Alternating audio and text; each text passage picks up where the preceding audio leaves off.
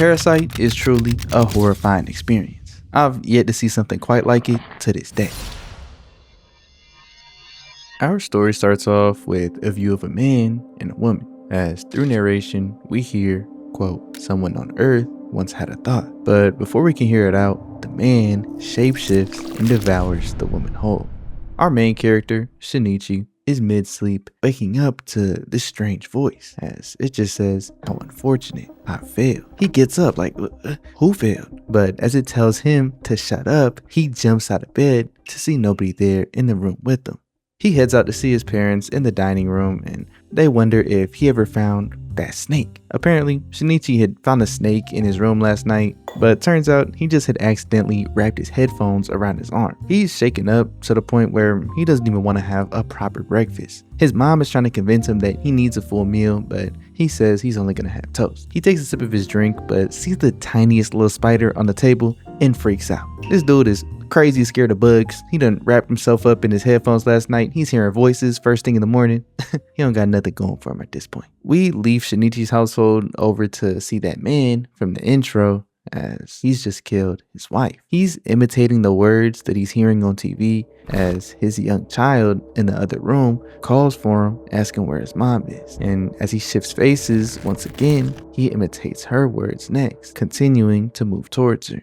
As Shinichi is heading towards school for the day, he's just chilling by himself when one of his friends, Murano, sees him and runs up on him from behind. She's trying to surprise him with this little sneak attack, but he grabs her hand over his shoulder before she gets a chance to land. But as he turns around, looking at her, he's surprised to see her. This man literally just stopped her from sneaking up on him, but now he's moving as if he didn't know she was gonna show up. She like, yeah. Nice fake reaction. But he's swearing up and down that he didn't know she was coming. And somehow, don't ask me, I don't know, as he was trying to plead his case, his hand ends up squeezing her chest. He starts freaking out, acting like it was some type of accident, and rightfully so, she smacks the hell out of him. She runs up ahead to school as Tachikawa, a mutual friend of the both of them, asks Shinichi why he just did that, and he says he has no clue. He's staring at his right hand, and as she asks him if something's wrong, he stuffs it in his pocket, saying nah, everything's fine.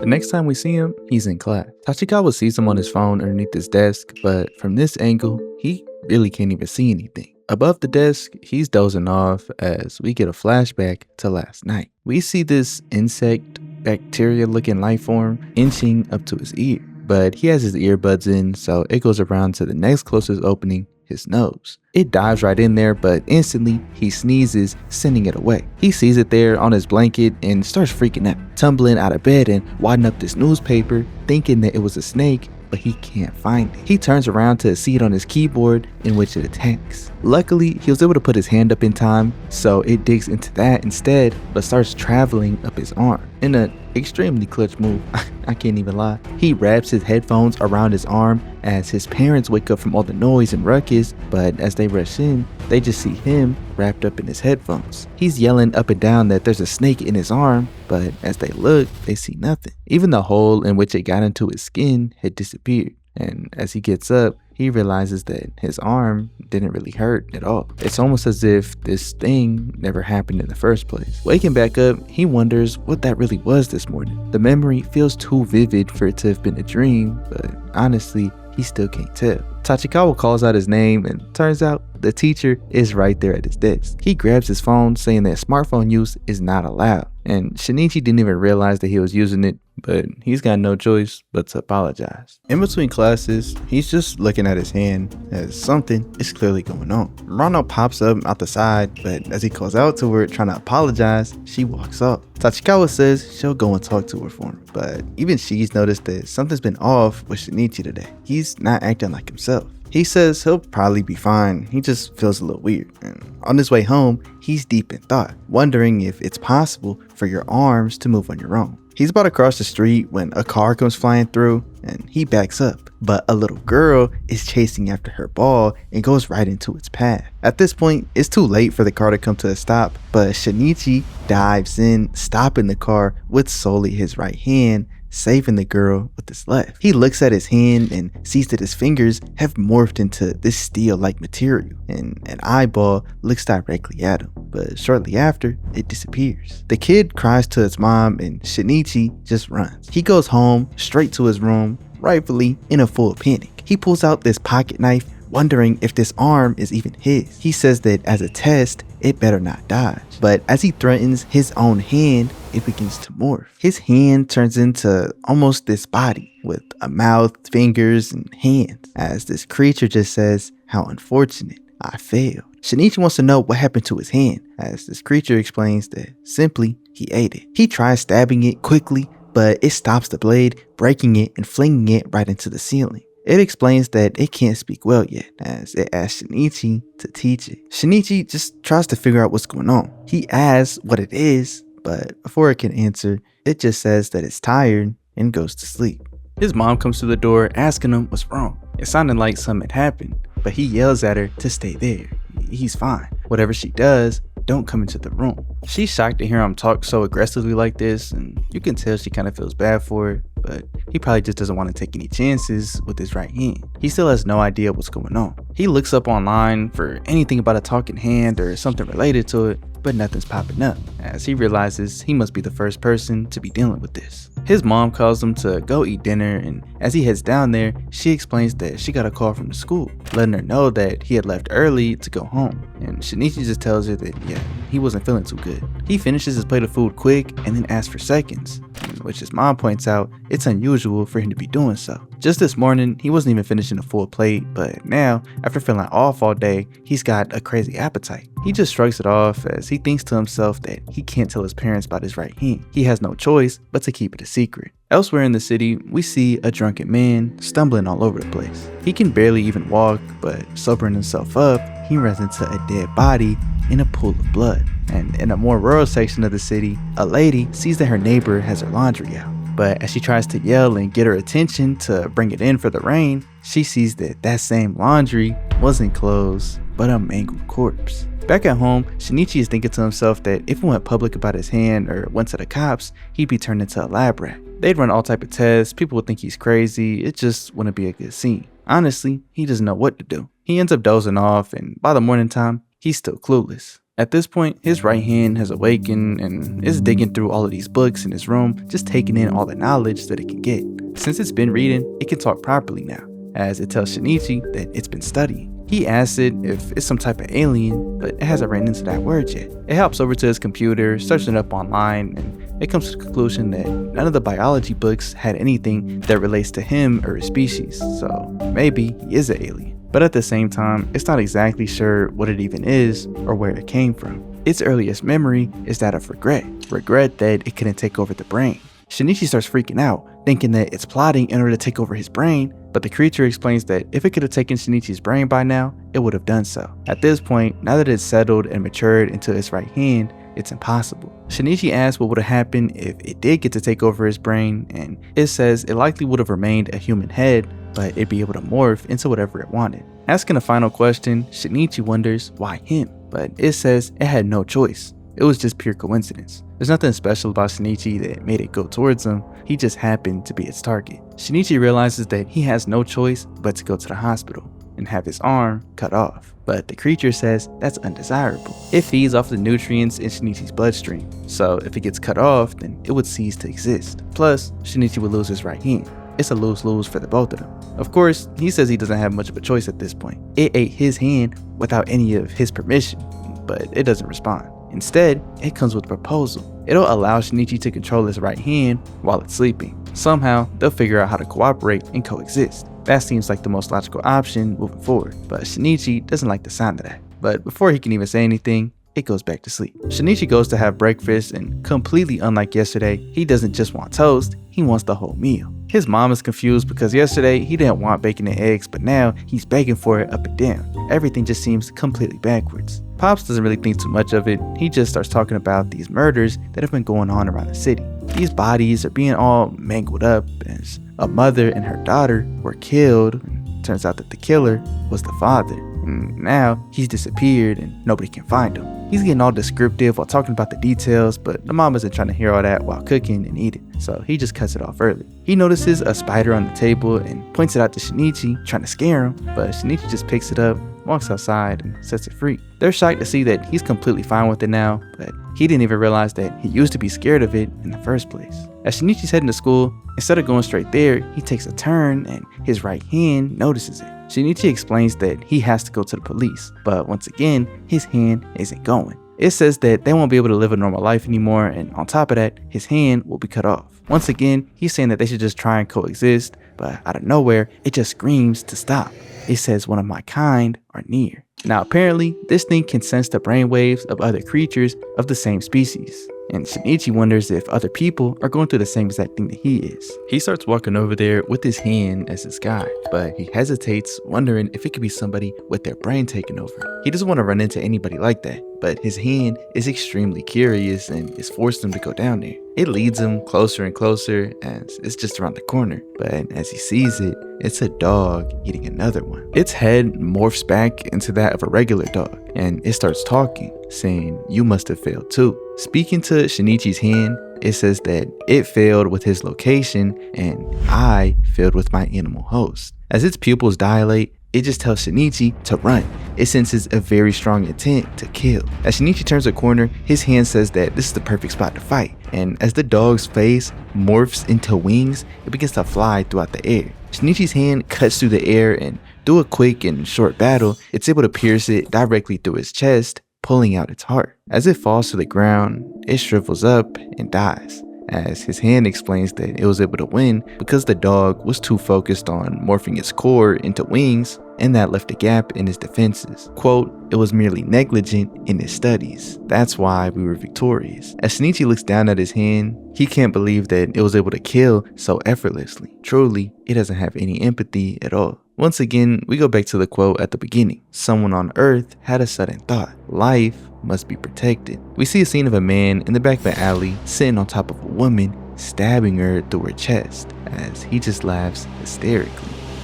Elsewhere, we see this lady getting harassed by these random thugs. She tries to leave, but they grab her and start touching all up on her, saying that they just have to have some fun. But out of nowhere, one man knocks all three of them out, telling the girl to come with me. He'll walk her home. As they're walking, it's completely silent, but from behind, one of those thugs smack him right in his temple with a metal pipe. But dude's neck just does a full 180-degree turn, and as he gets surrounded, he says, "Dang, I don't think my stomach can handle all four at once." Old girl's worried because she don't know what he's talking about, but its head just morphs into these blades and kills everybody there. As standing in the aftermath, it says, "I should probably change my face just to be safe."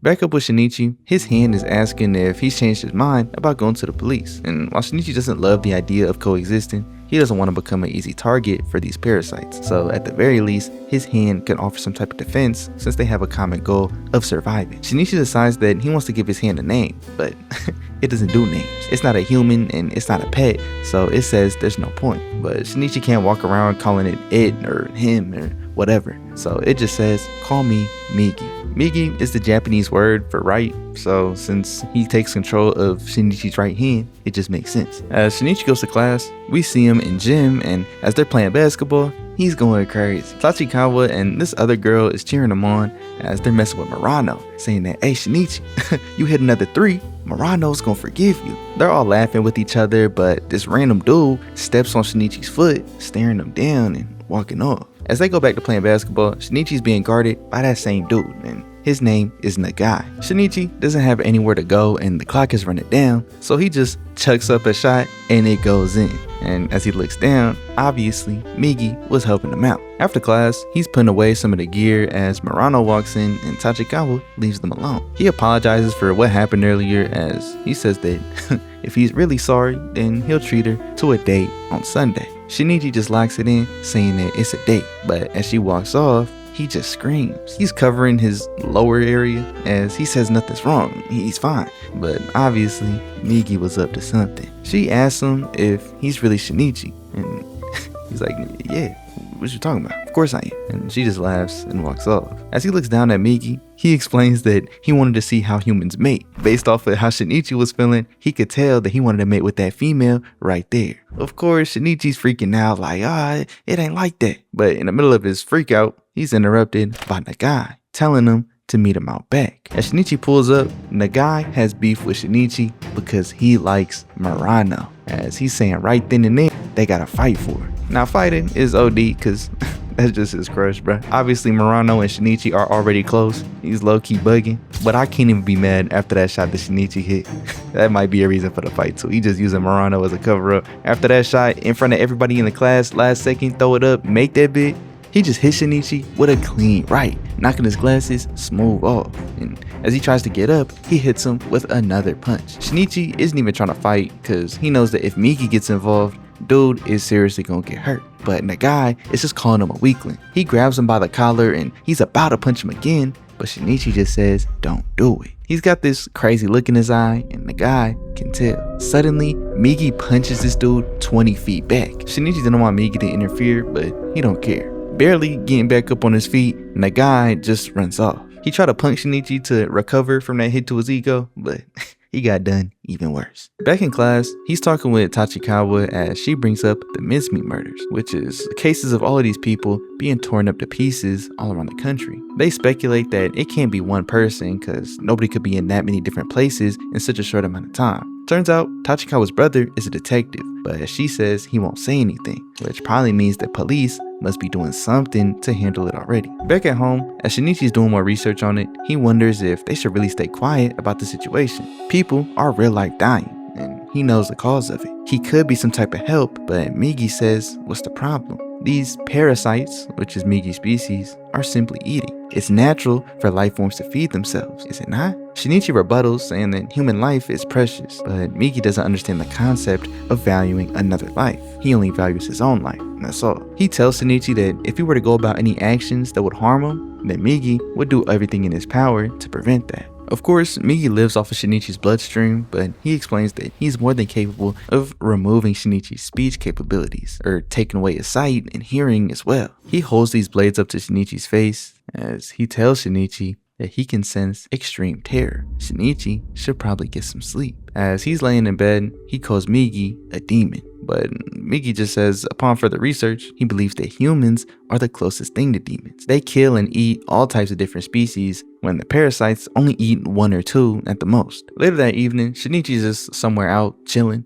as Migi tells him that one of his kind is approaching. There's too many people around for him to identify who exactly it is, but they're getting closer. Shinichi heads to an open area and says that he wants to meet this murderer face to face. Though Migi explains that the situation probably won't be the same as with the dog earlier. Shinichi says that he doesn't care. He wants to go through this regardless. And Migi doesn't understand why Shinichi is so fearless now, but he was so scared earlier, paralyzed in fear. Turns out this strength is coming from him thinking about Murano. He knows that if he doesn't do something about these killers, then she could very well be the next victim. As they're talking, the parasite that was following them shows up, and he instantly understands that Migi failed to take over this human's brain. Migi warns him not to take any steps closer. If he does, then he'll have to kill him. But this guy says Migi don't gotta be so hasty. All Migi has to do is simply join his body. The both of them can live within the same corpse. Migi thinks that it's impossible since he's already matured inside the hand. But dude explains that since Migi's a right hand, he can go into another body's right hand while this main parasite stays in control of the head. As a peace offering, he cuts off his own right arm, saying that they'll be stronger if they share a corpse. They should be able to live for at least 150 years. He's instructing Migi to kill the human, but Migi hesitates. Dude doesn't have time to lose. Blood is gushing out and he doesn't have that much longer.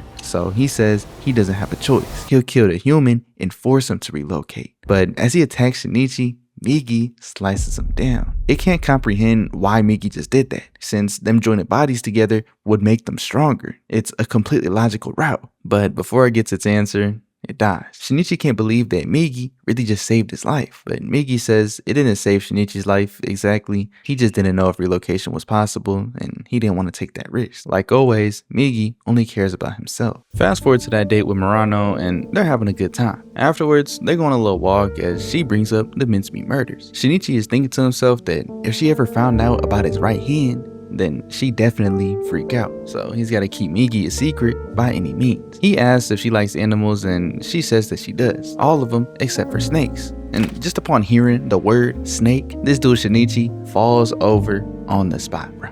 I ain't never seen no like this. My God, what are you doing? They continue their walk and they end up at a park where they see this cat stuffed into a sandbox being tortured by this group of kids. Murano can't bear to watch. She wants to leave, but Shinichi just walks up, digging the cat out of the sand, letting it free. As he's walking back to Murano, they all throw rocks at the back of his head, but Migi snatches them all out the air. And as he looks at them with murderous intent in his eye, he asks, "Do you want me to eat you?"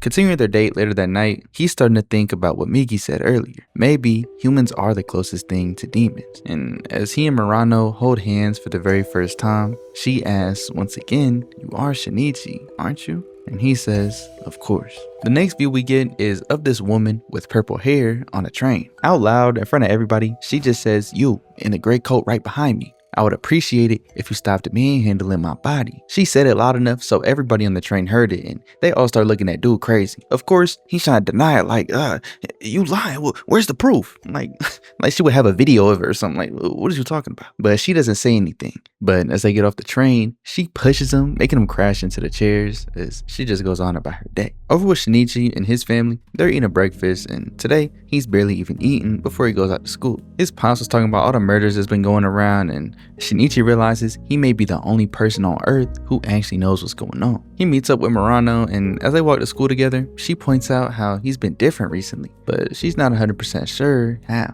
As she's low-key calling him out, Migi pops up telling Shinichi that one of his kind is nearby. He's trying to keep it cool and not make it obvious that he's talking to himself, but as he makes it to school, Migi tells him that the other Parasyte is in this building. In the morning orientation, Shinichi's looking around trying to figure out who it is, but Migi just tells him to keep his head down. The other Parasyte is looking for them as well. The principal introduces this brand new teacher that'll be working here, and as she walks up, she introduces herself as Tamiya Ryoko, the same lady that we saw earlier. Migi immediately can tell that's the Parasyte that he had sensed. Turns out she's going to be teaching in classroom 3-3, his class with Murano. Migi is warning Shinichi to keep his head down, don't make eye contact, but as he looks up, they do, and she directly stares into his soul. Just like that, he's been found.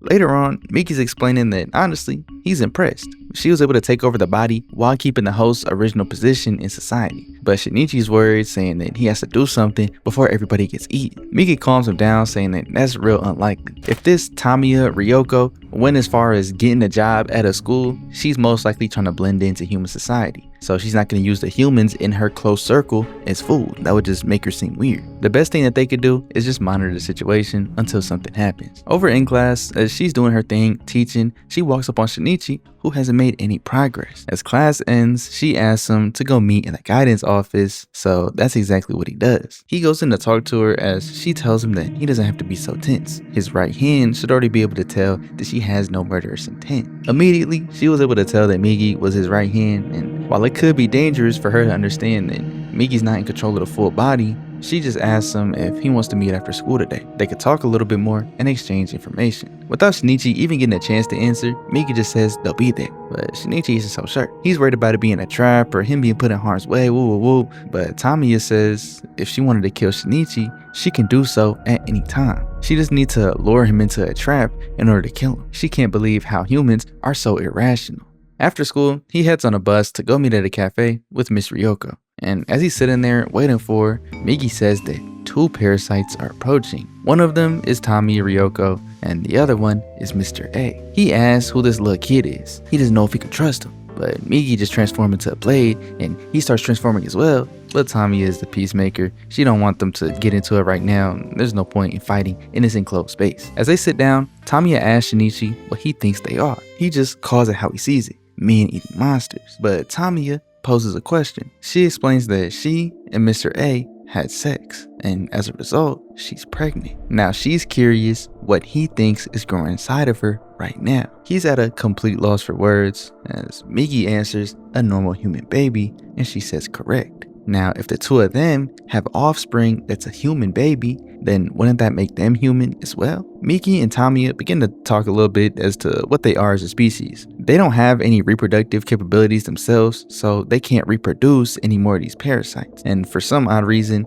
they have this urge to engage in cannibalistic activities. It's not just humans eating humans, but as we saw earlier, that dog was eating one of its kind as well. Miki doesn't understand why, as he doesn't really experience hunger himself. Since he gets all of his nutrients from Shinichi's bloodstream, he doesn't need to eat anything. But as them two continue to talk about it, Mr. A has been tweaking out this entire time. He just stands up saying that he doesn't care to learn what he is. That doesn't change anything. If he's hungry, and he'll kill anybody who gets in his way. As he walks off, he thinks that Shinichi is dangerous. He'll have to eliminate him as soon as possible. Back with Tamiya, she realizes that Shinichi may see them as enemies, but he's the one at a disadvantage because if they fight and cause a scene, he's not able to change his face, but everybody else very much can. She aims to keep her human identity on lock, so she doesn't plan on doing anything crazy. But if she wanted to, she says she could massacre an entire classroom in mere seconds. She knows that Shinichi has friends in her class, so she just warns him not to do anything. Once he heads home, he goes straight to the bathroom and just stares himself in the mirror,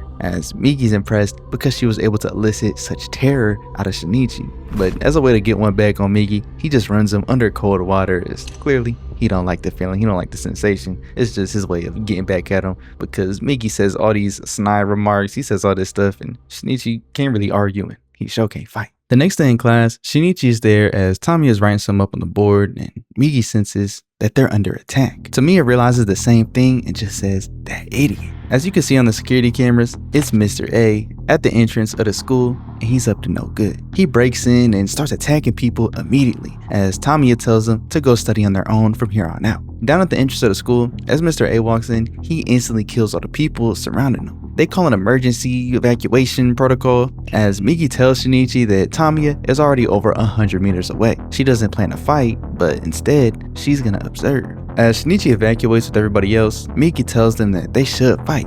He's got a good plan. The kids can see Mr. A walking through the hallways as they finally realize this isn't a drill.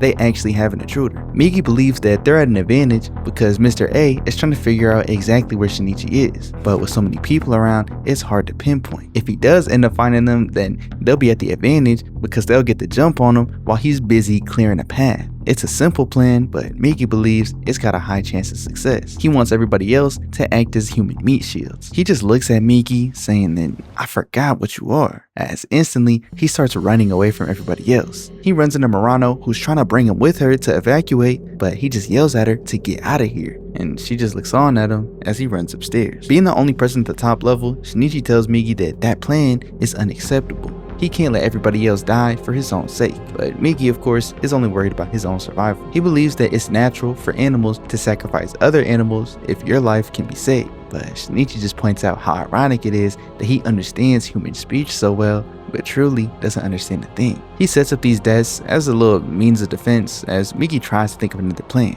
Now that they're alone, they lose the element of surprise, but Miki says they do have one thing. While Mr. A is only one person, they are two. He goes and cuts off the leg of a desk, giving it to Shinichi as a weapon. Miki's gonna be able to match evenly with Mr. A, so Shinichi is gonna be the X factor. He gives this to him, saying that if he gets flustered and holds Miki back, then they die. But if he could fight effectively, then they'll win. Shinichi just stuffs it in the back of his pants, as Mr. A is officially right below them. He breaks through a window off to the side, calling Shinichi a fool. Instead of using these desks as a barricade, he's only blocked off his escape. Mr. A just tells him to give up. He doesn't have full control of the body, while Mr. A does, and for that sole reason, he has a 0% chance of winning. Shinichi begins to cower in fear, but remembers what Miki just told him. If he's the one that gets flustered, he'll hold the team back, and them two, on top of everybody else at this school, is done for. Miki and Mr. A start going at it full speed, so fast that Shinichi, right there in person, can't even keep up. We get to hear Miki's plan that he gave with Shinichi, telling them what they're gonna do. Miki's gonna act like he's trying to attack, but 100% of his focus is gonna be on defense. When he's locked in on defense, there's practically zero chance that he or Shinichi is gonna get hurt. And with that in mind, Shinichi slowly begins to creep up. Miki says that Mr. A isn't gonna expect it. He's already counted Shinichi out for the mere fact that he's a human. To him, this is a fight between Migi and Mr. A, but in real time, this is a fight between Mr. A and the both of them. They're at the advantage because they can split up the labor. As Migi's on defense, Shinichi handles offense, and regardless of if he believes in his own ability to take out Mr. A,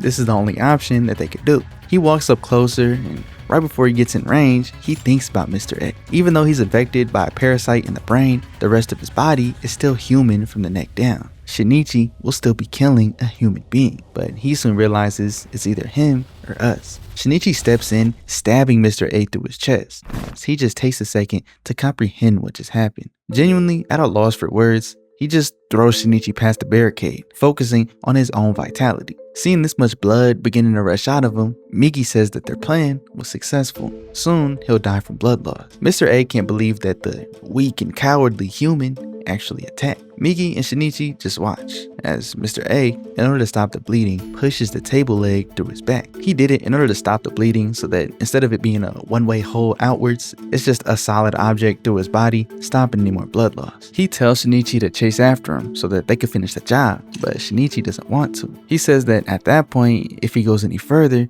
then that'd make him a murderer, but Migi just says that is not a person. Mr. A is trembling through the hallways, realizing that he's lost too much blood. This body is done for. He's not sure if it'll work, but he has to relocate. That's his only chance at survival. Thinking about Tamiya Ryoko, he decides that he'll share a host with her. Outside, everybody has evacuated and the police are on their way, while inside, Mr. A is inching closer and closer to Tamiya's location. As he's near the edge of consciousness, he makes it to the door, only to see Tamiya jumping out the window with oxygen tanks laid out on the ground. As she jumps out, the entire section of the building explodes. Later that night, Pops is reading this news article on what happened at Shinichi's school, and while he won't get up out of bed, his parents are glad that he made it out safely. While in bed, Shinichi says that he can still feel the sensation from when he stabbed him. He may not have dealt the final blow, but at the end of the day, he killed that man. After some time, school reopens and life somewhat goes back to normal. Tamiya continued to teach at the school, maintaining her social position,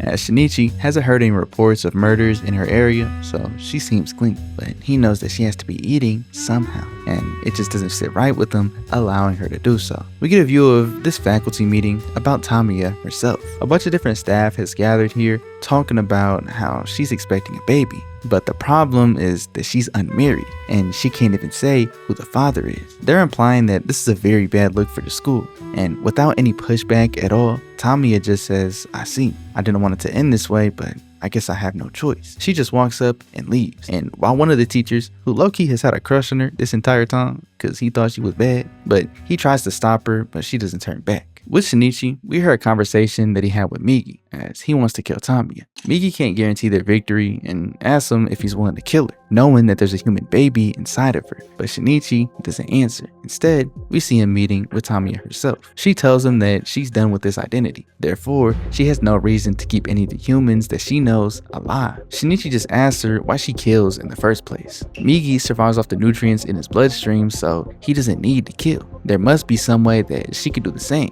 And while she agrees that it may be possible, it's in her DNA. She draws this comparison to other life on Earth. Flies aren't taught to fly. Spiders aren't taught to spin web. She believes that these animals are simply following a directive. Shinichi has zero idea what she's talking about, as she concludes that humans don't have a directive for whatever reason. They're not the same as other animals. She explains to Shinichi that she took over this human's brain and received one simple directive, quote, "devour this species." He asks her one last thing. He wants to know what she plans on doing with the baby.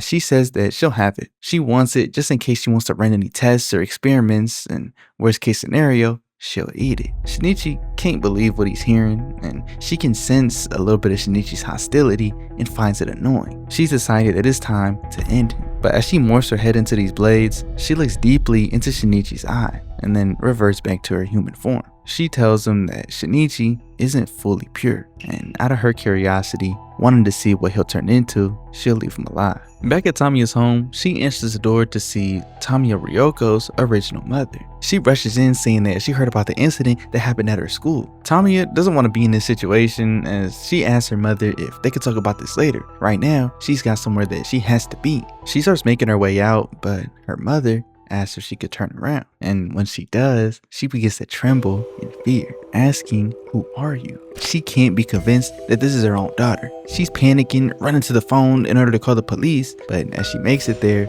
Tamiya cuts her down. She has no idea how her cover was blown so quickly. Her face and her voice should be nearly identical to the original Tamiya Ryoko, yet still, her mother instantly knew that they weren't the same. The next morning, as Shinichi wakes up, Migi is gone. He starts screaming as his parents don't know what's going on, but as we get a closer look, Migi has managed to completely detach himself from Shinichi's body. He quickly reattaches, telling Shinichi not to scare him like that. Don't start screaming out of nowhere. And as his mom rushes in, wondering what's wrong, Shinichi's hands are jiggling underneath the blanket as he's telling her that he just had a crazy dream and that's why he was screaming like that. But in reality, it's nothing to worry about. Migi explains to Shinichi that he was doing a mobility experiment. Overall, Migi's just curious to see what he can and cannot do, alongside what other life forms can and can't do, and finally, why. Specifically, he wants to know why humans make the decisions that they make. Shinichi goes to eat breakfast as his parents are telling him that they're planning on going on vacation. His dad has finally managed to get some time off and he's gonna make the most of it. Shinichi says that it's a little risky to go on a trip right now because of all the murders that are going on, but his pops isn't that worried about it since the numbers have died down recently. Shinichi really isn't so sure, but his mom just straight up asks him if he's against it, and Shinichi says that he is. She's like, you know what, if you're that worried, then we'll cancel it. But she also wants to know what's been up with him recently. As of these past few days, he's just been acting real differently. He's low-key ignoring her, but as she continues to press him, he says that it's nothing. He's completely fine. He walks off to go head to school, and as he heads out, Migi reminds him that he's not allowed to tell his parents. If he does, then it'll be a problem. But Shinichi knows that already. Migi only cares about himself and ensuring that his life lasts as long as it can, is the whole 9 yards. At the end of the day, Migi is no different from Mr. A or Tamiya Ryoko. He's not capable of affection. Back with Shinichi's mom and dad, they're talking about him and how he's obviously hiding something. But Pops is keeping it rational, saying that he's already 17 years old. He's a senior in high school. Honestly, it'd be weird if he wasn't hiding something. And as he sees her washing the dishes, he says that maybe he's been so good up until this point because of that scar. We get a flashback to this incident. Shinichi's mom was cooking some food and a very young Shinichi asked for an aluminum plate. She's like, yeah, I'll grab one in a second, just let me finish up here. But he's like, nah, I can go and get it now. He uses this stool to stand on top of it and balance himself to get that plate up above the cabinet. But he can't properly balance, and as he falls, he lands right next to the stove. He's okay at first, but she sees that a pot of this hot oil is about to fall on top of his head, and she runs in, grabbing the pot with her bare hand, putting it back on the stove, instantly wondering if he's okay, if any of the oil spilled on him. He's telling her that he's okay, he didn't get hurt at all, but Pops points out her hand, and instantly she starts running it underwater. Pops just hits him on the head and he's like, what's that for? As he just says his mom is in even worse pain because of him. Back in real time, when Shinichi gets home, this dude Migi is looking up all types of stuff online. He's here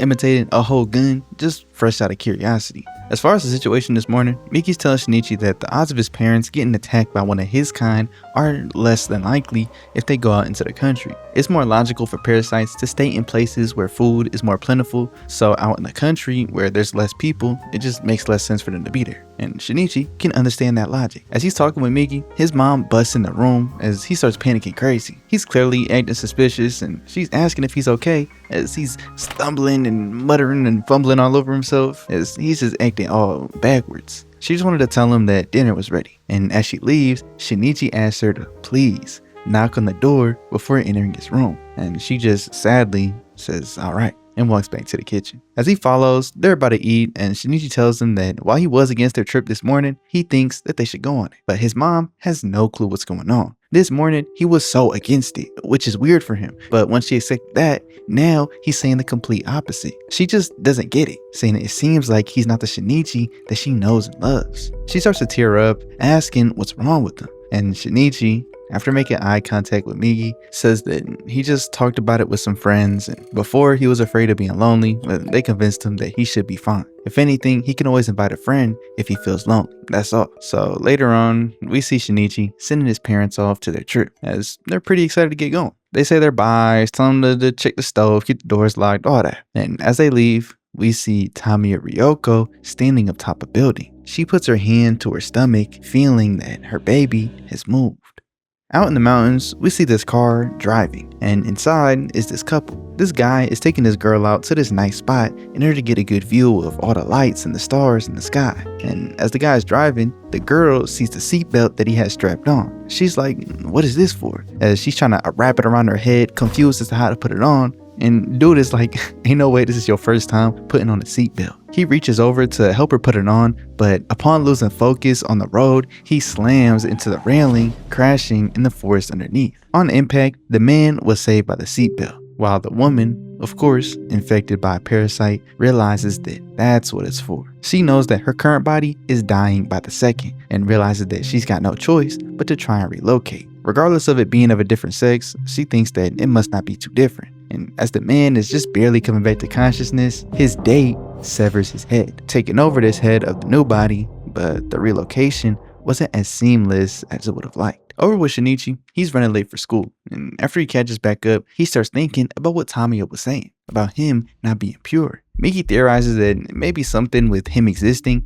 being linked to Shinichi's nerves and bodily functions, is making Shinichi's brain go through some type of change. He don't really like the sound of that, but before he can get a chance to ask him, Miki says he feels tired and goes to sleep. Pondering what it could possibly mean, Shinichi begins to reassure himself that he is a normal human being. Nothing has changed about him. Remembering what his mom and what Murano has said about him, he says that they're wrong. If he was different, then he'd be like these man-eating parasites. But he has no intention of killing or eating anybody, so he's the same as always. He continues walking to school, but sees somebody's bag on the floor. And in the alley nearby, we see Nagai, that same dude from earlier who would beat up on Shinichi, but Miki had ended up punching him like hella for. He's getting jumped by these random thugs. Shinichi intervenes, telling them all to stop. That's his classmate. But the girl, just watching nearby, laughs at him for having such a dumb reason. They just have one of these thugs run up on Shinichi and punch him square in the face. But before he continues, the leaders of the group tell him to stop because the girl is starting to feel bad for him. They go back to beating up Nagai, and Shinichi thinks back to a conversation that he had with Miki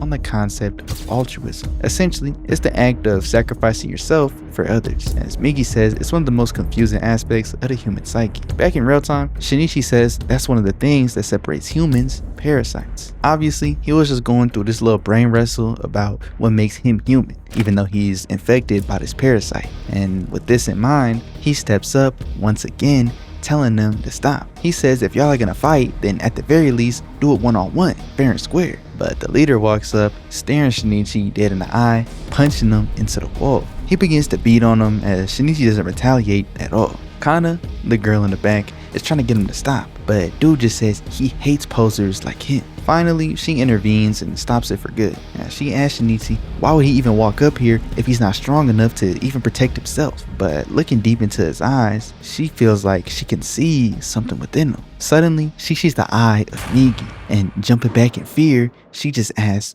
"Who are you?" before ultimately running away. When Shinichi gets to school, Murano and Tachikawa are trying to figure out what happened to him. His face is all bruised up, but he won't tell them anything. Out the back, some guys pull up asking him if he got into it with Mitsuo's crew. Mitsuo is the head honcho who was whooping on Shinichi personally, saying that he don't like posers, and Shinichi just says it was too one-sided to be considered a fight. They just tell him that Mitsuo and his boys have been doing way too much recently. If he runs into any problems with them, let them know and they'll handle it. As class gets dismissed, we see Shinichi walk with Murano when a picture gets taken of them by none other than Kana. She asks why he didn't run away this morning when they were jumping him. He just got himself whooped on. She asks Murano like, he's not normal, is he? And Murano really doesn't even know how to react. This random girl is pulling up on them that they don't know, taking pictures, questioning them for seemingly no reason. Shinichi just walks ahead, bringing Murano with him as Kana yells out to him to not be a poser. He may act all high and mighty, but nobody knows what he's doing behind their backs. They just ignore, continuing to walk on as we see Mitsuo standing around the corner, just listening in. Not too long later, Murano and Shinichi are continuing their walk when suddenly Murano screams. Shinichi gets kicked in the gut and knocked to the ground as Murano gets snatched up. He follows them and we see these three thugs with a hold on her, of course being instructed by Mitsuo. I don't know what he's got going on, but he says finally the poser done showed up. Shinichi just tells him to let Murano free, but Mitsuo isn't going. They won't let Murano free, but Shinichi can go home if he like. They won't stop him. He's trying to prove this poser nature out of Shinichi, sure that he's not such a good guy that he'll really sacrifice himself for others. But Shinichi walks up on him anyway. Mitsuo begins to piece this man up, telling him, don't act like a hero, just leave the girl and go home. But of course, even though he's getting whooped on, he's not turning back. Miki pops up out of Shinichi's shirt, but Shinichi tells him, don't interfere, I got this. Miki agrees, but depending on how far the situation to get, he's not gonna let Shinichi take any serious damage that'll affect his own survivability. For Shinichi's sake, he tells him how strong these other people are. If Shinichi is a 10 on the strength scale, then from left to right, there are 12, 14, 13, and 18. It'd be best if Shinichi avoids a fight in which he can't win. He continues to get beat on as he's telling Migi to let him have full control over his hand. It just doesn't feel responsive enough. But as he gets hit to the wall, Migi decides it's time. He forms into these blades as Shinichi's trying his best to hold him back, and they're continuing to taunt him because they're 100% sure he can't do anything against them as a group. But out the back, Kana pulls up, saying that's enough. Even though these were the people that she was just hanging out with not too long ago, she's putting an end to their bull. And to stop them, she brought the people that were talking to Shinichi earlier. Now, they've got majority, and they're here for payback because of what they did to the guy earlier. Once they get into an all-out brawl, we see Kana just walking off, as we cut back to seeing the Parasyte that had gotten in that car crash earlier. It did manage to switch over to the male body, but controlling this one is way different than her previous one. It can't even properly manage the bladder. Suddenly, it falls to the ground as it realized that the body must be rejecting it. It has to find a woman and fast. Over with Shinichi, he's back walking with Murano and she's insisting that she'll walk him home. She feels bad for being the reason that Shinichi got beat up so badly, but he's saying that it's not her fault. As they make it to his house, she's cleaning him up and he asks her if she thinks he's weird, and she just says he's definitely not normal, but she doesn't know one person who would go so far to protect her, and for that, she's got nothing but respect for him. With her laying on his shoulder, Shinichi says that his parents aren't home, asking her if she wants to stay the night, but she declines. Actually, she was just about to head out. Damn, decent shot though. I can't even lie, decent shot. As he's waving goodbye, Miki's like, man, I thought I was gonna see some human intercourse today. And Shinichi just tells him to shut up. But from behind, Kana just says, who are you talking to? Shinichi doesn't even answer. He just wonders if she followed him home. And she just explains that she wanted to apologize for earlier because of what her friends were doing. That's why she came to help him with the other kids from Shinichi's school. She just daps him up, saying that the two of them should be good now. And as they shake hands, she looks intently at Shinichi's right hand. But quickly, he just runs off saying that he's gotta go. When he gets back inside, Migi tells him that he has to be very wary of that girl. Somehow, she has a slight ability to sense the same wavelengths that Migi and the other parasites can. She's still a human, but she's extremely perceptive. We then get a view of Shinichi's parents as they're looking at the sunset. They hurried up from the taxi to see it from this exact spot, with the sun glistening over the water. His mom instantly says that she wants to bring Shinichi here someday, because she knows that he would love it. And Pops just remarks how it's funny that even though they just took a trip to get away from home, she can't stop thinking about Shinichi. She just cares about him that much. But out of nowhere, something pops up behind her. Pops doesn't know what's going on or what he's even looking at, but before she realizes anything, her head is sliced off.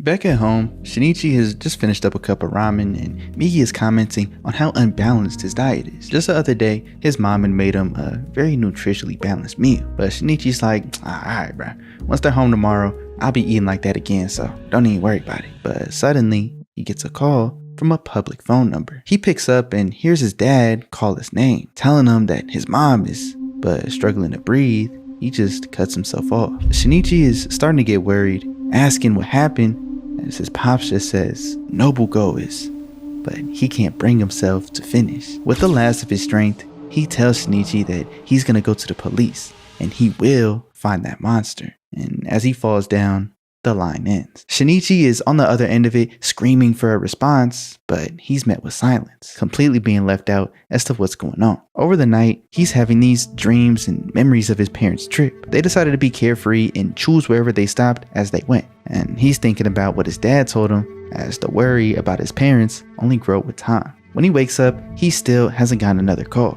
He's been restless all night, only half asleep, waiting to hear back from them, but it's been nothing so far. He doesn't know where they went since they didn't even know where they were going, and in the middle of his worrying, Migi tells him that he needs some rest, but Shinichi, starting to think about Migi, is getting upset because he knows that a parasite had to do something to them. After all, his pops did say that monster. Suddenly, Migi locks in, sensing one of his kind approaching. Shinichi is still upset because he didn't want his parents to go in the first place. Migi was the one who told him it was safe for his parents to go out there, but Migi corrects him real quick, saying that he never ensured that they would be safe. He only claimed that the probability of running into a parasite would be lower because there are fewer humans out there. It just makes sense. But regardless, they gotta stay focused on this upcoming fight. Shinichi goes to grab a weapon, but Migi tells him don't even worry about it. He just needs to calm himself down and focus mentally. Migi plans on ending the fight before this other parasite even has a chance to decide if they're friendly or not. But Shinichi insists on grabbing this weapon, claiming that he's full of hatred right now. This parasite stops at the front door, and as they walk towards it, they hear the door unlock. It's strange for them to have a key instead of just breaking the door down by force in order to get to Migi. But walking up the hallway is his mother. Shinichi's face and body instantly relax as he calls out, "Mom," but she doesn't respond. She only says, "The man hasn't returned yet? That's no good." Shinichi keeps calling out, Mom, I'm glad that you returned safely." But she replies, "What's wrong? Why did you take over the hand?" She's completely ignoring Shinichi, only talking to Migi, but he's still trying to talk to her.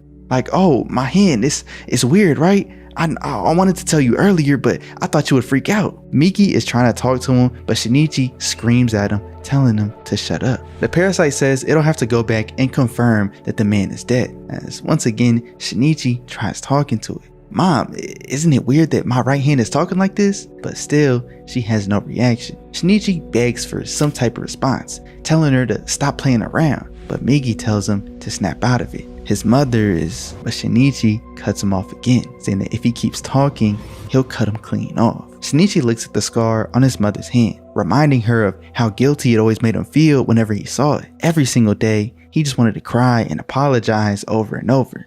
But staring at him, dead in the eye, his mother's head transforms and stabs him right through the chest. As once again, he just calls out for his mom. Shinichi drops his knife and falls to the floor. The other parasite tells Migi that his human host died the instant she pierced his heart, and Migi will follow in a few minutes. This was just his fate because he failed to take over the head. As she leaves, Migi understands that a direct hit to Shinichi's heart can't just be patched up in a couple minutes. If he doesn't act quickly, Shinichi's brain will die and Migi will go alongside him. He concludes that his only option is to merge with Shinichi's heart. The parasite that took over Shinichi's mom seemed to have relocated her body just fine, but Migi knows that what he's about to do is far more risky. As he merges, he begins to pump Shinichi's blood for him, as Shinichi, coughing, shows some signs of life. While maintaining the heartbeat, Migi has to get cells from other places in his body to patch up the wound, and at the same time, he'll slowly return to Shinichi's right hand through the bloodstream. Over at Shinichi's school, Tachikawa and Murano are talking about his absence. It's been a few days since he's shown up, as Murano says that she'll stop by to check on him since she already knows where he stays. Back there at home, it's been a few days and Shinichi is still lying on the ground. Migi's looking through the kitchen, grabbing some sugar and water in order to help his body sustain itself. Later that day, Shinichi finally wakes up to a phone call. He lifts his body off the ground, and just looking at his face, he seems completely different.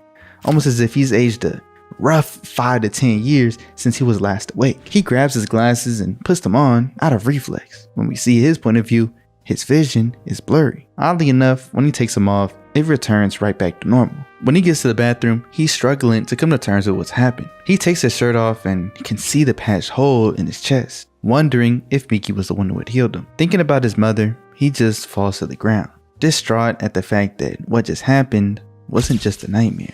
The phone rings again, and as he picks it up, it's the receptionist at the hospital letting him know that his pops was injured. They've been trying to get in contact with him, but they just want to let him know that his life isn't in danger. He's just asleep right now. Instantly, Shinichi says he's on his way. As he steps outside, it just so happens to be the time that Murano came to check on him. She explains that she came because he hadn't been to school in a few days. She knows that his parents had went on some type of trip, and she was worried that he might have gotten sick and was all at home alone. After a pause, Shinichi tells her that his father was injured while on the trip, and as he starts making his way on, she's like, "Oh, then your mother must be dealing with it all by herself." He freezes, but just replies saying that he won't be back at school for a little while. And as he walks off, she calls his name, asking if he'll return. You could tell he tries his best to put this faint smile on, and without a word, he turns around as instantly his mind goes to that monster that took over his mother.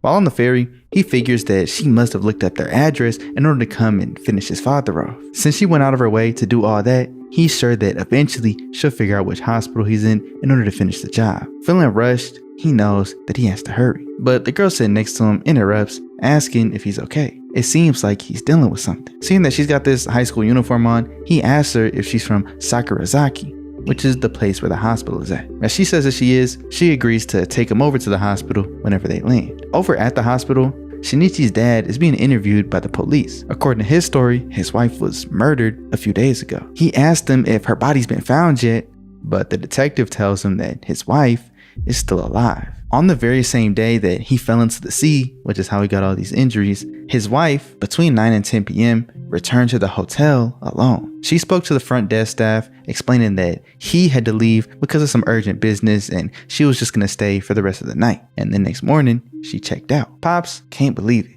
because he saw what he saw. He says that it has to be an imposter, but the staff pointed out that they saw the burn mark on her right hand. It had to be her. The doctor chimes in saying that he must be in some type of deep psychological shock. The reality that he saw before he fell into the sea was really just a nightmare, but Pops is still sure it was all real. Outside, Shinichi finally makes it there. As running towards his Pops' room, he runs past the detective, and finally they reunite. But Pops just says, "I'm sorry for making you worry." Shinichi is just trying to talk about his mom, but he can't get the words out. He's in too much pain. Pops just says that Shinichi's mom was caught up in some type of accident and they can't figure out where she is. But Shinichi knows that's a lie. He starts going back and forth with them, saying that he must have seen what happened. He saw the monster kill her and take over her body. But Pops just says he can't believe that he said such nonsense while on the phone. Looking down, he apologizes to Shinichi over and over, as Shinichi can't believe that his dad really thinks it was all just a dream. He tries to tell him about his mom and the monster, but Pops interrupts, begging him to stop. He just can't bring himself to talk about it right now. Looking at his Pops, deep down, he knows that his wife is dead. So for the sake of his feelings, Shinichi just drops it. Originally, he was going to stay with his Pops in the hospital, but he tells him to stay at a hotel nearby so he can get some proper rest. When Shinichi went up to the receptionist to ask where the hotel was, she says it's about 300 meters away. Not too far of a walk, but Shinichi knows that that's at the very edge of Migi's ability to detect other parasites. If they only detect her the second that she shows up, they'll be too late. He looks around for a little bit and finds this inn right behind the hospital. And as he goes inside, it's the family inn of the girl who had helped him earlier. She settles him into his room, and looking at the hospital, he knows that eventually he'll have to tell his Pops everything. But also, he needs Migi to cooperate. For now, his only focus is to keep his Pops alive and avenge his mother. Suddenly, he hears the girl walking upstairs. She had come to his door to tell him that his meal was ready in the dining room. Shinichi can tell that his hearing had improved. Later that night, Migi is having a conversation with Shinichi, telling him about the other day. When he had repaired the damage to his heart, Migi had also changed. He explains that now he has a weakness that other parasites don't have. For 4 hours every single day, he has to be in a deep sleep. Not the usual light sleep like he normally does, but a sleep where he won't be able to detect anything as he could before. If an enemy were to appear during those 4 hours, it'd be the end of the both of them.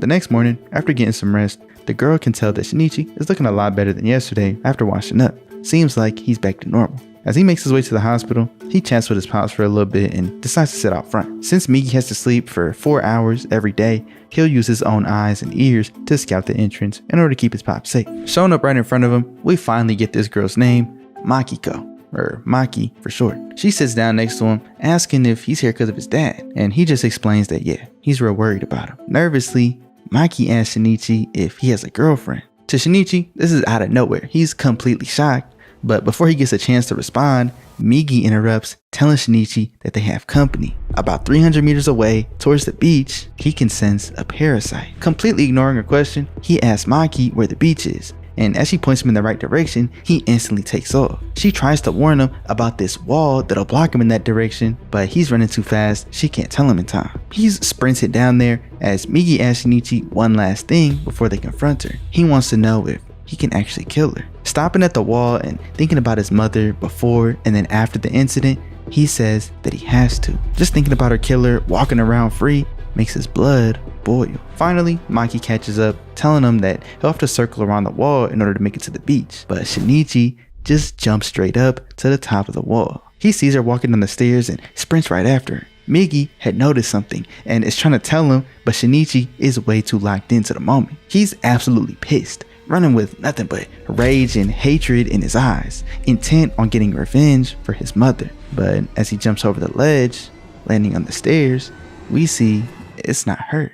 As Migi transforms into blades, they realize that this has to be a parasite, but it turns out that the man still has his human brain. Bursting out from the bottom half of his face is another parasite. Like, this is real interesting, ain't it? It only took over the right hand. Shocked, Shinichi falls back as the man competes to talk with his own parasite. Both he and Shinichi are half human, half parasite, as we get some backstory on this random dude. It turns out that his wife left him, and when he was about to end it all, he says that he didn't have the guts to do it. Sitting at the edge of this cliff, looking at the sunset, a parasite breaks out of its shell. He just so happened to turn around the second that it was locking onto him, as he tries to get it to go away, but it coils up and shoots directly at him. It goes in right through his neck, and as he struggles, he falls into the sea. While he's trying to tell his story, the parasite interrupts, saying that when it tried to take over the brain, the host had suddenly stopped breathing. So to prevent its own life from ending, it completely disregards the objective and just settles and matures wherever it was at in order to shoot up for oxygen so they both don't die. That's how it ended up taking over only the lower half of his face. This man has to communicate through pen and paper, as the parasite agrees to speak out of his chin rather than his mouth. Though it doesn't like doing that because it gets to be less expressive. He's got his own personality and clearly is different than Migi. While Migi and Shinichi came to a much more coexistent relationship, these two over here are fighting back and forth much more constantly. This dude is named Uda, and he's relieved to see that there are other people just like him. Shinichi agrees to go tell his backstory, but he wants to go closer to the hospital. After he breaks down everything, Uda starts crying, saying that he doesn't think that he could bear such a tragedy. Even the parasite is complaining about this guy crying so much, saying that he just can't understand it, as Migi's like, yeah, sometimes I feel the same way. This parasite is called Parasyte, and obviously Migi is called Migi. He ended up learning his English through books and scientific articles like we saw at the beginning of the series, while Parasyte had learned his human speech through TVs and movies, pointing out how Uda loves to cry at movies as well. It points out how strange of a human trait crying is, as Uda ends up agreeing to help Shinichi out. After hearing his story and meeting somebody else like him, he wants to do everything that he can.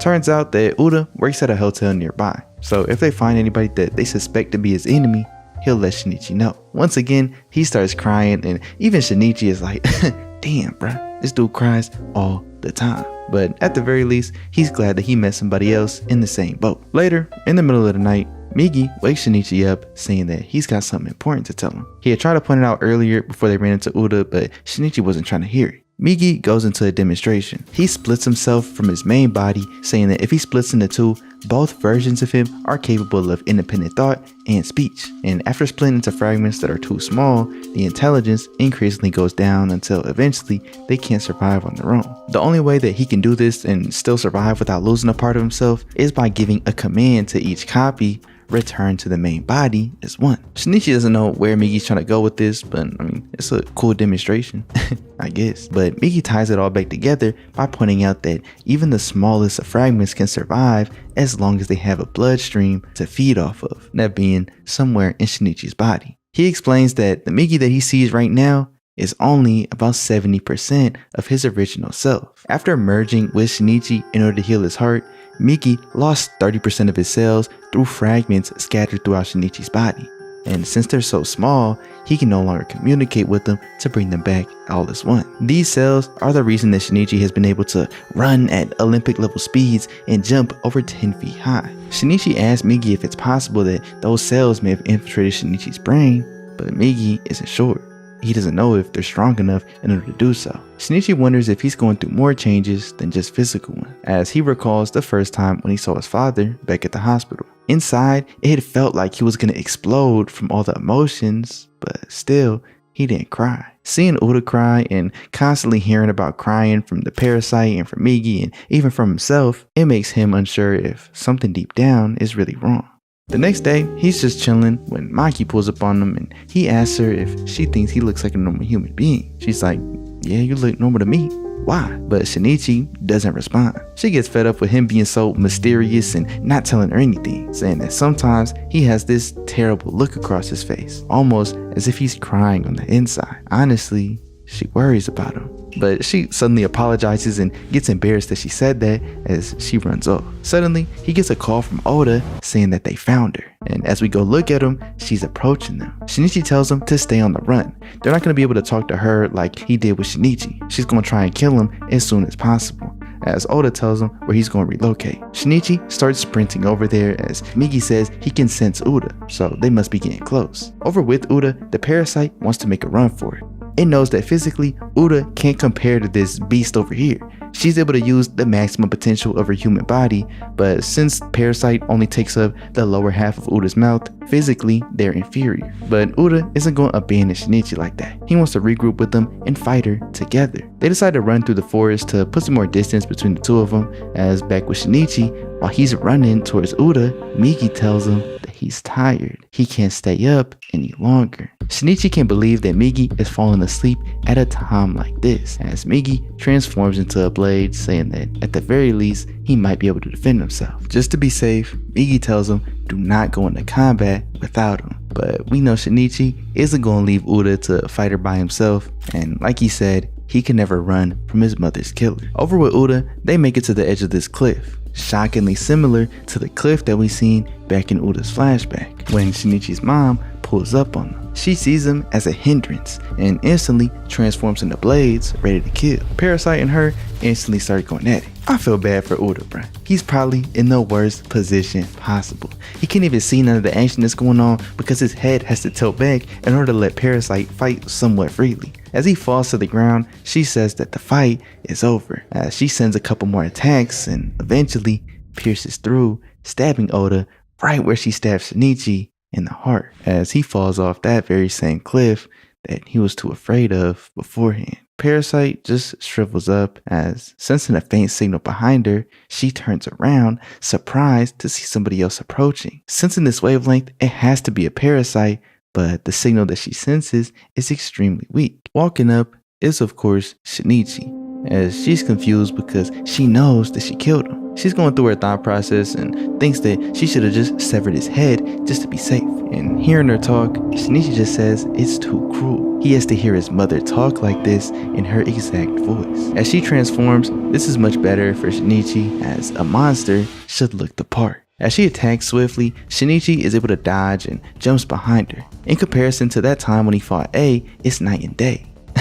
No rhyme intended. He can see the moves that she's making as the individual blades morph through each attack. She can't believe that Shinichi is really holding his own against her. He sees Uda dead on the ground over there and gets even more pissed off because Uda was the only person who could understand his pain. He rushes in, deflecting an attack, and slices her on her side, but the cut wasn't good enough. Shinichi knows that he has to aim for the neck. He throws himself at her, saying that he will kill her, as this monster just says he can't be human. Shinichi's thinking about his mom and vows that he'll avenge her right here, right now. In a final desperate attempt before his finishing move, she raises her arm. She was trying to prevent a physical attack, but Shinichi just sees the burn mark and thinks about their entire history, hesitating. She sneaks in an attack to his head and lifts herself back up off the ground. And since Shinichi was knocked off balance, she's finally in a position to finish him off. But suddenly,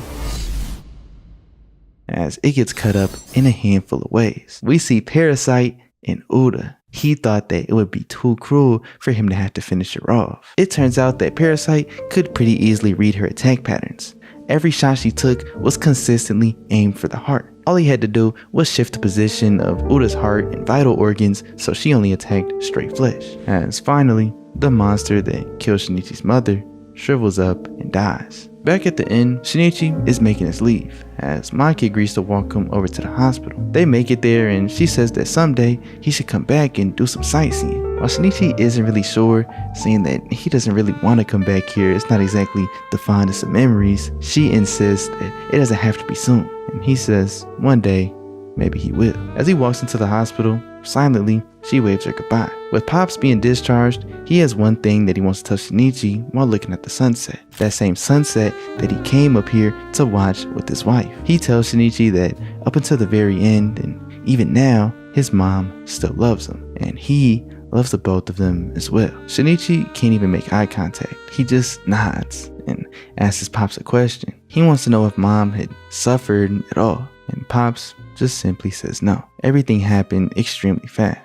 Hearing that, and due to the exhaustion of what's been happening for the past few days, on the spot, Shinichi passes out, falling to the ground. A few days later, we see Kana, and she's immediately sensing Shinichi nearby. Both her and Murano are excited to see that Shinichi is back, and as we get a look at him, we see him with this brand new haircut. Finally, he's home. Elsewhere, we see a familiar face. Tamiya Ryoko is talking with another parasite. She asks him to observe somebody without killing them. While this person can be quite dangerous, according to Tamiya, he's very important to their future as a species. The other parasite takes the mission to keep an eye on and observe Shinichi. Outside of Kana's high school, Mitsuo is just chilling there when she pulls up and he sees Shinichi on her phone. She's got this weird type of obsession with him. I don't know what she's got going on, but Mitsuo is clearly jealous because Kana has taken a liking to him. He tries to ask her about it and low-key press her, but she just runs off. The next time we see Mitsuo, he's outside Shinichi's school. I'm just not realizing that this dude has to be out of high school already, bro. This a grown-ass man. I don't know. He do look a little older. I don't know what he got going on. He calls out to some people that he's looking for Shinichi. And when Shinichi pulls up, even Mitsuo can tell that he's got this whole new vibe about him, this whole new aura. Mitsuo takes him out to that same alley where they beat on him in the first place, as Shinichi is just asking him to keep it quick. He don't got time for this. Mitsuo straight up asked Shinichi if he slept with Kana. And he didn't even say it as politely or respectfully as that. He's like, yo, you bang Kana? You bang her? Like, who talks like that, bro? Did you bang Kana? But Shinichi didn't even realize this is what all this was about, as he just says no. He actually just got back in town not too long ago. He tries walking off saying that it's whatever, but Mitsuo grabs him trying to start a fight. This one gotta be out of pure embarrassment. He already said he's not sleeping with Kana. Clearly, he's jealous and they're not even dating, so really, it's for no reason. But Shinichi easily trips Mitsuo and pushes him to the ground, warning him that this fight isn't going to be the same as last time. As Mitsuo continues to try and attack him, Shinichi is dodging each hit, as finally stopping the kick and pushing him to the ground. He's like, bro, is you okay? Why are we doing this? Out of nowhere, Murano pulls up, out of breath, sprinting here after she heard that somebody came looking for Shinichi at the gate. But clearly, he's doing just fine. Respectfully, he lays Mitsuo's shoe right there on the ground as he makes his leave. As he and Murano are out on this little walk, she asks if something happened to him while he was out on this trip. Based on how he was before, he seems completely different now. But Shinichi's just like, nah, I only used that trip to skip school for a while. It was just a whole excuse. He's got this whole different demeanor about him, completely different than what he was at the beginning of the series. And you can't blame her for wondering what happened. She asks a question that she asks a lot this series. Quote, are you even Shinichi? Instead of saying of course like he normally does, he says, I've been asking myself the same thing recently. It's low-key a layered answer because of what Migi had told him about the 30% of Migi now being infused within his blood and possibly his brain. But obviously, Murano doesn't know all that, and he just turns around real quick saying, of course I'm the same. I was just kidding. It's nothing different about me. It's the same old me. Over with Kana, she's just chilling when she could feel that Shinichi's approaching. It's like she can sense it. Remember, Migi had pointed out that Kana seems to be pretty perceptive to these wavelengths that these parasites give off. And sensing Migi, she thinks that she's sensing Shinichi. But she calls out that he's about to come up the stairs and he does exactly that. But she's disappointed to see that he's with Murano. Mitsuo is jealous of her and she starting to get jealous of Murano. Later that evening, when he gets home, he walks in to see his dad alone, drinking. They have this extremely dead conversation. Shinichi knows that his pops needs to take better care of himself, but realizes that it doesn't even seem like he's willing to do so. He tells his pops that he looked online and in a situation like this, people recommend hiring a housekeeper. His pops is like, in what kind of situation? And Shinichi says, when the person who used to take care of your meals isn't around anymore. Pops can't believe that Shinichi even thought to research something like that so soon after it just happened, but cutting himself off, he knows that Shinichi's right. He tells him that if he wants to go and hire a housekeeper, then he should do so. At the end of the night, Miki is doing some research on the computer while Shinichi just wonders if something's wrong with him. For some reason, he can't cry. It feels as if he lost a piece of what made him human. The next day, while walking with Murano, Shinichi is testing some of his improved senses. His sight has been restored, he doesn't need his glasses anymore, and his hearing has increased significantly. While listening, he hears something calling for help. As he runs towards the sound to see this puppy hid in the middle of the road. Miki examines it and says that it's beyond repair. It'll die within the next few minutes. Shinichi carries it to a safer location as Murano pulls him from behind. Shinichi tells her that the puppy is on the brink of death. Murano says that she was worried about Shinichi changing after his trip. Before, he was so shy and she thought that was just a part of his charm. Seeing him now, she thought that he was more sinister and cold, but seeing him care for this puppy now made her realize that she was wrong. But Shinichi wasn't reacting to anything she was saying. He just says they were too late.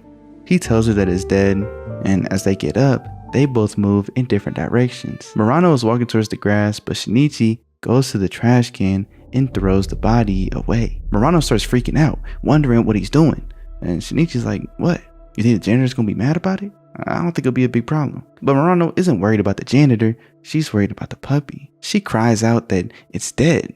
That poor puppy is in the trash. But Shinichi's like, poor? A dead dog isn't even a dog anymore. It's just a dog-shaped lump of meat. Hearing this, Murano can't even bear to look at him. She knows that the Shinichi she knew would never say something like that. As she runs off, Shinichi wonders if he's changed. He can't tell, so he asks Migi for another opinion. But Migi confirms he said nothing wrong. From Migi's point of view, calling the dead puppy a dog-shaped lump of meat makes sense. But it is different than what he would normally say. Calling it a dog-shaped lump of meat is something that Migi would typically say, as Shinichi just says he understands. As he takes the body out of the trash, he buries it next to a tree, thinking to himself that the dog's body is going to break down into nutrients that the tree can use to continue to grow, saying that if he had done this in the first place, he wouldn't have ruined his relationship with Murano. Later that day at school, we see Shinichi waiting outside her class, but when they make eye contact, she runs off. At this point, he realizes that he just gotta give her some space. But interrupting his line of thought,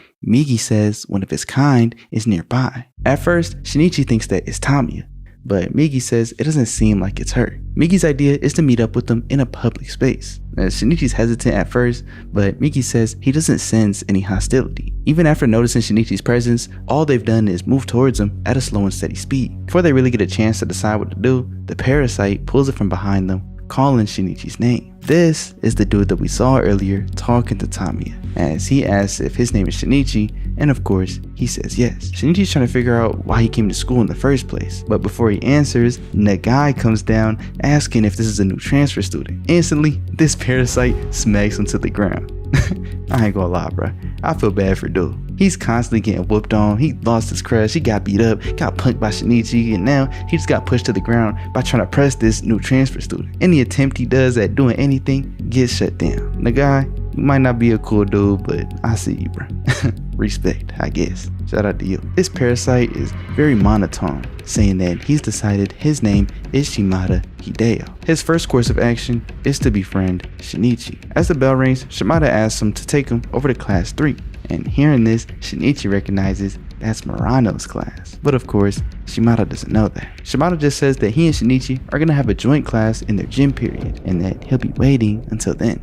Fast forward to that gym class and we see them running on the track, doing a little sprint. And while Shinichi is trying to hold back so that he doesn't set a world record and draw too much attention, Shimada easily runs past him, setting that record that Shinichi didn't want to set. A little bit later, we see Shimada kicking up a soccer ball as he's saying that he's grown quite fond of sports. It's helping him learn how to use his body very efficiently. Shinichi questions his real objective. Clearly, he ain't come here to be buddy-buddy. He thinks that Tamiya had sent him here in order to kill Shinichi. At first, Shimada doesn't know who he's talking about, but then realizes that she must have changed her name after switching identities. Tamiya Ryoko isn't her real name anymore. We don't know what it is, but he admits that she did send him, as we saw, but he's not here to kill Shinichi. He tells Shinichi that he doesn't plan on harming him or anybody here at the school. Matter of fact, he hasn't harmed any humans in quite a long time. He's been living on a diet similar to what humans eat. This piques Shinichi's interest, but earlier we had just seen him eating a human when he was talking to Tamiya. Clearly,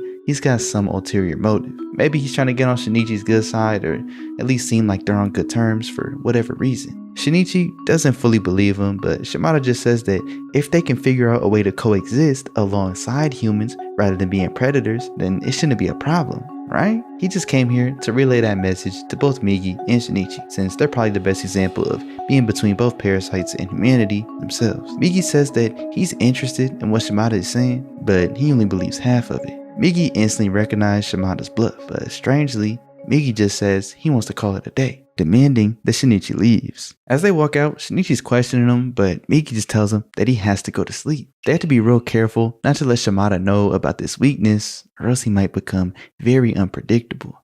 The next time we see Shinichi, he's thinking about what Shimada said, but thinking about his mom and the parasite that took over, he knows that he can't trust them. They don't care about the human race at all. They don't have emotions. They're just highly intelligent insects. Out of nowhere, Murano calls his name, but as he turns around, pissed at all the thoughts racing through his head, Murano just apologizes and walks off. Beforehand, she was thinking about Shinichi, saying that she shouldn't have called him so cold and mean and whatever. At the end of the day, even though he threw the puppy's body in the trash, which is crazy, most people wouldn't even went out there to rescue it and hold it for its final breaths in the first place. But after seeing him with a face like that, she don't know what to think. The next view we get is of Kana, and she's having this inner monologue. She claims she has a superpower. It allows her to sense her soulmate. She can feel Shinichi approaching, so she turns the corner and preemptively says hi, but it's Shimada instead. She's like, oh, that's weird. I could have sworn it was gonna be Shinichi. But hearing his name, Shimada's like, oh, why are you bringing him up? She's trying to back off, but he continues to press her as he takes her hand, starting to pull her off to the side, saying that he just wants to have a little chat. She's struggling to get free, but Shinichi saves the day, interrupting him, asking what he's doing. He tells Shimada that if anything happens to anybody here, he's gonna kill him. Shimada, not wanting any smoke with Shinichi, just walks off. But as he's leaving, he's perceptive of the weak signal coming from Shinichi's hand. Kinda thanks him for rescuing her, but walking behind is Murano. And instantly, Kana asks if Shinichi can take her to the train station. She doesn't want to run into that guy again. Being the good guy that he is, Shinichi's like, yeah, why not? But as they turn around, they of course see Murano. Seeing the two of them, she just walks off, and Shinichi can't believe the timing. It's some weird dynamic between the three of them. I don't know if it's a love triangle or what. I don't even know how you call it. As they're walking, Kana tells Shinichi about her superpower, saying that it lets her know whenever Shinichi's nearby. But he tries to explain that it might be her sensing these strange wavelengths from these very dangerous people. But Kana isn't so sure. Later in the evening, looking at a poster of this model, Shimada just thinks to himself, I'll use this face as bait for today. He shapeshifts into that exact same face. As looking around, he picks his target. Walking up to this girl, he kindly asks her if she needs any help, as she responds real nervously. Elsewhere, thinking about Shimada, is Tachikawa. She's drawing him, as we find out that she's developed some type of crush on him. Though back in this deserted construction lot, we see Shimada finishing the girl off and transforming right back into his regular self. Of course, that comment about coexisting with humans and not needing to eat them anymore was 100% a lie. The next day, out on the street, Kana senses Shimada again. As they make eye contact, she starts to run, but bumps into Mitsuo. Seeing this dude staring, Mitsuo instantly wants to pick a fight. Kana tries to stop him, but Mitsuo completely ignores her. He's taking him to some place where they could fight when Tachikawa sees the two of them, and since he has this crush on Shimada, she's interested. As they make it to the bathroom, Shimada utterly destroys his man Mitsuo. He says he really went easy on him in order to avoid causing too much trouble, but he tells him that if he tries to fight him again, he won't go down as easily. As Shimada walks out, he notices Tachikawa watching him, but she gets nervous and hides instantly. We get a flashback from years ago, showing Shinichi and Murano meeting for the very first time. They were checking their grades for their high school entrance exam, where their friendship began. Now, Shinichi's standing in front of that exact same poster board, just reminiscing. Behind him, he hears Murano, and when they make eye contact, she just walks off. Watching from afar is Shimada, who still doesn't understand why Shinichi's right hand signal is so weak. He decides to give him a little test, sending out this wave of hostility that he should be on alert for, but Shinichi doesn't react. In Tachikawa's class, one of her friends is teasing her about her crush on Shimada and starts talking about how handsome and perfect he is. According to her, almost a little too perfect. His face seems as if it was fake. Never even considering that before, the idea of Shimada having a fake face just sits on Tachikawa's mind. Shinichi's dad is talking about these monsters to the police once again. He wants to go public, but they're hesitant because they know they'd cause public fear, and if they don't have any credible information, everybody will suspect everybody and it'd just be no good. The man apologizes about his wife, but says that going public just isn't an option right now. And the sketch artist finally finishes drawing what Shinichi had explained, as he says, this is exactly it. Seeing that monster that could morph into anything, they truly don't know how to react.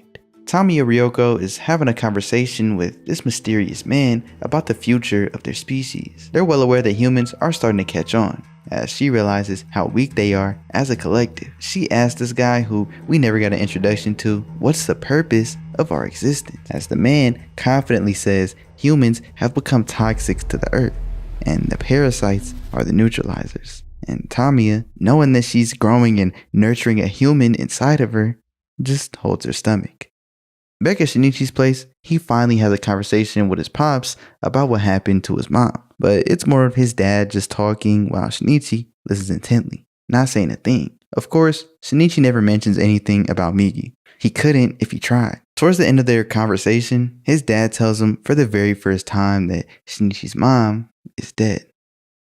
This might be a little bit of a stretch, but seeing this scene, I can't help but think that there's some meaning behind the design on the back of his shirt. Maybe it's just a design I'm not familiar with, but the road being split into two different paths almost signifies Shinichi's existence as half man, half parasite, somewhere stuck in the middle. Him choosing to keep Migi a secret and being infected by Migi at the same time takes away a little bit of his humanity. Migi is even fused into his bloodstream, so literally he's not 100% human. But at the same time, he's not a full parasite. He doesn't eat humans and he wants the best for humanity, but he also wants the best for himself, which once again, isn't fully a human. Could be a crazy stretch, could not be. I literally just noticed it. Over at Tachikawa's house, she's looking at a sketch. Her brother was the sketch artist from that police interview earlier, as she's wondering what it even is. But he grabs it, saying that it's for an ongoing investigation. She doesn't show that much more interest. She just shows him the drawing that she made of Shimada, and he's pretty impressed with her work. She asks him if he can tell anything about the person in there because he does this for a living, but he can't tell anything about somebody just from a drawing. It don't work like that. But Tachikawa had to at least try.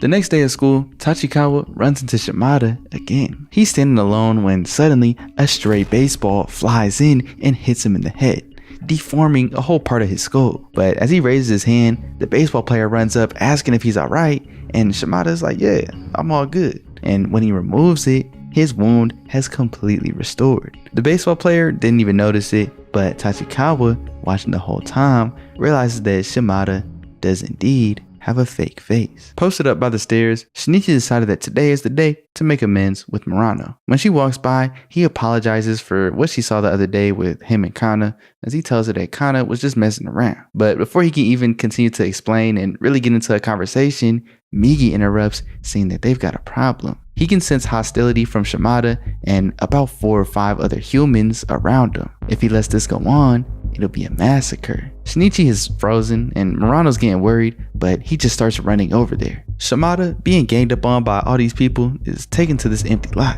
where he tells them all to keep it quick. A nuisance is on the way. He wants to fight all of them at the same time. But before they start fighting, Shinichi jumps over the wall. Shimada can't believe that he really just jumped that high and wonders if Migi had helped him. He can't tell. But Shinichi presses Shimada, telling him that he's starting to show his true colors. But Shimada explains that he's the victim in the situation. They all came trying to pick a fight with him. Shinichi just tells Shimada to get out of here. And without a problem, he does. Everybody else starts getting mad because Shinichi stepped in thinking that he hot stuff, whatever. It's real similar to when Shinichi had ran into Mitsuo and Kana in the very first place, but the context is completely different. He just tells them all to never go after Shimada ever again. Looking at the dude in the very back, he says, "You're the leader here, aren't you? Do you hear me?" They're shocked because this dude, named Yano, has been sitting discreetly in the back the entire time. Shinichi had never met him and nobody told him that he was the leader. Yano just walks up to press him, but Shinichi just grabs his punch, staring deep into his eyes and just lightly squeezes, and Yano pulls away in fear. He knows that even if they all try to fight Shinichi, they'd instantly lose. Mitsuo has taken nothing but L's, and this is another one. Him and his gang done took an L too. Of course, he's pissed off, but they all make their leave. Finally, Shinichi returns to go see Murano, waiting at the school entrance with his backpack that he had left. As she hands it over, he places his hands on top of hers, thanking her, but suddenly pulls her to his side. Of course, it's Shimada. He's asking what Shinichi did to them, sure that he used his right hand to beat him down. But Shinichi is getting defensive and is getting angry, telling him to get the hell out of here. Calmly, without causing any more problems, Shimada just left. But out of frustration, Shinichi had been squeezing Murano's hand too hard. Not realizing what he was doing, he obviously lets go. And she's asking him if something happened between the two of them. But Shinichi is just getting hot thinking about it, calling Shimada a piece of shit. Murano is getting concerned because this isn't Shinichi. The Shinichi she knows would never talk like that. She turns away from him, saying that Shinichi seems like he's trying to be a different person, but he's fighting back on it, saying that he's not trying hard at all. He just is being him. She asks the golden question once again, are you even Shinichi? But this time, it's layered with everything that's been happening to him internally, with Migi fusing with him and all the things that he's been through over this past week or two. Shinichi doesn't play it cool like he did before. He just screams, telling her to shut up. Murano just apologizes and runs off. That evening, Tachikawa is stalking Shimada in order to get a clear picture of what's really going on. She knows what she saw earlier, but just doesn't understand it. She's watching him walk into the bathroom and walk out with different clothes on. Then he goes into this alleyway and changes faces right in front of her. I got no clue why he didn't just do it in the bathroom when he had changed clothes. That would have been way more discreet. She never would have noticed, but I'm guessing he's not the brightest out of the bunch. Of course, Tachikawa saw it clear as day. And later that night, as Tachikawa is thinking about it, she begins to put two and two together. She's asking her big brother about that sketch that she saw earlier. And although it's confidential, he gives her some basic info. He's telling her about these people who supposedly can shapeshift. They can morph into whatever they want, they speak human language, and worst of all, they feed on humans. He warns her to be careful, but since the shapeshifters are so rare and they barely have any found cases of it, he doesn't think that she'll ever find one. Not wanting to worry her big brother, Tachikawa's like, probably not, right? Never. But alone in her room, she's starting to believe that Shimada is one of them. She wants to tell her brother, but at the same time doesn't want to be wrong and pin all the blame on somebody who's innocent. I don't know how she could think he's innocent after seeing him change faces physically in person with her own two eyeballs. But at the end of the day, she's just a high schooler. I don't know. She don't know what's going on. Instead of just thinking about it all day and night, she decides to confront Shimada. The next day, she goes to the art room and is looking through things to possibly defend herself just in case something happens. She doesn't want anything too obvious, as she doesn't want him to be on edge, so she grabs a jar of chemicals. Once she calls him over, Shimada pulls up and Tachikawa gives a little bit of her backstory. She knows that he's probably never noticed her before, but she thought he was a pretty cool guy. As they would be in class and around school, she always kept her eye on him, and eventually she saw him.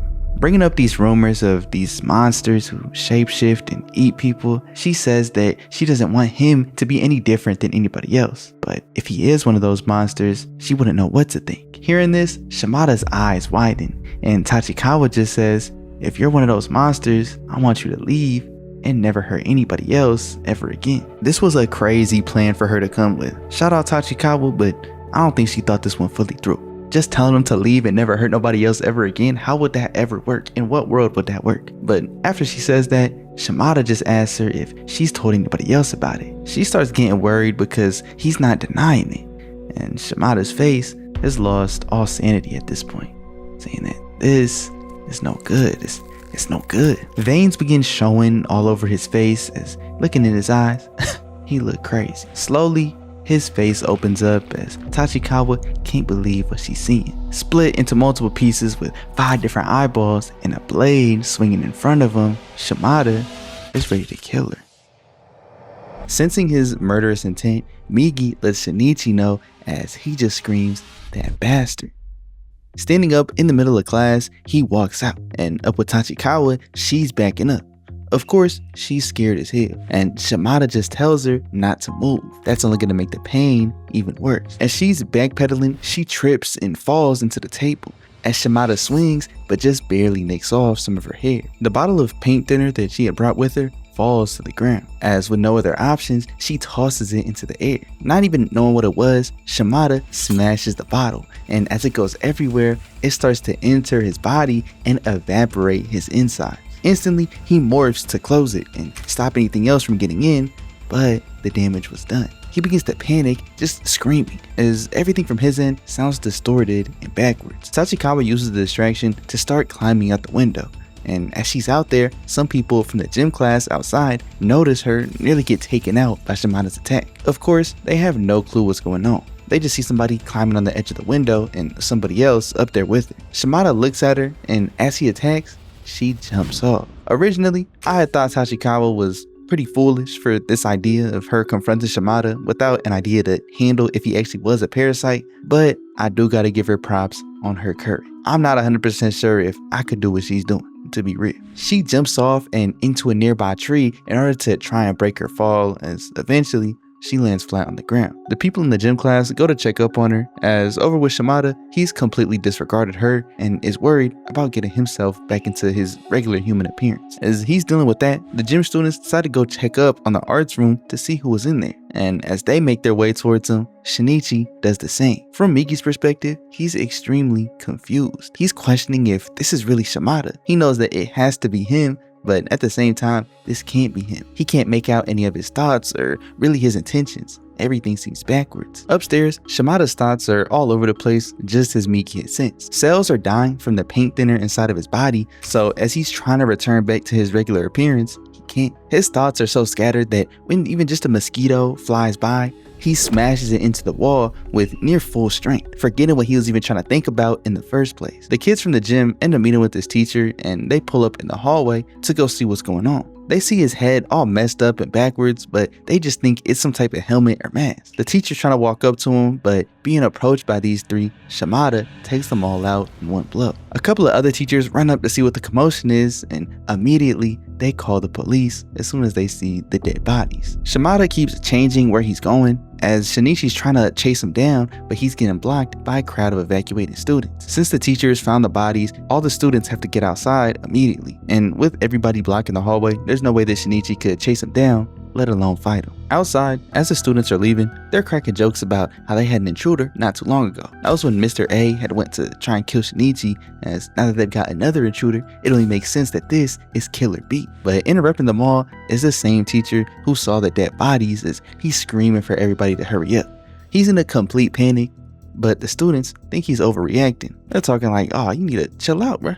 It ain't that serious. But the principal makes an announcement to all the teachers to tell their students to go home as soon as they've got their head count. The students are not to go back in and grab any of their belongings. They could just pick them up tomorrow. Hearing this, the students start to realize that this might actually be real serious. Shinichi overhears the teacher talking to the vice principal about class 3-3 not being here, and instantly he recognizes that's Murano's class. With most of the students evacuated already, he sneaks back into the building, determined to figure out if she's okay. With his heightened hearing, he hears Shimada cutting people down, as a bunch of students from class 3-3 end up running out the building, but he doesn't see her. These thoughts begin to creep into Shinichi's mind, wondering if their little feud was their last time talking to each other. He gets lost in thought for a moment, but is interrupted by Miki telling him that Shimada has made it up to the 3rd floor. As Shinichi runs up and around the corner, he can't believe it. Scattered through the hallway is a pool of blood and corpses. He just screams, beginning to lose it while Miki is trying to tell him to calm down,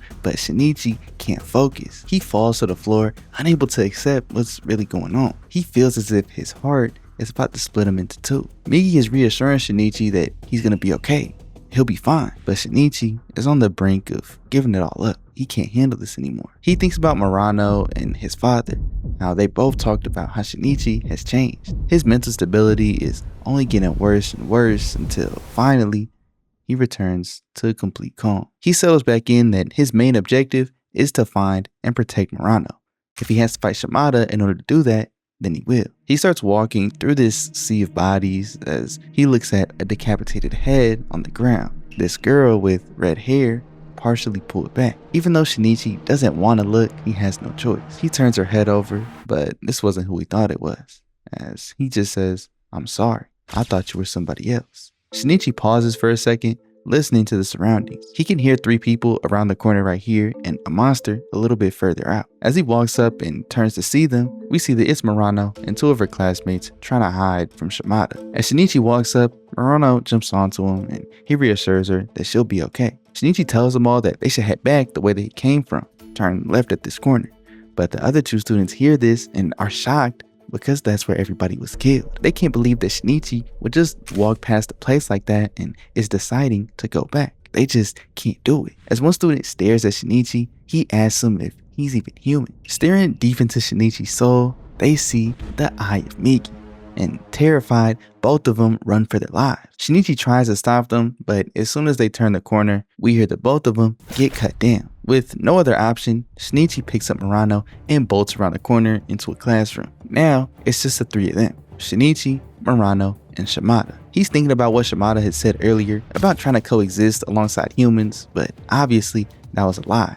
Right now, the only thing that he could think about is killing. Not wanting to confront Shimada with Murano in his arms, this dude jumps from the 3rd story window straight to the ground, landing on his 2 feet, starting to run as fast as he can. He gets up to this school fence, at least 10-15 feet high, and proceeds to jump and clear it cleanly. Finally, he falls back to the ground and tells Murano that they're safe now. She hasn't been able to get out a single word at this point, and she's trying to apologize for freezing up in the moment and getting overwhelmed, but Shinichi just says, "It's alright." Murano collapses into his shoulder to cry, and Shinichi just holds her until eventually the police get there. He drops Murano off with a few medics as he tells them that he's completely fine. He just leaves into the crowd, beginning to make his way back to the school in order to do what he should have done a long time ago.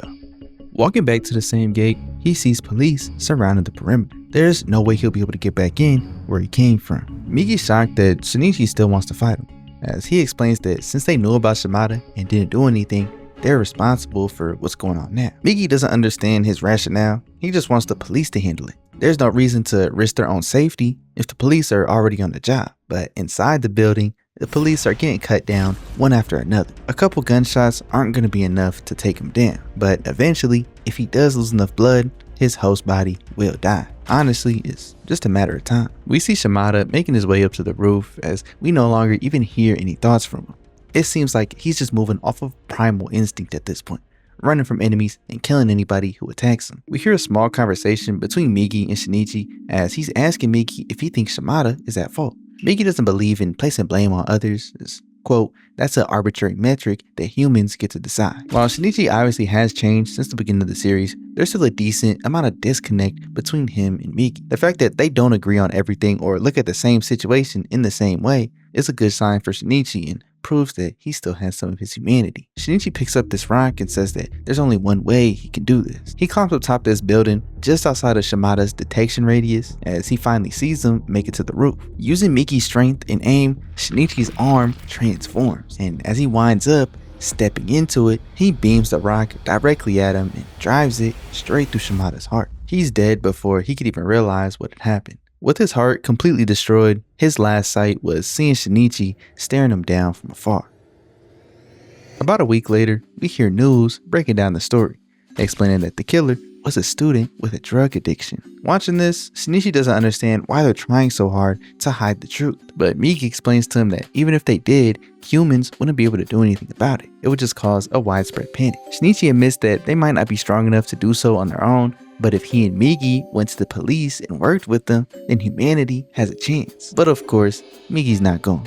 He's not going to put himself in danger in order to save the human race. That just doesn't make any sense. He tells Shinichi that his kind, his parasites, don't feel any sympathy. So killing other parasites doesn't really have a mental effect on him, but he asks Shinichi what he would do if he were in Miki's position, if the roles were reversed. And hearing this, Shinichi just loses eye contact and puts his hand to his forehead. Miki thinks of himself, analyzing that this is just a part of human nature. These emotions of stress in a situation like this is just a part of their psychology. Fast forward and we get to see a meeting between this group of government officials wondering what they're going to do about the parasites. Of course, there's a mix of opinions.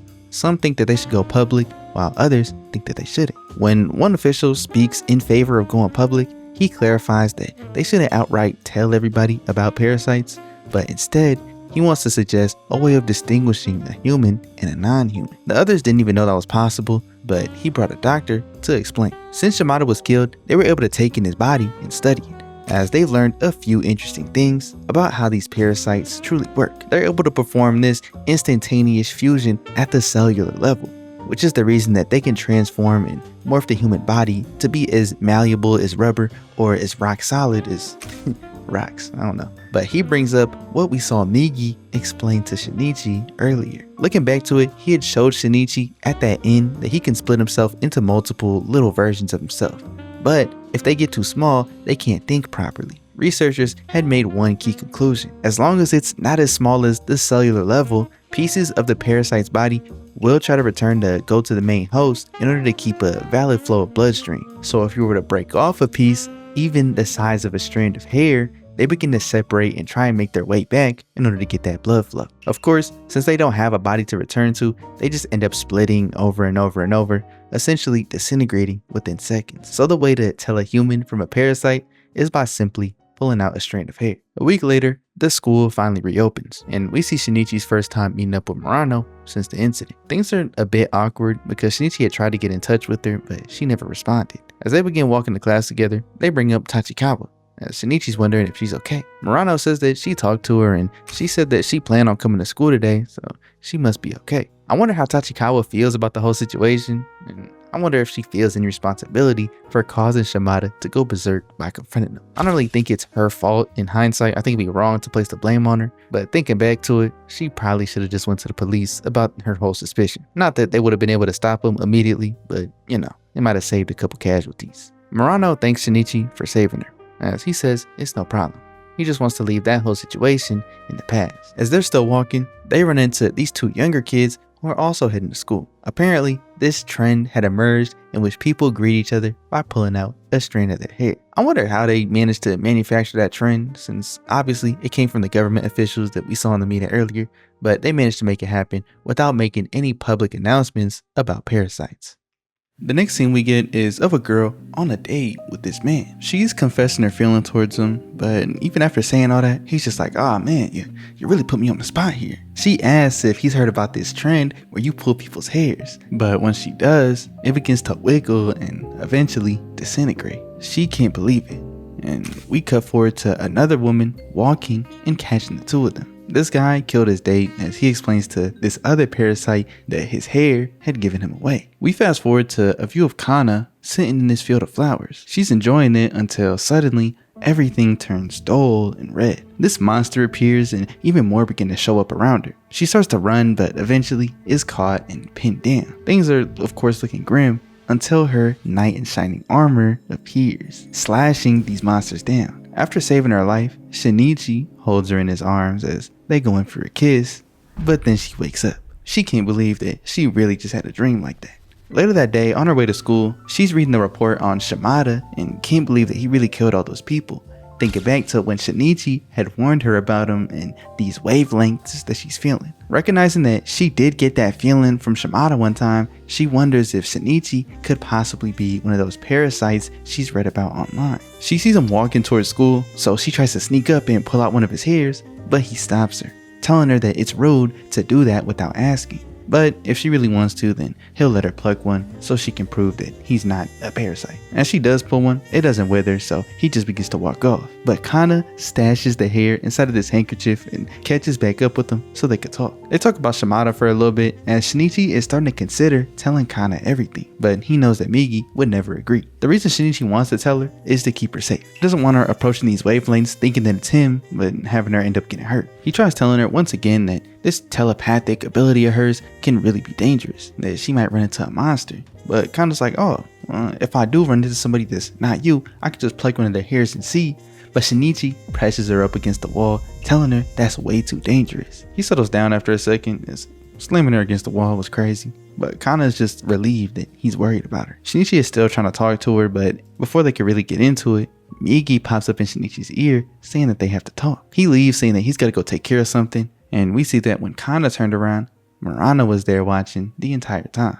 Over with Migi, he wants Shinichi to stop talking to Kana. The way that he talks to her is giving her way too many clues about the parasites, and Miki doesn't want to risk getting caught. Of course, Shinichi isn't going to stop talking to her. He can't just let herself get into trouble, but he says that he will be more careful when talking about it. Back over with Kana, she's talking with Murano, as Murano wanted to come and ask her if she felt like Shinichi has changed from before, or at least from when Kana had first met him. It's kind of hard for Kana to tell because she hasn't met him that long ago, but she switches topics and starts to apply a little pressure, asking Murano if she likes Shinichi. She's kind of nervous being confronted like that and gets embarrassed, saying that, oh well, she was just curious. As they make eye contact, Murano is getting even more nervous until eventually she just blurts out, well, you know, he did save my life. And Kana's like, what? You got dreams like that too? Of course, Murano wasn't talking about any dreams. She just outed herself for no reason. Switching back to the original topic, she just explains that she felt like Shinichi has always had this sense of ferocity to him. I don't know how she got that from this dude, but whatever. She tells Murano that if she don't lock in and stop overthinking stuff, she might end up losing him. As Kana walks off, she's glad that she might still have a chance with Shinichi, since he and Murano aren't officially together. We cut to this guy being dropped off in a dark blue sedan. His friend asks him if he could have tried a little better in order to fit in, but seeing this dude in a pair of these little gym shorts with this tank top on, he says it doesn't matter. His clothes are gonna get soiled anyways. He walks up to this shady looking dude just sitting there smoking a cigarette outside a building, as he just asks how many people are inside. It turns out that this man is a Yakuza, but when he tries to press this buff dude, he smashes my man's face into the wall, killing him instantly. He just walks into the building, which is a whole Yakuza office filled with more Yakuza members, and starts wreaking havoc, killing everybody in sight. As he reaches the main office, there's over a dozen members there, all armed with different swords and guns, ready to attack. And I'm not gonna lie, I wasn't expecting such a crazy action scene from a show like this, but my man's was going crazy. He's dodging all of their attacks, jumping between member to member, ripping people's heads off, slicing people in half, punching holes through their hearts, and then using them as a body shield, continuing to taunt everybody who's still alive, asking them like, what's wrong? I thought y'all would be better than this. He knows what he's doing. Look at his face, bro. Eventually, he does take damage when he gets sliced by this dude with the blade, but he just flexes and breaks the blade, driving it into this man's forehead, only scaring the rest of the members. Of course, this Parasyte is doing his thing, as the last two people in the building manage to land an attack on him with the slice on a katana straight to his head, but of course, he doesn't die. He just stands, removing the blade, and kills it, so it's finally a one-on-one. This last remaining member just asks who he is and why he's here. As the Parasyte says, they just wanted to conduct an experiment to see how far they could go against a group of swords and guns. Outside, there's this whole commotion over the dead body, as when dude walks out, everybody is shocked. A few people chase after him, but as soon as they turn the corner, he's disappeared. They're wondering if they should really get involved, as they know that this is a Yakuza office and they don't want to get tied up in any gang wars. So at the end of the day, they just decide to leave it alone. They'll let the cops deal with it. But while they were talking about it, the dude in the very back, who wasn't really talking that much, gets snatched up and has his entire identity stolen by this Parasyte. He makes his way back to that same sedan that dropped him off as they make their leave.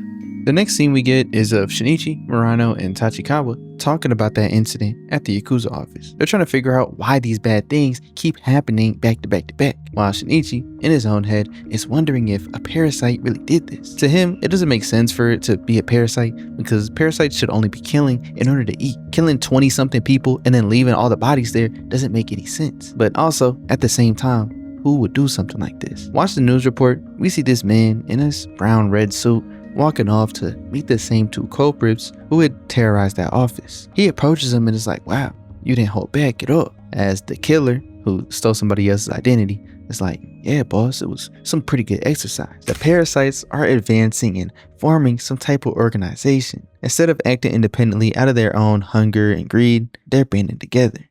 Fast forward to a date with Shinichi and Murano, as after a little movie, they end up at a coffee shop. Murano decides to get honest with Shinichi, telling him that she still has dreams about that incident from school. Shinichi says that he does too, but usually by morning, he'll forget about it. Trying to help her out because she's obviously stressed about this, Shinichi decides to give her some advice, saying that his friend once told him that if you think of people like cows and pigs, you realize those animals get chopped up and eaten every single day. So really, it's not that bad. Obviously, this is crazy, and Murano looks at him like he's crazy. She suggests that maybe his new friend is part of the reason that he's been changing recently, but Shinichi denies it instantly. That was an honest suggestion from her, but Shinichi took it much more literally, as obviously he was talking about Migi, and Migi did change him, but he doesn't want to accept that because he doesn't want to lose his humanity and feel like he's a parasite instead of a human. That's something he's been trying to grasp onto, but this is just another reminder that he's different than before. Things get a little tense as Murano remembers when she saw Shinichi leave to visit his pops. Ever since he came back from that trip, he's been completely different. But when Murano tries to bring it up, Shinichi just says, "Let's go." As the two head out for a walk, Murano spots his puppy running up to her, but the puppy's mother runs up to protect it. And seeing this, Shinichi just continues to walk away. Not only was he just reminded of that experience with his father, but seeing this puppy and his mother is almost added insult to injury. They end up sitting together on this bench as we see a kid and his mom walking back to their house. The little boy is crying, telling his mom to wait for him, but she's only a few steps ahead of him. She wants him to hurry along, but he keeps crying and starts calling her all sorts of names. He calls her stupid and ugly, and as things get even worse, he says he wishes she would just die. Hearing that, she drops the bag of groceries and raises her hand, but shortly after, the two of them just peacefully walk off. Seeing the mom almost do this, Shinichi feels that hole in his heart, tearing through his body, as he's reminded of the monster that took over his own mother. Murano is getting worried, but Shinichi manages to play it off and act like nothing really happened. At the end of their date, Shinichi gives a monologue about this hollow feeling in his heart. Sometimes it feels like it's breaking his entire body, but suddenly he's just able to return to being okay. In moments like that, he feels as if Migi really is a part of him now. But when thinking about Murano and spending time with her, he says honestly, he does like her, and he knows that those feelings are his and his alone. Shinichi admits that when he's with Murano, he wishes that Migi would just stay asleep forever. Shinichi and Murano share their first kiss, but around the corner, we see that Kana had sensed him, and as she ran up, excited to see him, she was heartbroken at what she saw. As Shinichi ends the date, telling Murano that it's time to go home, Murano just watches him walk off, wondering if this is really that same Shinichi that she's known before. She wishes they had gotten this close before that incident. Only then will she be able to tell if the person that he is now is who she really knew. That night, we see Kana stressing about what she saw. Murano and Shinichi already had something going on by the time that Kana met. So deep down, she knew this was always a possibility, but she's still bummed to see it as a reality. Instead of giving up, Kana makes a call to Shinichi and asks him to meet. As we go forward to the next day, and we see just that. Shinichi heads to the meetup spot and arrives a little bit early, though as he's waiting, Migi tells him he can sense others of his kind. Not just one or two, more than 5 of them. Migi leads him to the group of parasites as Shinichi is sneaking around in order to find that there's 8 parasites in total. These 8 parasites are all grouped together as we recognize the people from the office that we saw earlier. These parasites, led by their boss, are running for mayor. Shinichi can't believe it, but as he tries to get a closer look, he makes eye contact with that same man who was going crazy in the Yakuza office. Even though Shinichi tries to hide, this dude notices him, but Migi can tell that they're not really interested in taking action, so right now they should just leave. But as Shinichi is making his way off, he runs into Kana. He wanted to get out of there before he saw Kana so that the parasites didn't notice her alongside him, but that same parasite that he made eye contact with noticed both of them. We actually don't get to see what happens for the rest of the day. We cut forward to another dream that Kana is having, with Shinichi being her knight in shining armor. She wakes up from it and still can't believe it. Notice how she's sleeping right next to the piece of Shinichi's hair that she wrapped up in that handkerchief. That's crazy. Over with Shinichi, he's talking with Migi about those parasites running for mayor. He says that there's no way they're gonna get elected, but Migi knows there's a possibility. He runs through all sorts of scenarios, but Shinichi's not trying to hear that. He just wants to figure out why they're doing this in the first place. The option that makes the most sense to the both of them is that the parasites are running to secure a safe place and food source for other parasites. In a government position, they'll have access to information on everybody, so they can selectively choose who to kill and eat and just have them go missing rather than identified as murders in parasite cases. Shinichi realizes that as the parasites are starting to organize, things are only getting more and more dangerous. We get a flashback to his interaction with Kana earlier. He had ended up pulling her away from the crowd, telling her that that wasn't where they were supposed to meet. Kana had just told him that she had a feeling he was nearby, so she just followed it even though he had already told her not to. She also says that she gets that same feeling from some people behind him as well. And thinking about it, Shinichi is realizing that her powers aren't as strong as a regular parasite's, but it's still pretty impressive. He's lost in thought when Migi pops up, wondering what Shinichi's thinking about. But Shinichi's like, that ain't none of your business, and Migi just backs off. Sometime later, we see Shinichi and Migi scouting the area once again. They're walking around in order to find parasites and figure out just how many of them have organized into one place, but they haven't been able to find any. Shinichi honestly isn't even in the city anymore. He's walking down these residential streets when eventually he runs into Kana. Seeing her, he asks her to go and have a chat. As they go sit down on this bench, and Shinichi asks if she ever felt this sensation that she gets from him from anybody else. She says that sometimes she does, but it usually just turns out to be this random person, though most of the time it's Shinichi. Once again, he repeats himself, asking her, please don't follow that signal. She wonders if it's because of those parasites that she's been reading about online, asking if Shinichi's a parasite too. Of course, he denies it, but before they could talk any further, coming out of nowhere is Mitsuo. He tells Kana that they need to talk right now. Seeing that he's here, Shinichi just walks off saying that they can talk later. He'll text her. He wants to have a quote-unquote serious conversation with her. She adds that she doesn't need a text. She'll just feel him whenever he's nearby. In the background, Mitsuo is going crazy. He doesn't know how close Kana and Shinichi have gotten. And she's talking about she's gonna feel him whenever he's nearby and he's all up in her phone, all types of stuff. But Kana tells him to get his mind out the gutter. Back at home, Shinichi ends up admitting to Migi that seeing Kana was his real goal for the day. He started out walking through the city streets because he knew Migi would try and talk him out of it if he told him that he wanted to meet with Kana beforehand. Migi just asks him not to put the two of them in danger. Telling Kana about this makes her a risk to both of their safety. Over with Kana, she's there just wondering what this serious conversation could possibly be about. Suddenly, she can sense Shinichi outside, saying that it doesn't really feel like it's him, but it could be him. So she puts her jacket on and heads out to go and see. As she heads around the corner, it turns out that it's just this random woman staring blankly into her soul. So Kana just runs off. Finally, she gets a text from Shinichi and they eventually meet in this abandoned building. Shinichi had told her to meet in a place that nobody would find them. And this is where Kana had picked. Shinichi smacks his right hand against the wall. And while she's confused at first, Shinichi just says, cool, he's asleep. Shinichi proceeds to tell Kana everything that he knows about the parasites, including his whole story and what happened between him and Migi. As by the end of it, Kana is pretty unimpressed. She says that she hoped it was something a little more interesting than that. She wanted some type of confession out of Shinichi or some type of lovey-dovey statement, but clearly that's not what he's here for. She asks him for some proof. She can't believe this crazy story about his right arm being able to talk to him and move on his own without some proof. Shinichi explains that he's asleep right now, but Kana isn't trying to hear it.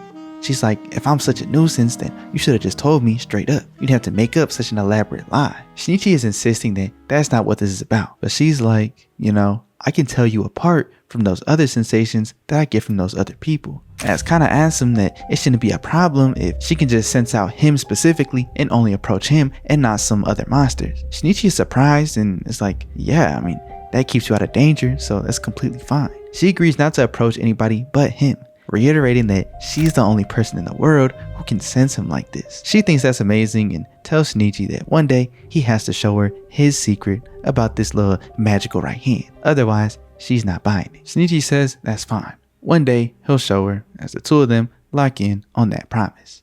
Not too long later, Shinichi is looking at a news website, seeing that Parasyte had gotten elected as mayor. Officially, they now have their own safe haven and food source for other parasites. Shinichi is thinking about what Kana said, wondering if she really can tell him apart from the others. Now that there's going to be even more parasites in town, she's at that much more risk. The next day, Murano talks to Shinichi about a movie that she wants to see. And as they're talking, they walk past Kana, who wonders why Shinichi can't sense her like she can sense him. In her mind, the two of them are linked by fate. They should be able to sense each other. They're destined to be together. She's in her brain begging for him to look, to turn around and notice her. As she closes her eyes, wishing that he would, the one that notices her is Migi. But Shinichi never sees her. Mitsuo pops up from the side, asking her what she's doing. It looks like she's a stalker, just watching them from behind. But she calls him the stalker for following her everywhere. Mitsuo is trying to tell her that Shinichi is already taken. It's not right for her to be with them.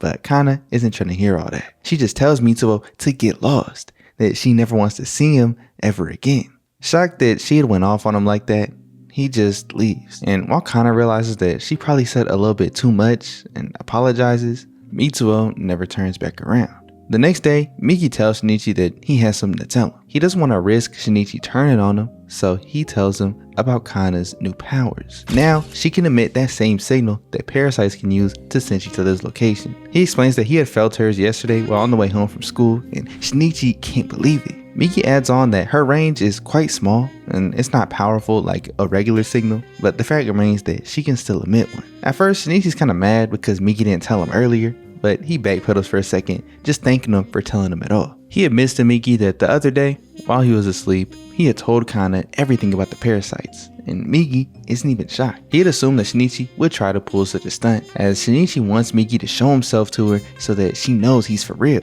and that she's actually in danger about sensing these wavelengths. Shinichi's main goal this entire time was to make sure that she didn't get herself hurt. And while Miki has already explained that he's not an ally of her nor the human race, surprisingly, he agrees to show himself to Kana. Shinichi wants to do it as soon as possible, but realizes that tomorrow he already has a date with Murano. While over with Kana, we see her at the abandoned building, writing her name alongside Shinichi's and just smiling. The next day, we see that Shinichi had decided to meet with Kana instead of going on the date with Murano. And as he's at the meetup spot that they agreed on, Miki tells him that two of his kind are approaching. In a panic, Shinichi tells Kana that he'll let her know where to meet, warning her not to go to the train station. As the two Parasytes walk by, Shinichi has to fake like he's on a phone call in order to avoid looking suspicious. And back with Kana, she's decided that it's time to show Shinichi that once and for all, they're linked by fate. She takes the hair that she had wrapped in a handkerchief and wraps it around her finger. She doesn't know where Shinichi wants them to meet, and to prove their destiny to be together, she's not going to bring her phone so he can't get in contact with her. With his hair around her finger, she's going to sense him and feel where they should be. Their fate is going to bring them together. Back with Shinichi, those two Parasytes walk past him without causing any scene. He tries to get back in touch with Kana, but of course, she's left her phone at home. As she's roaming the streets, she senses him and starts running. But over with Shinichi, he has no clue where she is. Miki doesn't sense that she's sending any signal, as she might not even be trying to send one out right now. So on his end, it's kind of a stalemate. But over with Kana, she's more excited than ever to go and see him. She runs and makes it to where Shinichi is, or at least where she thinks he is. Miki tells Shinichi that he had found a signal, not from Kana, but from another Parasyte. At first, Shinichi doesn't really care, but he realizes that if Kana has sensed that signal, she might go towards it. We see Kana's point of view, running into that same building where she had that talk with Shinichi before, excited that her power has worked once again. But once she turns the corner, we see that it's not Shinichi, but another Parasyte feasting on a human body. As it just looks at her, she doesn't know how to react. Instantly, it attacks, but the wound isn't fatal. She's cut in the arm as it begins to chase her down. To get back to her dream, she knows that Shinichi, her knight in shining armor, will come and save her in time. She just has to wait for him to show up. As she's making it towards the entrance of the building, she's delighted to see that he's there, as Shinichi did make it, but not in time. Kana is stabbed right through the chest and falls down on the ground at Shinichi's feet. Seeing this, Shinichi doesn't know how to react. He just tells Miki to handle the defense. Miki doesn't understand it at first, but Shinichi just sprints in as the Parasyte attacks and Miki just barely blocks. As Shinichi ducks under both of them, he finishes the fight before it even had a chance to start, reaching through with his left hand and stabbing the Parasyte through its chest, ripping his heart out and punching him through the wall. Seeing this, even Miki is impressed, and as he goes to check back on Kana, Miki can tell that she's lost too much blood. She's not gonna make it.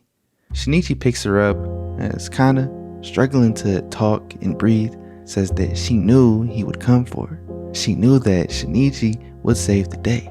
She's confessing to him that she had a dream just like this, a dream so embarrassing that she could never tell anybody. Shinichi just holds her as the hair tied around her finger unravels and falls to the ground. Kana is gone.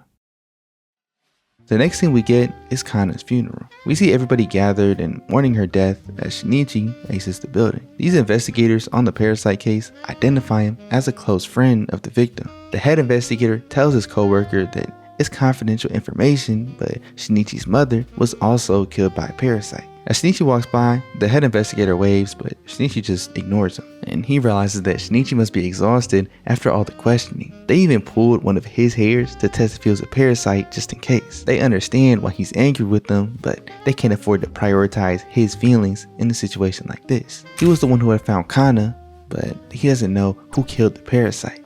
Its ribs were completely torn through, and its heart was ripped out of its body, slammed into the wall so hard that the wall broke. They know that a human couldn't possibly do that. There must have been a conflict between two parasites. As Shinichi walks away, he regrets telling Kana that he even wanted to meet up in the first place. If he had just gone on that date with Murano like he had planned, then she would be fine. But Miki tells Shinichi that this was only a matter of time. By constantly approaching any parasite signal that she detected, she was bound to find one at the wrong place and wrong time. Shinichi can't believe that Miki can even say that right now, but at the end of the day, he's right. Calling from behind, we see Mitsuo with bags under his eyes. You can just tell that he hasn't even been able to sleep. Thinking about their last conversation was Kana telling Mitsuo that she never wants to see him again. Mitsuo of course felt some type of way about Kana and was clearly upset at how close Kana and Shinichi was getting, so her passing hit him extra hard. He runs up and punches Shinichi for not being able to protect her. But as he gets up,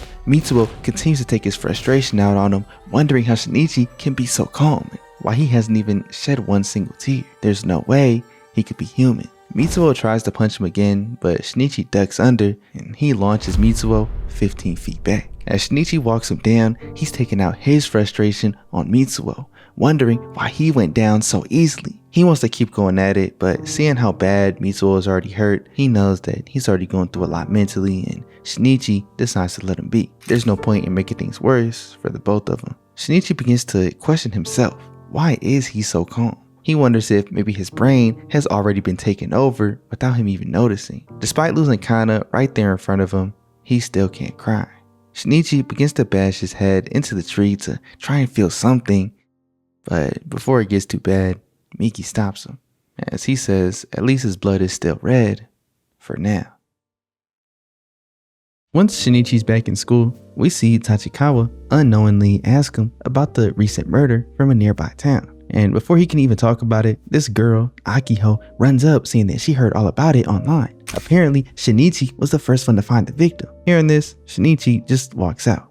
As he's leaving the school, these memories of Kana are running through his mind until he runs into Murano, who is waiting for him so that they could walk home together. On their walk home, Shinichi tries to explain what happened, since the day that he had gone to meet Kana was the day that he and Murano were supposed to go to the movies. But she just ignores that topic, pointing out how awful it is that so many tragic things are happening around them. She just grabs his arm, leaning on his shoulder, and as they continue their walk, we see this random man watching them.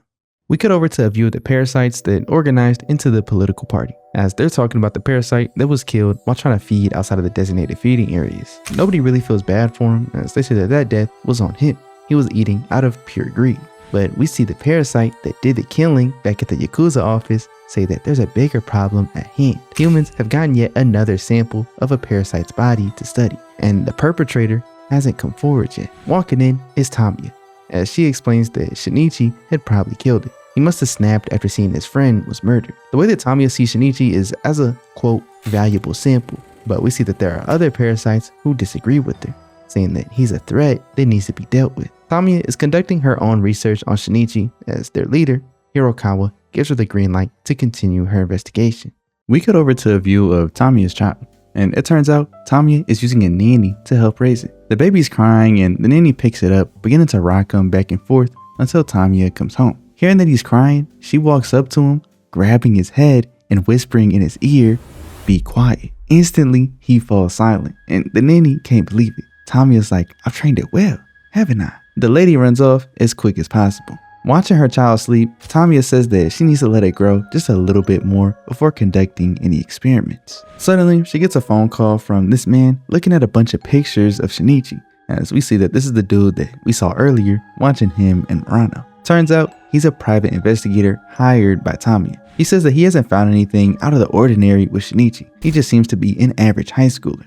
And after they get off the phone, Tamiya points out how lackluster human investigation skills are. But after failing her last attempt to test Shinichi using Shimada, She had realized that there are some things only humans are capable of. Suddenly, we get a view of Shinichi as he gets approached by this group of strangers. They all start to pick a fight with them, and we just see the private investigator filming Shinichi taking out this entire group. Turns out this group of thugs was hired by Tamiya. But aside from that, we don't really get to see anything else from them. On his way to school the next morning, he gets approached by one of the leaders of the little thug clique at his school. As seeing this, Tachikawa is worried, telling Murano, but she says she don't want to get involved. They bring up how calm Shinichi is, even after what happened recently with Kana. And once Shinichi pulls up, Tachikawa just runs off. Murano thinks back to the time that Shinichi had saved her, realizing he was also extremely calm and composed in that crazy situation as well. Switching topics, she starts to wonder if there was really anything going on between him and Kana. She's kind of conflicted on even having these thoughts in the first place, as when Shinichi asks what's wrong, Murano just says it's nothing and walks off. We see the private investigator meeting up with Tamiya, showing her the footage of Shinichi's fight that he had just filmed. He says that he's extraordinarily strong, not even seeming like he's human. Tamiya asks if specifically he's noticed anything unnatural about him, maybe about his right hand, but the PI didn't notice anything. So Tamiya concludes that something else must have happened with him. If he's this strong out of nowhere, without Migi's help, she wants to know why. Back over with Shinichi, he's thinking about what happened earlier with Murano, wondering what her problem is. But suddenly, he gets up, realizing that he's the problem. He didn't even realize it, but it must seem weird to her that he's acting so calm after this situation with Kana. But Migi tells him he's talking nonsense. From Migi's point of view, he's a perfectly fine human being. But hearing that from Migi only makes things worse. He's the last person I would want to hear that from. He goes downstairs and tells his pops that he's heading out for a little bit. As he makes his leave, we see that the PI is still watching him. He follows Shinichi onto the train and over back to where Kana was killed. Sneaking onto the site, the PI doesn't know what's going on. It's real suspicious that he's going back to the site where he had found the victim. Of course, the entire time, Shinichi has no idea that the PI is even there. Talking with Migi, Shinichi explains that he's coming here in order to try and grieve Kana's death a little bit more. Back in the day, he used to obsess over the smallest things, but now it's as if he can move on from anything just like that. Migi explains that if anything, he's more efficient now and wastes less time. But Shinichi knows that Migi just couldn't understand. Once again, the PI is observing all of this, but he can't tell who Shinichi's talking to. As he leans down next to the chalk outline, he tries his best to feel something. And as Migi takes a little look around, we see the PI peek around the corner, getting Migi on camera. He's shocked, of course, but Migi instantly goes for the attack, knocking the camera right out of his hand and starting to go for the kill. As Migi's attacking, Shinichi is trying his best to hold him back, telling the PI to run. Eventually, Migi pulls Shinichi out the window and separates from him in order to attack independently, but as he jumps up and swings, he doesn't have enough body weight to slice through him. As the PI begins to escape, Migi goes up in Shinichi's face, telling him that they've been caught. They're in an extremely dangerous situation, but Shinichi doesn't want to kill him. No matter what, they can't kill a human being. Migi's trying his best to pull him away, but suddenly, at the very worst time for him, he starts getting tired. As he's falling asleep, he accepts that this random person had spotted them and escaped. There's no catching up to him now. The next day, we see that they took his camera and find out that he's been stalking Shinichi for a little while now. He starts thinking about the different possibilities that Migi had brought up on who this person could be. They don't know that he's a private investigator. They think that maybe he could be a journalist, or even worse, a government official. If that's the case, then the two of them are done for. Out of just pure stress and anxiety, Shinichi is sprinting to class, with everything going through his head about this worst possible case scenario in which everybody found out he was a parasite and they're all completely against him. This is all going through his head, and as he gets called on by his teacher, he wasn't paying attention. And the teacher jokes around like, well, if you don't want to be here, then just go home. And this dude Shinichi actually gets up and goes home. As he makes it back to his room, he's just sitting at his desk, stressing about this entire situation, wondering what he could possibly do. He even thinks of cutting Migi off right now while he sleeps, but he knows he can never possibly pull that off. He's fallen into the cycle of thinking that potentially this person could even be watching him right now. As he just focuses on his listening, he hears all of these random sounds around the neighborhood and eventually hears some heavy breathing. He runs out to the balcony of his room and sees the PI, but instantly he just runs off. Frustrated, thinking about everything that's been happening to him, he wonders why he has to be the center of all of it. He's only getting more and more stressed out, but once again, just like that, he comes back down to zero. Shinichi doesn't really have much control over the situation, so he just decides to handle what he can right now. Later that night, we see that he called Murano to meet up and talk. It's dark outside and Murano's wondering why he called her out now, out of all times, to talk. Shinichi doesn't really know how to approach the conversation, as he don't even know what to say. And seeing this, Murano just points out that she has some things that she wants to talk about. She brings up Kana, and while she didn't want to talk about it, she can't help it. She knows that Shinichi canceled their date in order to go meet up with her. But before she can continue, Shinichi gets up saying that he's been wanting to talk to her about a lot of things that's been going on. And Murano just asks him why he hasn't. She could tell that Shinichi has been hiding something, but doesn't know why he doesn't want to tell her. Shinichi's stuck in this weird position of not being able to say anything, but wanting to tell her that he has something to say. But then again, at the same time, he can't imply too much because Migi's awake. Of course, we have all the context of this from Shinichi's point of view, but Murano is left completely in the dark. She tells Shinichi that suddenly he's become so strong, but at times it seems like he's desperate to keep something in check. She just begs Shinichi to come out and be honest with him, tell her what's been going on. But thinking about Migi, Shinichi doubles down, saying that everything has been normal. Frustrated because she knows that Shinichi's lying, she walks off, saying that if he's not going to talk with her, then there's no point in even being here. Shinichi just want to hear her talk like this, knowing deep down that he wants to tell her. He needs to tell her that his body is infected with the parasite, but Migi is ready to cut her down the second that he brings it up. By the time Murano turns around, Shinichi's calmed back down, saying that honestly, everything's fine. And Murano just says, wow, I guess you can't trust me after all. Before leaving, she tells Shinichi that his eyes are so empty. And as she walks off, he thinks to himself that this is their final goodbye. When talking with Migi later, he says he was worried for a second. Migi thought that he would have to cut Murano down. And for Shinichi's sake, he didn't want to have to do that. One of the big reasons that Shinichi didn't want to tell Murano right then and there was because if that guy from earlier just happened to be watching, then Murano would have also been suspected of being one of these monsters, and he just didn't want to put her in that position. Shinichi ends up telling Migi that while he was asleep, he caught that same dude outside of the house, but he didn't want to tell Migi because he knew that Migi would try and chase him down and kill him. Migi says that if it's the same person still investigating them, then whoever's trying to get info on Shinichi is pretty short-staffed. Obviously, he can't really keep his cover anymore since they know what he looks like, but he's still the one following them. That rules out it being the police or the government, so Migi says their next step should be to track everybody down who's involved. Shinichi isn't really trying to do that because he thinks Migi wants to kill them all. But Migi says no. He's finally understanding how much Shinichi is against killing other humans. He knows that the two of them have to work together, so Migi is going to do his best to make sure they can cooperate. Instead, he just wants to get more info on this group who's tailing them. So he decides to call in an ally. Shinichi has no idea who he could be talking about, but he finally remembers Uda, the guy who had helped him back while he was visiting his dad. As they link up, they go up to some rooftop to discuss the situation. Migi perfectly transforms into this dude's face so that Parasyte, which is Uda's parasite, can get it memorized very well. Uda's gonna stand by and see if they can find him. And before he leaves, he explains that his parasite has a new name, Joe. Since he's in Uda's jaw, his name is Joe, since it sounds close enough. Next, we get a view of Tamiya reviewing the report that this PI is giving her. She just tells him that he should take a break and probably go see a doctor, as this dude is going crazy over everything that he saw. He's trying his best to explain and convince her, but without his camera, he has no proof. He's starting to cause this whole scene, but finally calms down a little bit. Seeing that he's stressed out and probably not useful anymore, Tamiya says she'll pay him for the work that he's done up until now, but she wants to call it quits. But this dude says he can't call it quits after seeing what that was. That just opened up a whole can of worms that he doesn't even know how to dive into. Tamiya, of course, is playing this side of a clueless, innocent person who can't believe this unreasonable story that he's trying to tell her. Of course, she knows that Shinichi's a parasite, she knows about Migi, she's talked to him, seen him, everything. But the PI remembers that earlier she had asked anything specific about Shinichi's right arm, if he had noticed anything. So now he's convinced that she must have knew something was going on all along. He's starting to cause even more of a scene once again, but Tamiya just stands up and leaves. He tries to follow after her, but bumps into the table, spills the coffee, and lands on the ground as Tamiya just smiles. As she's walking home, she concludes that her plan to use a PI was a dud.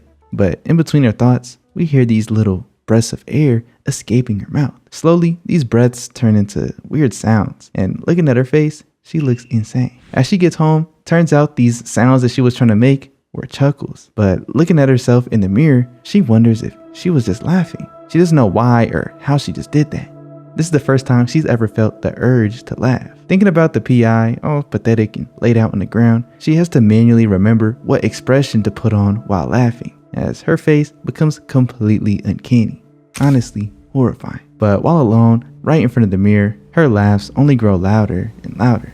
Over with the PI, we finally get his name, Kuramori. As he heads home, he sees that his young daughter is already asleep, so he decides to pour himself a drink. As his wife gets home, she cleans up and they start talking for a bit. She can tell that he's been going through a pretty rough job, but as a private investigator, keeping the privacy of his clients and his work is the #1 priority, so she doesn't know the specifics. She just gives him a word of advice to not stick his nose into anything that's beyond him. She reminds him that if things are too dangerous, that's what the cops are for. With him on his own, he's still a small timer and, quote, you should know your place. It sounds crazy and kind of disrespectful hearing her say that, but she's not wrong. It's worded kind of harsh, calling him a small timer, when obviously, as a private investigator, he's invested in this career. Even looking over at his bookcase, he's got these series of detective books and thrillers.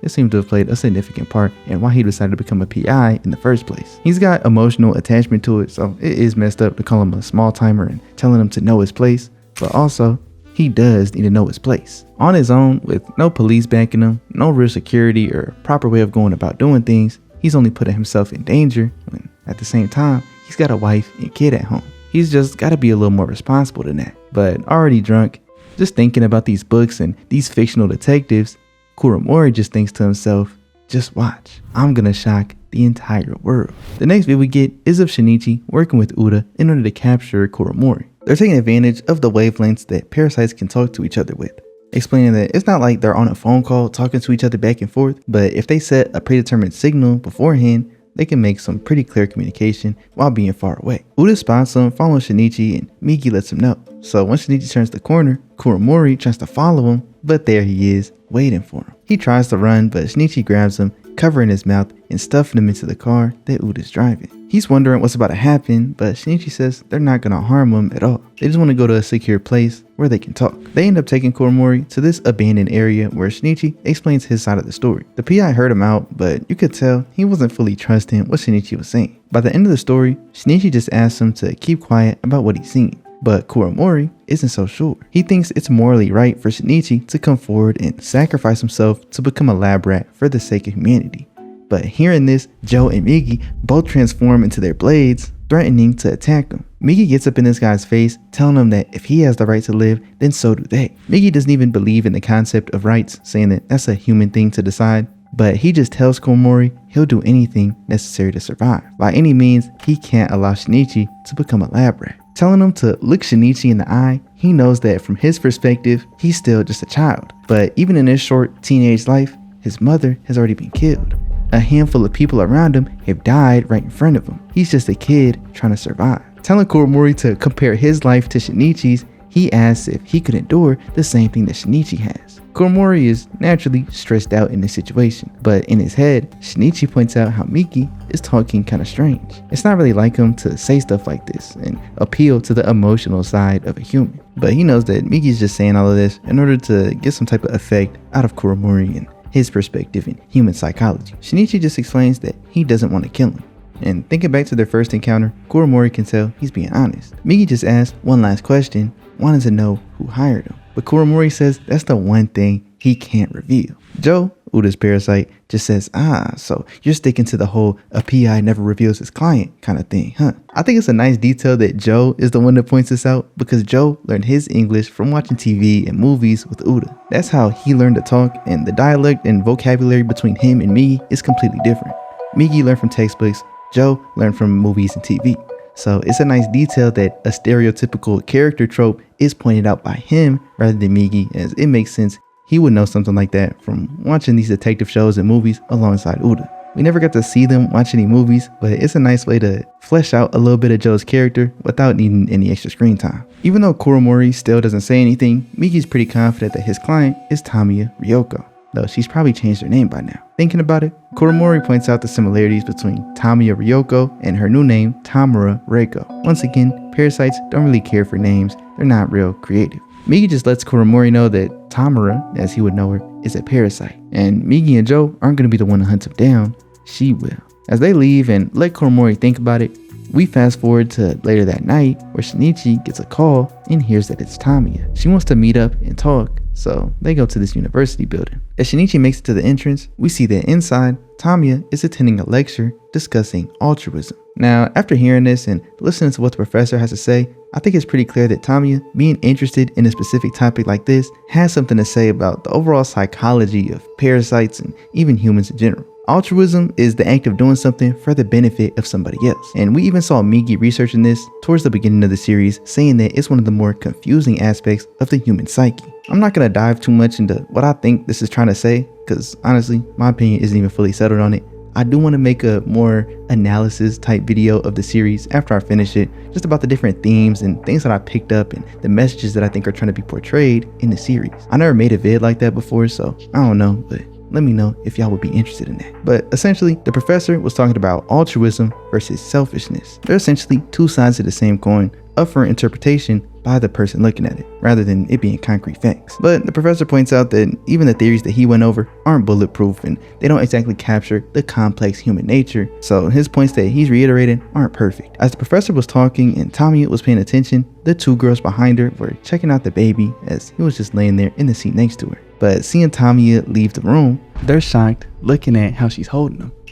She's just grabbing him by the shirt and letting him hang. That's crazy. Going out to the roof, Tamiya meets up with Shinichi, as she can tell that Shinichi is different than before, asking him what happened. Shinichi doesn't answer the question, he just asks if the baby is hers. She confirms as she tells him she hasn't done anything to it just yet. He's kind of thrown off guard by that just yet part, but Tamiya asks Migi if they want to exchange information. It'll be beneficial to the both of them. First, Migi wants to confirm that she was the one who hired that private investigator, and wonders if she ever thought about the risk, putting herself at danger. She's confident that she can handle herself, as worst case scenario, she can always assume another identity. Then Shinichi asks her about Hirokawa, the mayor, wondering what they're doing putting them in office. But Tamiya says she doesn't really know too much about the details. All she can really say is that they're evolving as a species. They're not going to survive by just killing and eating humans however they want. They have to figure out a way to coexist with them. Shinichi isn't buying it because that's the same thing that Shimada had said. But Tamiya says Shinichi has it all wrong. Coexist doesn't mean the way that humans coexist with each other. In the current world, humans and livestock coexist, but at the same time, they're not equal. To livestock, humans are just monsters who feed on them. Shinichi admits that she may be right about that, but thinking about his mom and what happened with the parasite that took over her, he explains that he has reasons he can never forgive the parasite kind. Sensing his hostility, she begins to wonder what happened. According to her, Shinichi doesn't seem like a regular human anymore, but Shinichi doesn't give her an answer. As he's frustrated thinking about the entire thing, her baby starts to whine and fuss as she ponders on the relationship between a mother and a son. She tells Shinichi that she heard about his mother going missing, and seeing him react to this, she asks if his mother was killed by one of her kind. Shinichi grabs his chest as he begins breathing hard, and her baby begins to cry more and more. Tamiya starts to laugh in Shinichi's face, saying that a parasite must have fed on her. She's honestly impressed with Shinichi's rage, saying that it's almost as if it's moving the air itself. Knowing that she would lose to Shinichi right now, Tamiya holds up her baby, saying that she'll just have to use that as a human shield in order to prevent him from attacking. But interrupting this whole interaction, we see those two classmates from that lecture earlier questioning what she's doing. Quickly, she just walks off, and we cut to Shinichi running out the building. He's going at full speed, just sprinting nonstop. And Migi doesn't understand why Shinichi can't calm down. He's extremely pissed off, seeing a mother treat her child like that, rekindling all of these complex emotions about the parasites, about his mom, and about what's happened to him over the past month. He's calling her all types of names in his head, saying that regardless of what happens, no matter what, he could never forgive her. Eventually, he runs out of breath, as finally, he's able to calm back down. Out of nowhere, this fortune teller who has this booth out by the side calls him over. As she can tell, he's been going through something. She asks for his hand. As taking a look at it, she's like, "Ah, I see. You have a hole in your heart, a quite large one at that." Shinichi's shocked because even though she may have meant it metaphorically, he of course literally has a hole in his heart. Both metaphorically and literally, I guess. He asks her for some instruction on how he can close that hole. As she says, the only way is to meet that person who opened it up. If they can talk and discuss everything through, that'll be enough closure to heal him. But hearing this, and thinking about the parasite that took over his mom, Shinichi just smiles, laughing, telling the fortune teller that he killed her. The next view we get is of Tamiya walking out with this man, and we see that somebody is tailing her. After getting word from whoever he's on the phone with, this guy is told to follow the man, so he does that. After some time, he walks out with this girl from an arcade and leads her to a parking garage. As the person tailing him is trying his best to be discreet, he turns the corner and is stunned at what he's seeing. He's backing up out of straight fear, only to run into that man staring him down. He picks him up by his neck like, "Ah man, I can't believe I didn't notice you." As of course, what he saw was a dead body, and now he's next. We cut over to a view of Shinichi heading to school when he gets pulled up on by Kuromori asking for his help. The dude that we just saw get packed up in that parking garage was on the phone with Kuromori. That was one of his boys. And on Kuromori's end, the last he heard of him was that he was going into the parking garage. But now he's too scared to go in by himself. Pulling up there, Migi says that he doesn't feel any parasites are inside. So once they go to check it out, inside it looks visually spotless. You couldn't tell that there were any dead bodies there. But Shinichi, with his heightened senses, says that the scent is awful. To him, it smells like back at his school when that incident had occurred with Shimada. Suddenly, Migi tells him that a parasite is on the way, and it's brought lunch. Getting out of this cab, this girl is wondering why this dude is taking her here, but he says, "Don't worry about all that. Just stand over here." Shinichi and Kuromori are watching from behind this pillar as the parasite can sense Migi, wondering why he's hiding. Regardless, he's gonna do what he's gotta do. Kuromori decides to film it, but popping up out of nowhere is Shinichi. The parasite who brought him here doesn't know what's going on, but Shinichi is yelling for this girl to run, telling her that this dude isn't human. But he just starts to transform, and as she tries to run,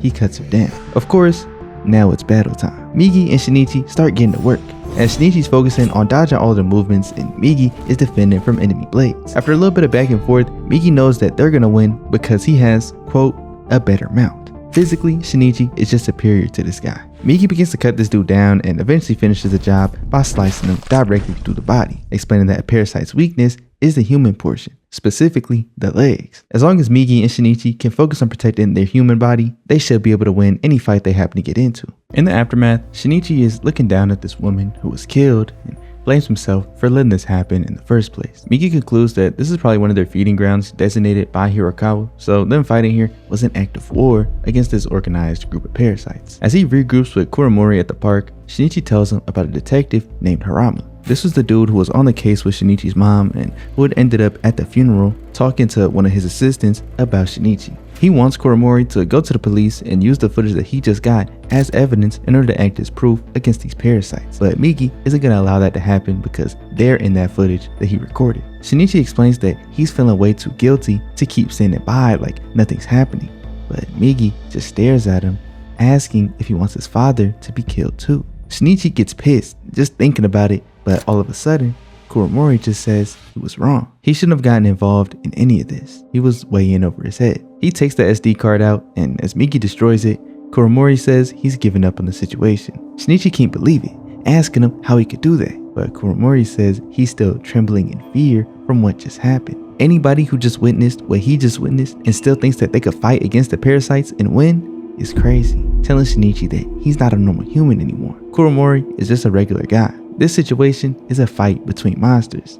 It's not his battle to take on. He apologizes to Shinichi for making those statements about doing what's right for humanity and all of that before, but he's got a wife and a child at home. He just can't afford to risk it. Shinichi is thinking about it later that night, as once again, it's another person calling out Shinichi's distance from humanity. Migi pops up telling him that they shouldn't try to fight if they don't have to, but Shinichi, thinking about it, realizes that if they do fight, they can win, as long as it's a one-on-one. But Migi isn't really too sure about that, saying that they can only win if he decides to cooperate. The next day, Shinichi's just chilling, thinking about his previous fights, realizing that he's been able to win them one by one. He knows that he can make this happen, and using his own life at stake, he can force Migi to cooperate. He not only wants to save as many people as possible, but he just wants to make the area safer for his loved ones. And speaking of his loved ones, coming around the corner at that exact time was Murano. Her and her two friends were talking about what happened between him and Shinichi, how they got into that little feud the last time they saw each other, but just seeing her, he smiles and waves, and Murano doesn't know what to think. He's acting as if nothing happened. She runs off and Shinichi just vows to protect her the very best he can. Over with Hirokawa's organized group of parasites, they're talking about the killing at that parking garage, which is their designated feeding site, saying that they can't just let this slide. Tamiya still wants to keep Shinichi alive in order to continue conducting her research, but others are starting to disagree. Hirokawa makes the call that Shinichi needs to be eliminated, and under the leader's judgment, Tamiya says fine, but at the very least, she requests that his body remains intact afterwards. She wants to dissect him. We cut over to seeing Hirokawa watching another parasite play the piano. This is the guy that we saw at the Yakuza office, as his name is Goto. Hirokawa wants Goto to be the one to handle Shinichi, knowing that Goto is their best fighter, but he says that if Miki wants to handle it, then let him. It could be a good opportunity for him to get a little bit more experience. We transition into a view of this real strange place, a scene unlike anywhere that we've seen before, as Shinichi sees this figure, asking who it is. As it stands up, turning around, it just says, "Ah, so that's how I look, huh? Well, honestly, you don't look too familiar neither," as it holds up a mirror showing Shinichi his face. It's all dead and distorted, and instantly Shinichi wakes up, not being able to comprehend what really just happened. Over at school, he's trying to figure out how he can get Migi to cooperate with him as far as taking out these parasites one by one. He isn't fully sure, but as the bell rings, he starts going to class when Migi grabs onto the windowsill, telling him that they've got company. Realizing that this is an opportunity to get Migi on his side to fight, he says, "Bet, let's go fight him right now." But Migi can tell that they're coming straight towards Shinichi with the intent to kill, and it's not just one of them, but three. Looking at Shinichi, Migi can tell that he's real eager to fight, telling him that if he wants to fight, fighting here at school would be the most beneficial for them. But of course, hearing this and realizing how dangerous it could really be, Shinichi starts to run off, knowing that there's no way he could do this at school. He sprints past Murano, and as she calls out his name, he just tells her that everything's gonna be okay, as she gets flashbacks to what happened the last times he said something similar, which was back at the incident with Shimada. She's worried about what's gonna happen, but Shinichi runs off before they can talk. He ends up running so far to the point where Migi can't detect him anymore, so they get a breather. He decides that it'd be best to fight these three parasites one-on-one. That gives them their best chance of victory. But as Shinichi locks in with the plan, Migi says, "Scratch that." At the worst time possible, he starts getting tired. He tells Shinichi he'll be out for the next 4 hours. He wants Shinichi to stay moving as quick as possible and in a straight line as much as he can. Don't confront them by any means. Now, Shinichi's on his own until Migi wakes back up. He ends up taking a cab into the middle of nowhere, and as he assumes that he must have put some good distance between the two of them, he takes a little break. But another taxi pulls up, and we see the same guy that Kuromori's friend was tailing. This is the Miki character that Goto was talking about. But of course, Shinichi doesn't know that yet. Realizing that it's only one person and there were 3 people coming after him, he assumes that this isn't the parasite that's trying to get him. But Miki just walks up smiling, saying that this is a real nice place. You could get some fresh air, it's not too many people around. He doesn't mind being out here. Shinichi sees him smiling and confirms that he can't be the parasite. But Miki looks him dead in the eye, saying that, "I heard you're a tough one." Instantly, he starts running, not being able to believe that a parasite just smiled and expressed emotion right in front of him. But as he looks back while running, he sees that Miki is trailing far behind. He's unusually slow, which is strange because parasites up until now have always been able to use the max potential of the human body. After running for a while, Shinichi gets a ride from this truck driver, but after getting inside, he starts getting paranoid that he might be one of the other parasites, or possibly even the dog right here on the center console. After some time, he eventually gets dropped off and is relieved that they didn't turn on him. But following up right after him is another truck, and Miki jumps out from behind. He stumbles and falls to the ground trying to land, just laughing it off. But with perfect timing, Migi wakes back up. Instantly going into attack formation, he calls out that there's 3 of them. And Shinichi's like, "Yeah, but I can't find the other 2. Migi corrects him, explaining that inside of this one body, there are 3 parasites. Hearing the name Migi, Miki understands that Migi is called Migi because he's in the right hand, and Migi is the word for right. As he says, his name is very simplistic too. His name is Miki, which stands for 3, since there's 3 of them in one body. As the fight is about to begin, Miki is confident that they're gonna win. We cut over to a view of Kuromori's workplace as it explodes at the hands of 2 of those parasites that we've seen working with Horikawa. Turns out that this was last night, and as Kuromori makes it home, he realized that his door was unlocked. Sprinting to go check in on his wife and his daughter, but he sees the both of them dead inside of his room.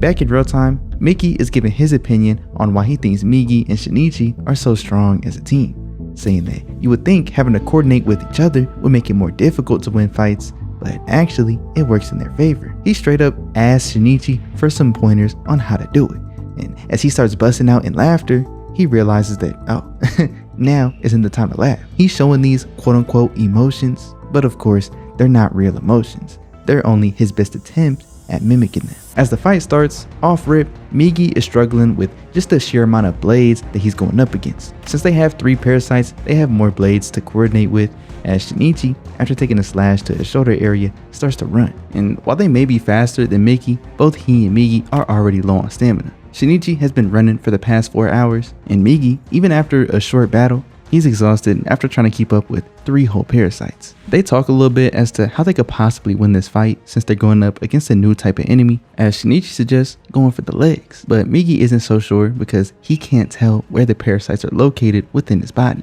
But as they're talking about what to do next, pulling up on top of this truck is Mickey, as he's caught up to him. When confronted, they know that they can't keep running because they'll be out of stamina real soon. So Migi agrees with the plan to go for the legs. Mickey sends out an attack and Shinichi deflects it with his bare hand. And as Migi goes under, he sneaks in an attack to the left leg, but it can't even cut through. Mickey just laughs, saying that the victory is his. But as he goes in for the attack, his 2 blades clash into each other, not hitting Shinichi at all. Just seeing that, Migi says that he's starting to get a little bit better of an idea as to what's actually going on. When he attacked the leg, he knew that what he hit wasn't human. But seeing how his arms are moving, he's fully confident that the head is still the control center. He still can't tell where the parasites are located, but he's confident that if they decapitate him, they'll win. He tells Shinichi to head into the woods. Since Mickey lacks coordination, he's more likely to get caught up with so many obstacles in the way. Migi points out how regardless of whatever happened throughout the fight, the head had never morphed and joined in. That's why he knows that the head has to be the control center, as it's just trying its best to focus on coordinating everything else at the same time. Even though they're technically going up against 3 parasites, it's really only one that they're fighting against. They just have a little bit of extra power from the other 2. Migi knows the only way to win this is through decapitation, so he tells Shinichi to run in a straight line towards him on his signal. Shinichi isn't so sure about it, but Migi just says, "Trust me." Shinichi begins to dodge Mickey's attacks in a very predictable manner so that he'll eventually pick up on what their next move is. And as soon as he does, Migi tells him to go and commence the plan. Shinichi runs in for the attack as we see that Migi's plan is working out flawlessly. Mickey was already overwhelmed with the task of coordinating everything together, which made Shinichi's switch up of his actions so unexpected that his straight on attack was easy to dodge. Getting in close range, Migi was able to slice off Mickey's head, effectively completing his plan. But just as they thought they won, Migi says there's no way. He didn't know that was possible. From Mickey's right arm, another parasite transfers to the head, as he says now it's time to get serious. He commands Mickey to come back, telling him to stay as the right hand. He's not built to be the lead. With this new lead in place, Migi can tell that they're much more unified than before. Now, instead of sensing 3 different parasites, he can only sense 1. But even before that happened, just right after he decapitated him, Migi sensed a total of 5 different parasites sharing the same host. Essentially, there are 5 in that same body. And while Mickey was able to unify 3 of them so that there was one group of 3 and then 2 individual ones, this new lead unifies all of them to act as one unique life form. While the 2 of them are impressed, they can realize that the situation is more dangerous than ever. As his head goes back to normal, he tells Shinichi that he recognizes him. And we see it's Goto, the one that had ran up in that Yakuza office and made eye contact with Shinichi back at that day when he had met up with Kana. As he starts moving around, he's flying through the trees with perfect precision, and Shinichi is just barely able to dodge his first attack. Now, them being in the woods is only bringing more of a disadvantage to them. As Shinichi tries to run, he's taking attacks from Goto, but eventually he's able to make it out into the open road. Goto's impressed with Shinichi's speed, but says at the end of the day, he's still human. He transforms his legs, completely primed to running on foot. As over with Shinichi, he tries to wave over a truck to get a ride, but it runs right past him. But Migi isn't giving up on the opportunity. He reaches out and grabs onto it, pulling the both of them onto the bed. But they see Goto sprinting and hogging them down. Migi tries to attack while he's doing all this running, but Goto still keeps up. The driver doesn't know what's going on to the side of his car, and as Goto climbs to the side of the truck, Migi reaches around, moving the steering wheel so that Goto gets hit by an oncoming truck, completely sending him flying. Of course, the truck stops, but looking back at it, he doesn't want to get involved at all. He's like, it's not my fault, I promise. This dude flees the scene, while the other two are trying to check on Goto and see if he's still alive. But he just stands up, saying that he lost too much blood. While the two of them were trying to help him out, he eats him to regain some strength. We cut over to a view of Kuromori being interviewed by the police, as he's not being that cooperative, just asking to meet with a detective named Harama. As somebody else comes in, not Harama, he says he's not going to question what he knows about Harama and how he's related to this specific case, but this detective is going to assume that Kuromori knows something about the parasites. And just hearing the word parasites, bro starts going crazy. Back with Shinichi, Migi's telling him that they've got to get some food and a change of clothes, but Shinichi doesn't have any money. This dude Migi took some money out of that truck driver's pocket just in case. And while Shinichi says he can't steal like that, Migi says he's not human. He's not bound by human laws or morals, so he don't want to hear it. As Shinichi changes and goes to get something to eat, he hears on the news about the family of Kuromori being murdered, and his first thought is to call his dad. Thankfully, he answers, and Shinichi just tells him he's not going to be home for a while, and he needs his dad to leave the house. Pops don't know what's going on, but Shinichi doesn't have time to explain. He just asks Pops to trust him. He explains that he's been a good son for his entire life. He's not trying to act up right now out of nowhere. Pops still isn't sure, but Shinichi just tells him that a monster is coming to the house. That same one that killed Mom. And hearing this, he knows that Shinichi wouldn't play around with something like that. So just making sure he's safe one more time, he agrees to leave. As for Kuromori, he's finally gotten a chance to meet with Harama. And after such a tragic event, Kuromori is still in shock. Harama's telling him that he still has the opportunity to avenge his family's death. And he just starts going on about how ever since he was a child, he's always admired the legendary detectives. This passion has stayed with him even into his adult life, where he's managed to become a private investigator, but look at where it's ended up for him. Harama tells him that he can still be a great detective and once again, avenge his family. And finally, Kuromori just says he has some information he'd like to tell him, but he wants a place to calm down and some pen and paper so he can get his jumbled thoughts together. Of course, Harama sets him up. We cut back to this dreamlike state that we saw earlier, and Shinichi is talking with Migi. Turns out, this is Migi's true appearance. Migi tells him that this is their 16th time meeting inside of Shinichi's dreams. Ever since the two of them merged together when Shinichi was almost killed and Migi had to save him, Migi has been able to communicate with them like this. But the 30% of Migi's cells, which are infused within Shinichi's body, aren't enough to have any lasting communication outside of this dream state. So, knowing that he'll never remember anything, he just walks off. And as Shinichi wakes up after sleeping all night on this bench, he can't remember a single thing of what just happened in that dream. We cut over to this conversation between Tamiya and these two parasites who had blown up Kuromori's workplace and killed his family. She just calls them foolish for not killing him alongside his wife and kid. But the lady over here is like, why not just go and kill him next? It's simple. But Tamiya tells them they don't understand human nature. Humans aren't individuals. Instead, they're a single life form made up of the billions of humans around the world. Humanity has a brain across Earth, and as soon as the parasites act in opposition to that brain, they'll lose. Hearing Tamiya talk like this, they're confused, wondering if she's still even on their side. They can tell that something about Tamiya is off. Over with Murano, she's thinking about Shinichi as he didn't even go to school yesterday, and the last time that she seen him, he was acting as if something really bad was about to happen. Out of nowhere, Tachikawa pulls up, giving her his backpack, telling her to go and drop it off at his place so they can have a chance to talk. Elsewhere, over at the hotel where Harama had set up for Kuromori to get his thoughts together and write them down, it turns out he ran away. But he did leave a handful of notes about Tamiya, what he knows about the parasites, and this quote-unquote partner, which he's remaining anonymous. Over with Kuromori, he looks like a dead man walking, just intent on avenging his daughter and his wife. That's all that he could think of. Back with those parasites from before, after Tamiya has left, they're talking with each other, saying that Tamiya isn't one of them anymore. She must be handled as a threat to their kind. And finally, over with Tamiya, she's feeding her son, pondering why she was born in the first place. As a sentient being, her mindset is slowly leaning towards that of a human. rather than what we would think of a typical parasite. We cut to later that night as we see Kuromori watching Tamiya walk inside her building, but she suddenly stops and turns around as she can sense 3 parasites with hostile intent. She walks into an open area so that they have the opportunity to confront her, and of course, it's those 3 parasites that we saw earlier. They're a tad bit disappointed that they were found out, but Tamiya says there's no way she couldn't have noticed. The most powerful signal that parasites can emit is their intent to kill, as she says, after all, hatred is a very powerful thing. They explain that it's just the 3 of them who decided to come here and finish her off.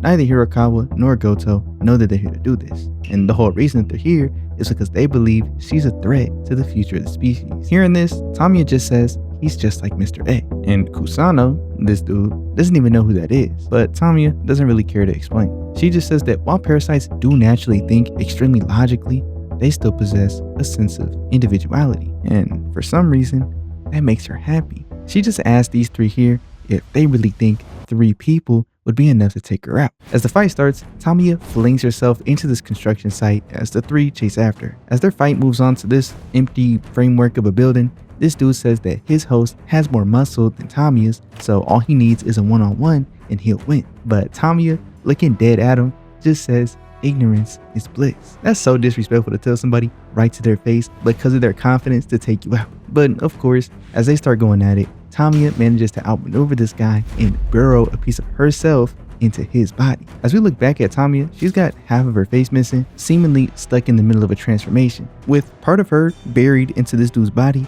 she just runs off. Kusano is confused as to why she would even do that.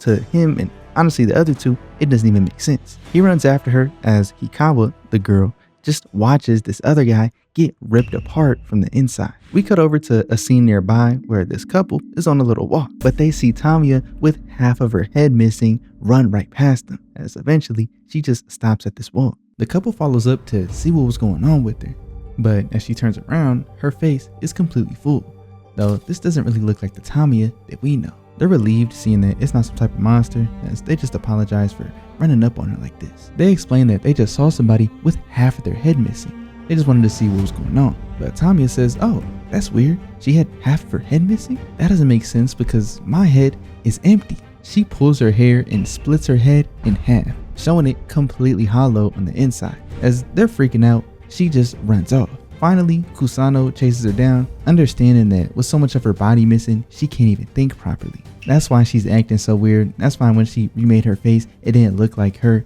Everything with her is just completely backwards right now. He says that he doesn't even have to go and chase her down because she's gonna end up getting herself killed.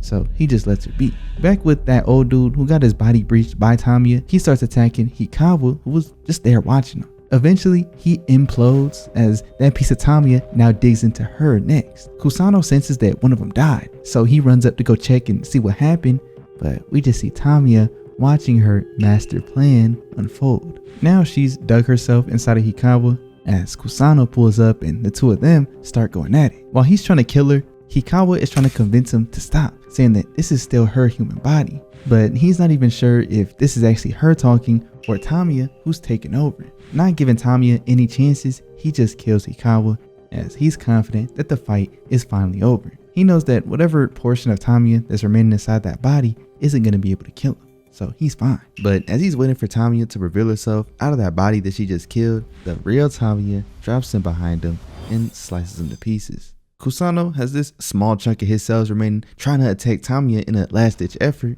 but he's not big enough to do any real damage. Tamiya tells him that parasites can exist outside of their main body source for a limited amount of time. Of course, she had completely outplayed him from the very start.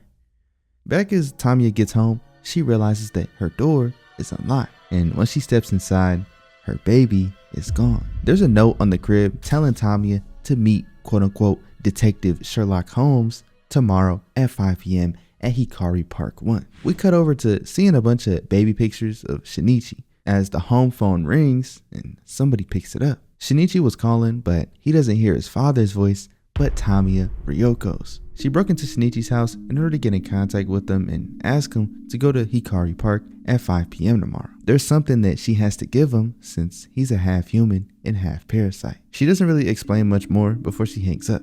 And as she's scrolling through these pictures on Shinichi's family computer, she sees a picture of Shinichi and his mom, once again thinking about the relationship between a mother and her child.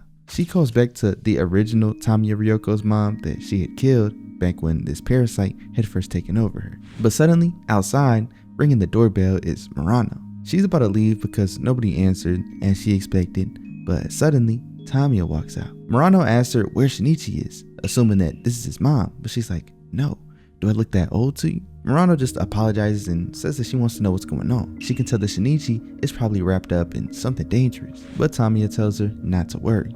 Soon enough, he'll be back and he'll be completely fine. She walks off and Murano wonders where she's seen her before, realizing that she looks familiar. Of course, Tamiya had taught back at her school for that short period of time, but clearly it wasn't long enough for her to remember. Later, as she regroups with her friends, she's thinking about that time when she last saw Shinichi before leaving on that trip to go visit his dad. She's hoping that when he comes back this time, he'll truly be back. Suddenly, as a bus passes by, Murano somehow notices him through the window and starts chasing after him. As she manages to catch up to the bus, Shinichi has already gotten off, but she spots Tamiya, who she had just talked to not too long ago. She starts running after her, but eventually Tamiya is able to escape. Cut to Tamiya's place and Harama finds this note that Kuromori had left. And then fast forward to him and he's holding the baby, just messing around with him, keeping him entertained, but Tamiya pulls up right behind him. Over in other places around the park, we see both Murano and Shinichi are there independently, but nobody knows that anybody else is there. Kuromori gets confronted by Tamiya, as she says she, quote, understands Kuromori's behavior, but he says she could never understand what it means to be human. She could never understand the weight of living your entire life and building something up just to have it all snatched away from you. Remember, his family was killed by her associates and he knows that she had to be involved. Kuromori says that even if he killed this baby right now, she wouldn't grieve. It's not her baby, it's a human baby. Tamiya just stares at him, while over with Shinichi, Miki senses this strange signal he's never felt before. He can tell that it's Tamiya, but he can't understand what type of emotion she's feeling right now. Kuromori says that she could never understand his pain, but if she can feel even one bit of the grief that he felt, then he's fine with that. He begins to toss this baby over the railing, but instantly is stabbed from behind by none other than Tamiya. He claims that he was just joking. He could never do something like that, but honestly, he never expected her to actually kill him for her son. Covered in blood, Kuromori just falls over the railing, as Tamiya admits that she's surprised as well. We get views of Shinichi, Murano, and eventually Harama and some officers arriving to the park. This lady screams out, having found Kuromori's body, and as they rush towards the scene, he's telling Kuromori to keep fighting. He just lets them know that Tamiya is wearing all white and is holding a baby that has some of his blood on him. With that info, they go looking and Harama is asking for one last thing from Kuromori. He wants to know who this anonymous partner was that he mentioned in his notes. He's trying to figure out if the partner's human, if he's Parasyte, what his name is, anything that Kuromori can tell him. Kuromori confirms that he is human. He's a human with a family. Just like Kuromori, they got taken away from him. Harama is begging for his name, but with Kuromori's last words, he just calls out to his wife and his daughter, saying that he'll be with them real soon. And finally, he's glad that he didn't end up killing the baby. With that, Kuromori loses consciousness and Harama isn't even upset that he didn't give up the info that he wanted him to, but instead, he's proud of Kuromori for doing everything that he did from his position. He says that in the end, he'll be remembered by Harama and everybody else as a true hero. Just like Kuromori wanted, he was a great detective until the very end. Elsewhere in the park, detectives are looking for this woman in white clothes holding a baby, as Harama knows that this is possibly their last opportunity to catch her, so they gotta take advantage of it right now. Meanwhile, over with Shinichi, he's over there with Tamiya, who had asked him to meet here. She's just standing there with this blank expression on her face, and Shinichi is getting pissed off just looking at her. But Miki tells him to stay calm just in case they have to fight. Tamiya explains that she doesn't have a great feeling about what's gonna happen, so she's gonna keep things short. She tells Shinichi that she's killed 38 humans, most of them for food. but she honestly thinks that her numbers are pretty low in comparison to other parasites. She was able to keep those numbers low by eating what normal humans eat, so it is possible for parasites to exist on a human diet. She also explains that she's done a lot of research on humans themselves, wondering what humans are and what parasites are and how they correlate to one another. Her final conclusion is that parasites and humans are a part of the same family. Parasites are children of the human race. Shinichi isn't trying to hear any of that. To him, parasites are monsters, but Tamiya just explains that parasites are a fragile species. They're not able to survive on their own. She asks Shinichi not to be too rough on them. Understanding Shinichi and Migi's case, she knows that they're rare beings. That's why she called them out here to tell them all of these things. And finally, she wants to give them a word of advice. Against Goto, that guy that they fought recently, it's best for them to not fight. If he had been in control from the very beginning, they'd be dead right now. Tamiya had created Goto as an experiment. As she says, essentially, he's invincible. She just asked Shinichi not to be too rough on their kind, but now she's calling Goto invincible. Calling out the contradiction, she doesn't even explain herself, she just ends up laughing. As finally, she has one last thing to tell Shinichi about Hirokawa, the mayor. But coming around the corner is Harama and all of his agents. Harama can't believe that he's seeing Shinichi right here. He says normally it wouldn't be weird. It's just a woman with her child having a conversation with this teenager. But something is telling him that there's more to Shinichi than what he says. Looking at Tamiya, this is his first time looking at a confirmed parasite right before his eyes. He sees her holding the baby with Koromori's blood on it as he calls out to Tamiya saying that she just killed a man. But Tamiya is claiming that they have the wrong person. Just as a precaution, Harama calls out to Shinichi by another name, Ikeda, telling him that they've met before, so he should be able to recall what his name is. This is a quick test he's running in order to see if it's a parasite shapeshifting as Shinichi or if it's actually him.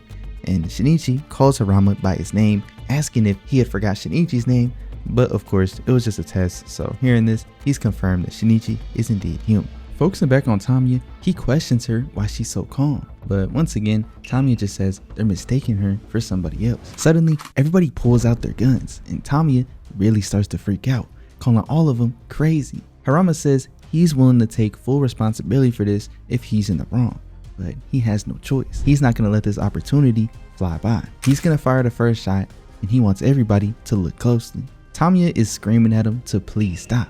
She has her baby with her in her hands. He fires a shot, which echoes through the park.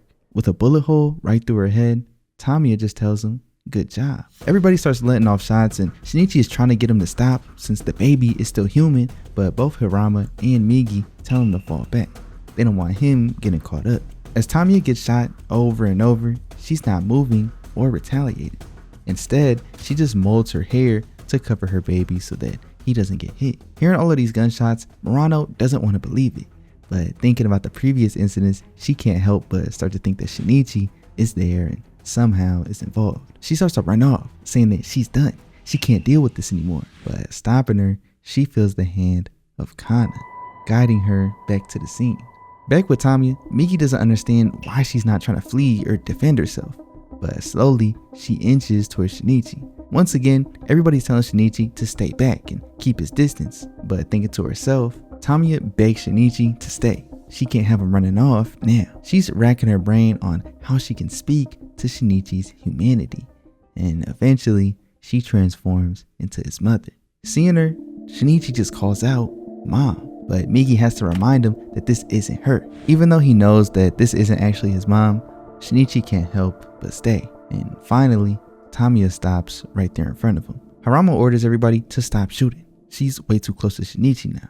And standing face to face, Tamiya lets him know that for a while now, she's been wondering what her purpose was being born into this world. She would question herself and then find the answer, but that only bring upon even more questions that she would have to find the answer to. She's pondered many philosophical ideas to the point where she's okay with everything now. She knows that the more she understands, the more she doesn't.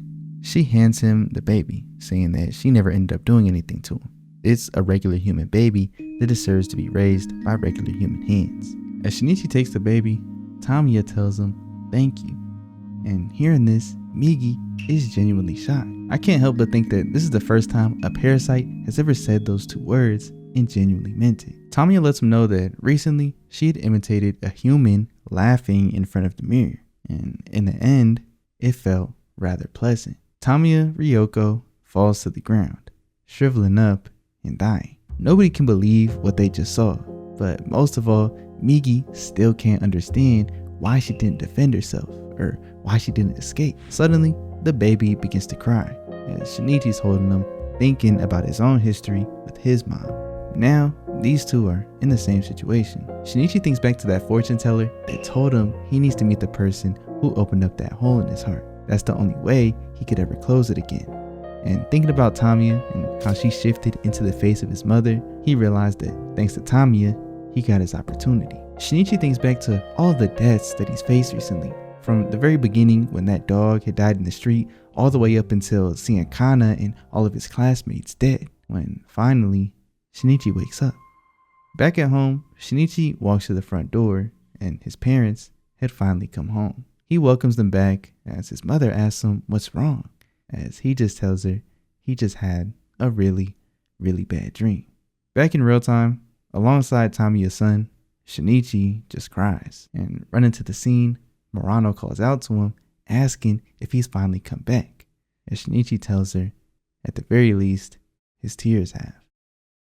After Tamiya Ryoko's death, the police are all doing their cleanup, getting interviews from everybody involved, and we just cut forward to seeing Murano on her way to school a little while later. She eventually gets pulled up on by Tachikawa and Akiho. Akiho asks about Shinichi, but Tachikawa tells her not to press up on the subject too much. She's sure that there's a lot of things going on, as eventually Murano just says he should be able to come back to school soon. She's thinking about the incident, and we get some context that it had never even made the news. It was completely swept under the rug. But the only thing she really cares about is that Shinichi is back.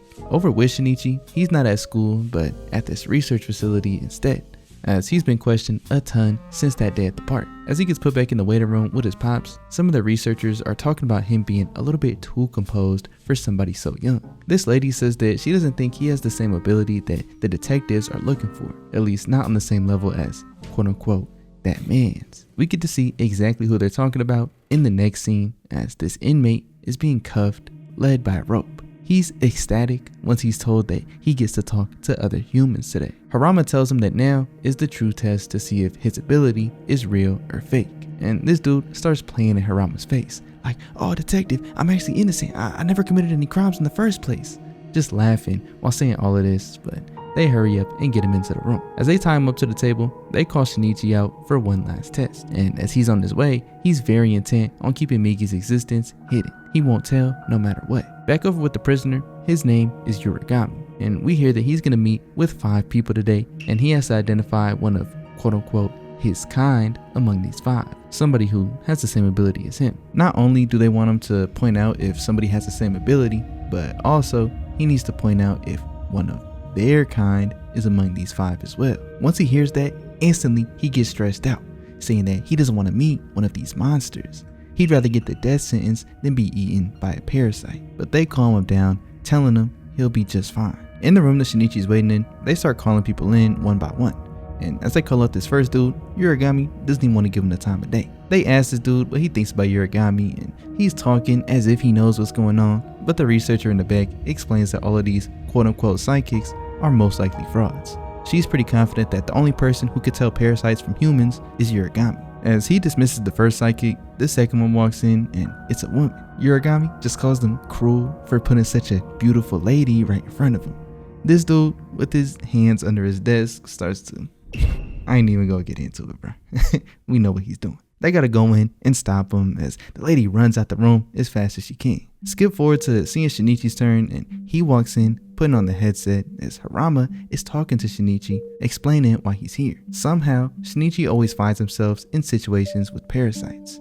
Harama's curious if something about Shinichi attracts parasites, or maybe he has the ability to tell them apart from humans. As Shinichi denies, saying that he doesn't know anything about it, Harama thinks to himself that Shinichi is probably that quote-unquote partner that Kuromori mentioned with his last words. But whenever he brings Kuromori up to Shinichi, he doesn't react at all. Harama says it's hard to believe that a high schooler will be able to suppress his emotions at such a level, but also, he can't rule him out 100%. As they're trying to start the meeting between the two of them, this dude Yurigami had fell asleep. And as they wake him up, he just sees Shinichi calling him cute for a boy. If they was in prison right now and he dressed him up as a woman, yo, this dude was talking crazy. But suddenly, after making eye contact with him, Yurigami locks in. He has this completely different demeanor now as he tells Harama to make Shinichi look him in the eye. As he does, Shinichi is met with this death stare and he has no clue what's going on. He's starting to question if Yurigami is maybe a parasite.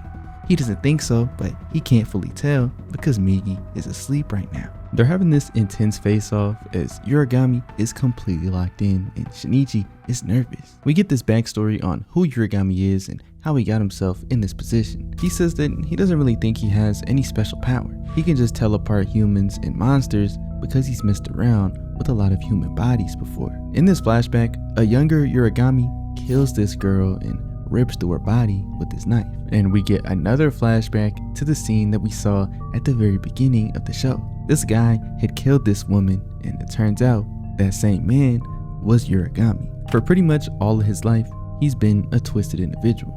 He recalls the first time that he saw a parasite in person, and while he was shocked, he was hesitant to approach because even he knew it'd be unnecessarily dangerous. Eventually, once he built up the courage, Yurigami just stood around the city waiting to see if he could find one. And eventually, when he did, he followed it to see what it would do to the humans it would lure away. He followed it into this parking garage and ended up seeing a mangled and tore up human body. And as he walks up to it, he's like, I guess it's not that different than what I would do.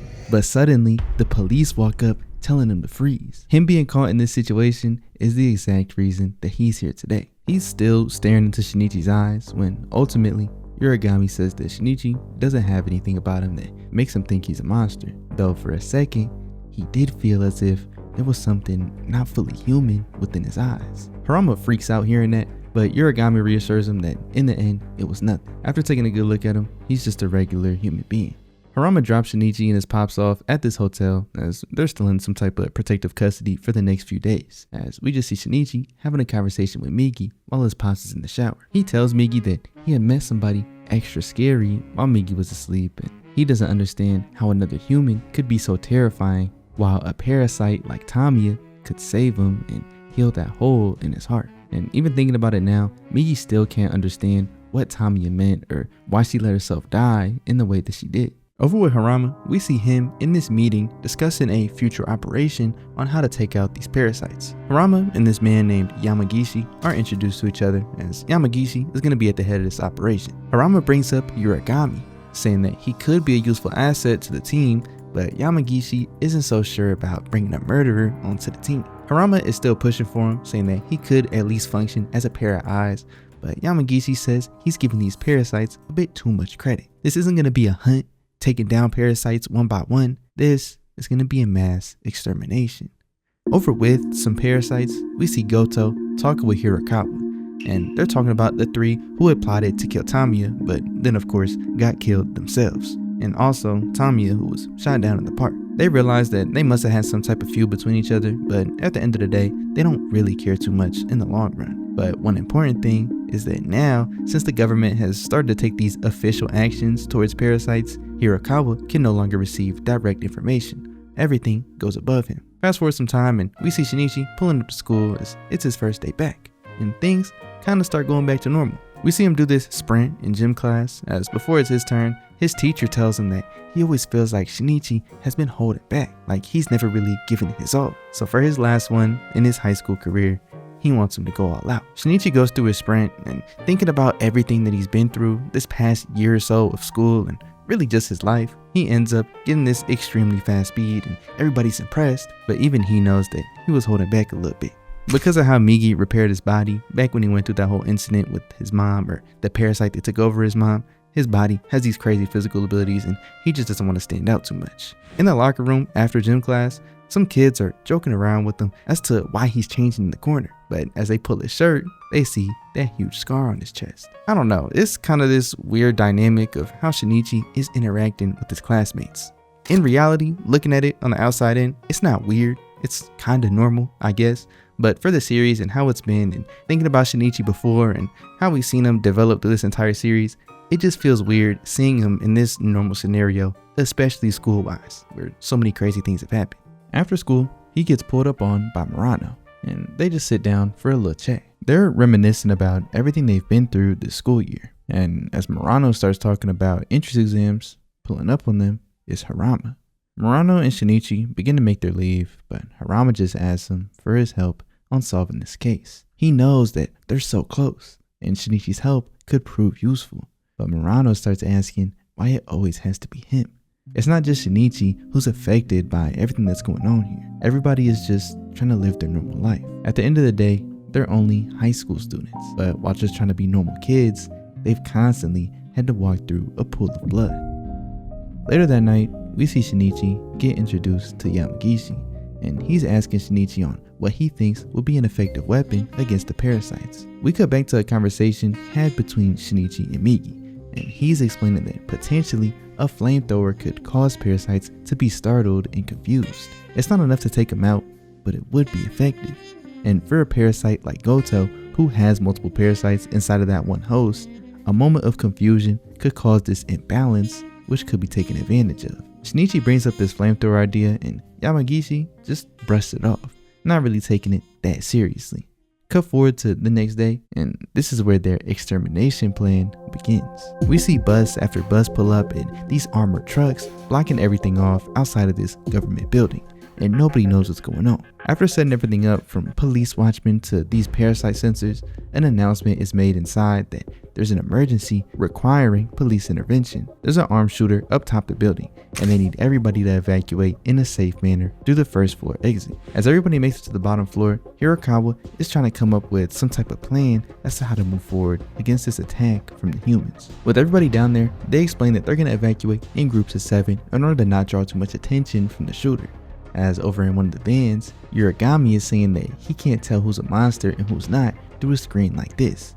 He would just have to see them in person. Entering that same surveillance van is Shinichi, as Yurigami just calls them all pathetic for having to recruit help from not only a killer, but a minor as well. They sit Shinichi down in front of one of the monitors as Harama asks him if he can point out anything different in any of them, but Shinichi can't really tell. Suddenly, Shinichi thinks back to some of the last words that we heard from Tamiya Ryoko, as she was going to tell him something about Hirakawa, the mayor, but their conversation was cut short by Harama and his men. Over with Hirakawa, the people are suggesting that he should evacuate first, but he says no. They all gotta prioritize the children, the women, and the elderly. The workers in the government building should wait until the very end. At first, I saw this as a way for him to keep up this disguise of caring about the people, but this is even more dark because he knows that the humans' goal is to take out the parasites and people are gonna die. So sending out the women, the children, and the elderly first to go meet their fate in order to save himself and his parasites until the very end is crazy. As we see this first group of 7 walk by, we understand that there are these 2 vans with sensors detecting any non-human material. The first batch, as well as the second batch, is completely clean, but once they get to the third, eventually they find one. They're able to tell by this lack of human matter in the brain, and as Yamagishi calls it out, these men step around her, luring her off to the side, and she's met with 3 armed shooters at point blank range. After taking these close-up shots to the chest, she transforms, trying to go into attack mode, but they're able to gun her down. We can understand that this strategy works against them because of the type of bullets that Yamagishi planned for them to use. Every shooter is equipped with these large shotgun shells in order to cause as much damage as possible while getting them in this close range. Even if the parasites were to rearrange their body in the location of their vital organs, not only will they lose a lot of blood, but there's a good chance to penetrate something important. With enough spread and enough damage being close range, they can't protect their entire body. The people inside start questioning what those gunshots were, but they claim it was intimidation shots from the shooter up top.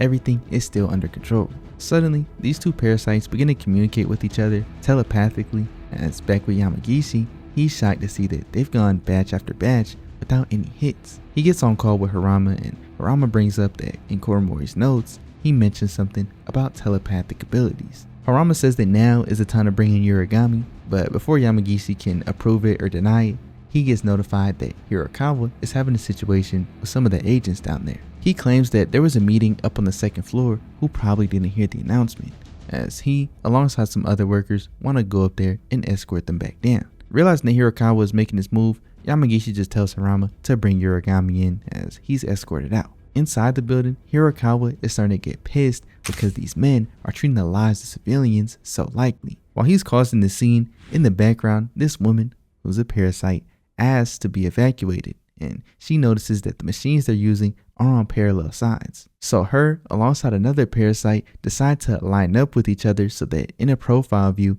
they can't tell what's really going on. As Yurigami makes it to the scene, they see this same batch walk through, and immediately he's scared, saying that there's a monster right there. In panic, one begins to run, but as they shoot him down, he's like, nah, y'all got it all wrong.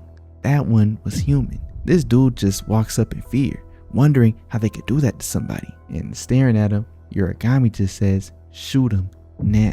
Before they can act on it, one officer gets his head cut off and another one has to gun the parasite down, but they damage the equipment in the process. Another parasite gets shot, but her body flies through the window, causing all types of chaos inside. With these shots and bodies all flying through, everybody goes into complete panic.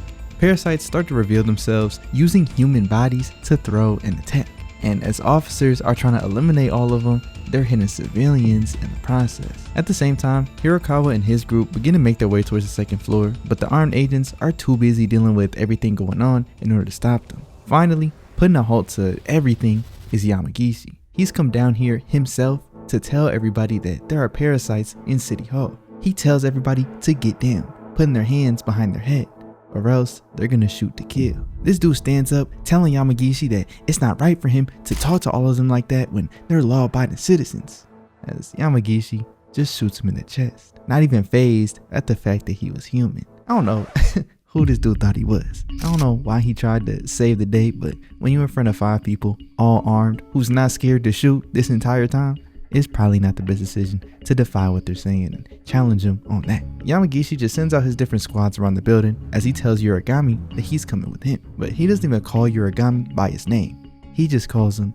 Killer, since that's what he is. This whole time, the detective who was assigned to Yurigami is struggling to come to terms with what's going on. He's wondering if what they're doing is justifiable as self-defense, or if they're all murderers for killing civilians in broad day like this. He's having his own moral dilemma just being here, and he's not even the one shooting. Back in the main hall, a parasite grabs a human using his body as a shield and starts running to try and escape, but they shoot through the human in order to gun him down as the body of the parasite lands on top of somebody who's just lying there on the ground. It's just a twisted situation all over. Upstairs with Hirokawa, he pulls up on Goto. They both ask each other why they're not trying to escape, as Goto says he wants to watch how the enemy is gonna fight, while Hirokawa says he doesn't really see a reason to run. Regardless, the both of them are gonna do as they wish. Over with Yamagishi, he hears that one of his squads got taken out, so he splits his squad up into 2. He sends off Yurigami with the other squad, once again calling him Killer, as Yurigami tells him, you know, you're a killer too. The detective, who was assigned to Yurigami, is asking Yamagishi how he's gonna identify who's a parasite and who's not. But Yamagishi says he's starting to get the hang of how to identify these monsters from humans. He believes he'll be alright. With the squad that took Yurigami, they run into this wiped out squad from before. And as they're making their way through the building, they find a locked door. Inside were these 2 humans messing around in a closet, as they were too secluded from the PA system to hear any announcements, so they just looked dumb. Yurigami confirms that they're both human and the squad moves on, but he points out to the detective that if he wasn't here, the 2 of them would have been shot to death right now. He was already dealing with this moral dilemma of killing civilians as a side effect of eliminating the parasites, and I'm sure Yurigami noticed that, saying this to get even more into his head. The crazy part is, he doesn't even benefit from this. He's just doing it for the love of the game. Over Yamagishi's group, they run into this dude who's grateful to finally run into somebody who can tell him what's going on.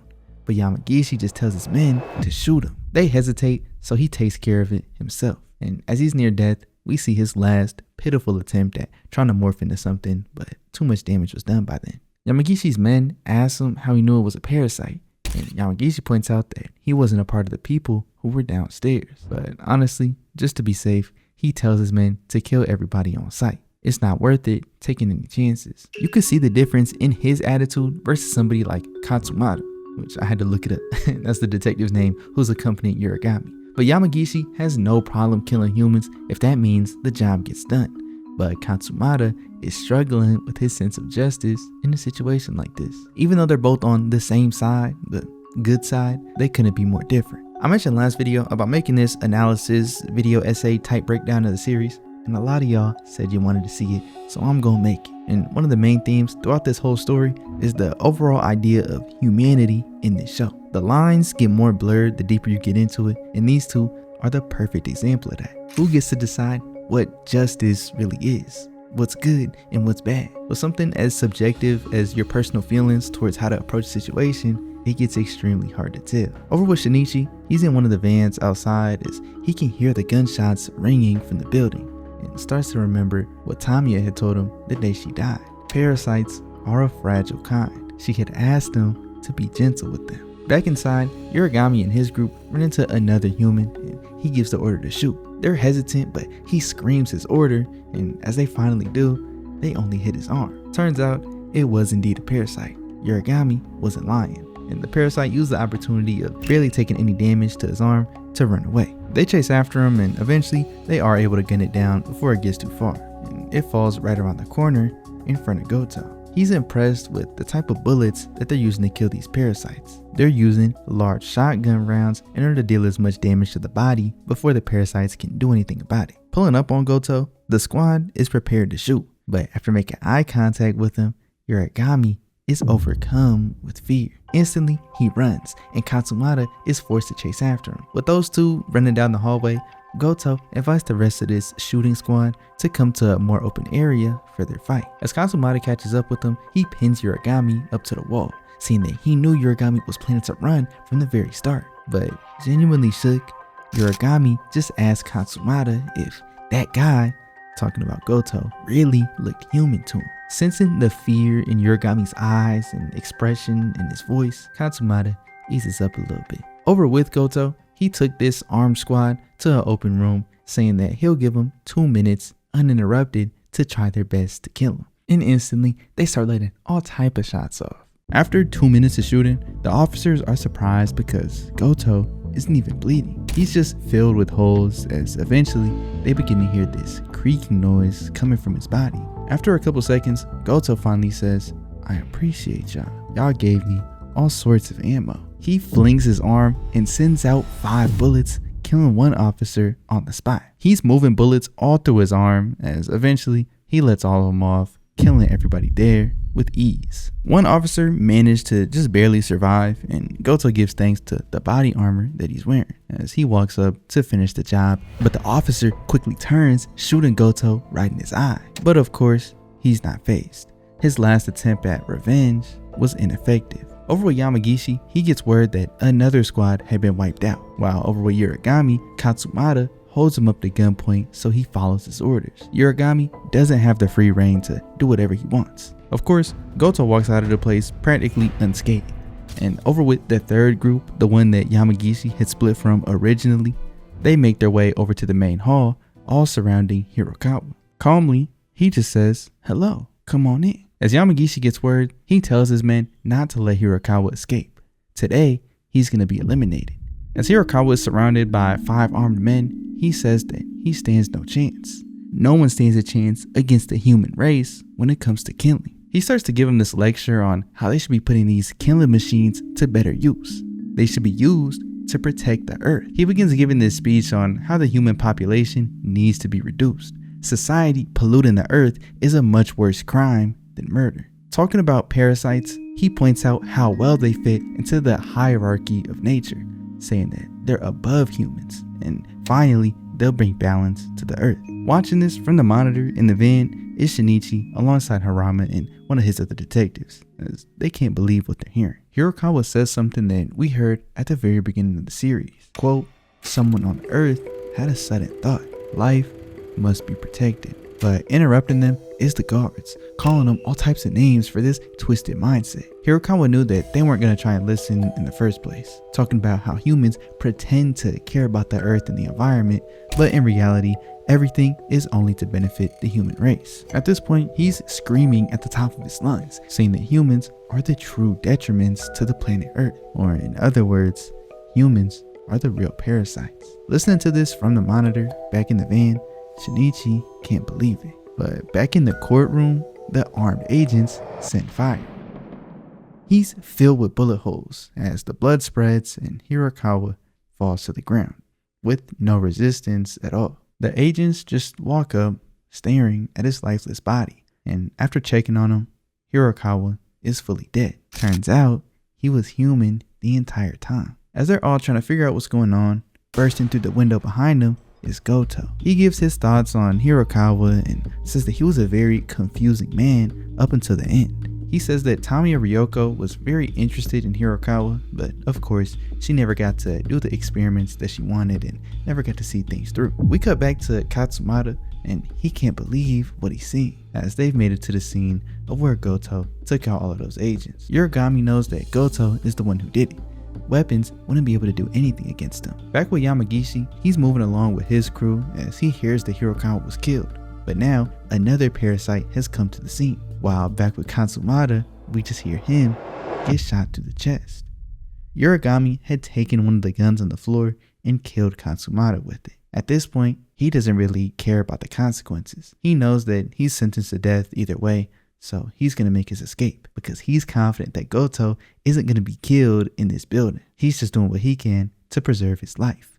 Over with Goto, he's thinking about the philosophies of both Tamiya Ryoko and Hirokawa, as he explains that he doesn't really think too deep about anything like the two of them do. The only thing that he's sure about is that his reason to live is for fighting. Over with Shinichi, Migi pulls him off to the side, telling him it's time to go. The way he sees it, the humans have won. The individual actions of Shinichi or Migi aren't going to make much of a change at this point. Now that the humans have taken definitive action, they have whatever means they feel like to wipe out the rest of the Parasyte. Over with Yamagishi, his squad is going through the hallways as Goto pulls up on them. In the second that they fire from both sides, Goto is able to dodge every single bullet and wipes out the first squad in an instant. As Yamagishi's group moves in, they see Goto standing on the table, mocking Yamagishi and the squad. He says that he thought humans were supposed to be the most intelligent life forms on the planet. They should be able to fight smarter. They try shooting again, but of course, Goto dodges them, running behind two men, stabbing him and using them as human shields. One removes his mask, begging them not to shoot, but Yamagishi says he's already as good as dead, fired through them. As they slowly retreat, Yamagishi thinks how ironic it is that Goto excels inside of man-made structures. That's going to be the reason for their downfall. They start making their way up towards the roof, and Yamagishi is the first out, telling his men to scatter around. But as he turns, Goto is the only one behind him. His other two men were taken out and he couldn't even notice. He starts to question Goto on how he even works, as Goto explains that he reinforces his entire body, but he's not invincible. He did get a little bit careless, and just due to the amount of people that they had shooting at him, he took a tiny bit of damage. In the middle of his talk, Yamagishi tries shooting at him, but Goto deflects it, using his arm as a shield, eventually dodging the large missile that Yamagishi sends towards him. As he finally attacks, he sends Yamagishi flying, making their difference in speed extremely apparent. And as Goto stands over his body, Yamagishi asks, just who even are you? Goto says he is a wild organism. What even are humans in the first place? And Yamagishi can't explain them as anything else but organisms. He has a flashback to what Shinichi was telling him about maybe using a flamethrower to stop Goto, as he finally agrees that that might have actually been a good idea. Something flies off the edge of the building and hits one of the trucks, landing in the bushes.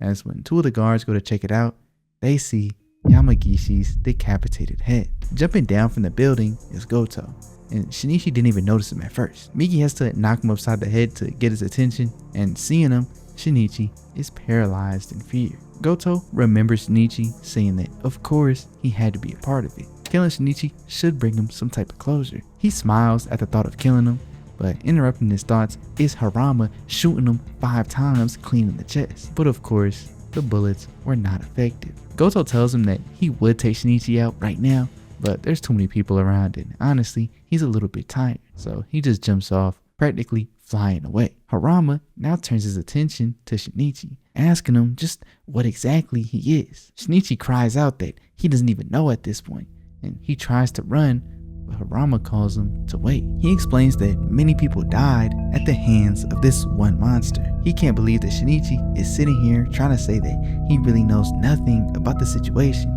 Clearly, he's met Goto before, and Harama wants to know how. Shinichi claims that he really didn't know that one Parasyte could be that strong. And as the guards call out that another head just fell from the sky, Shinichi walks up and sees that it's his own.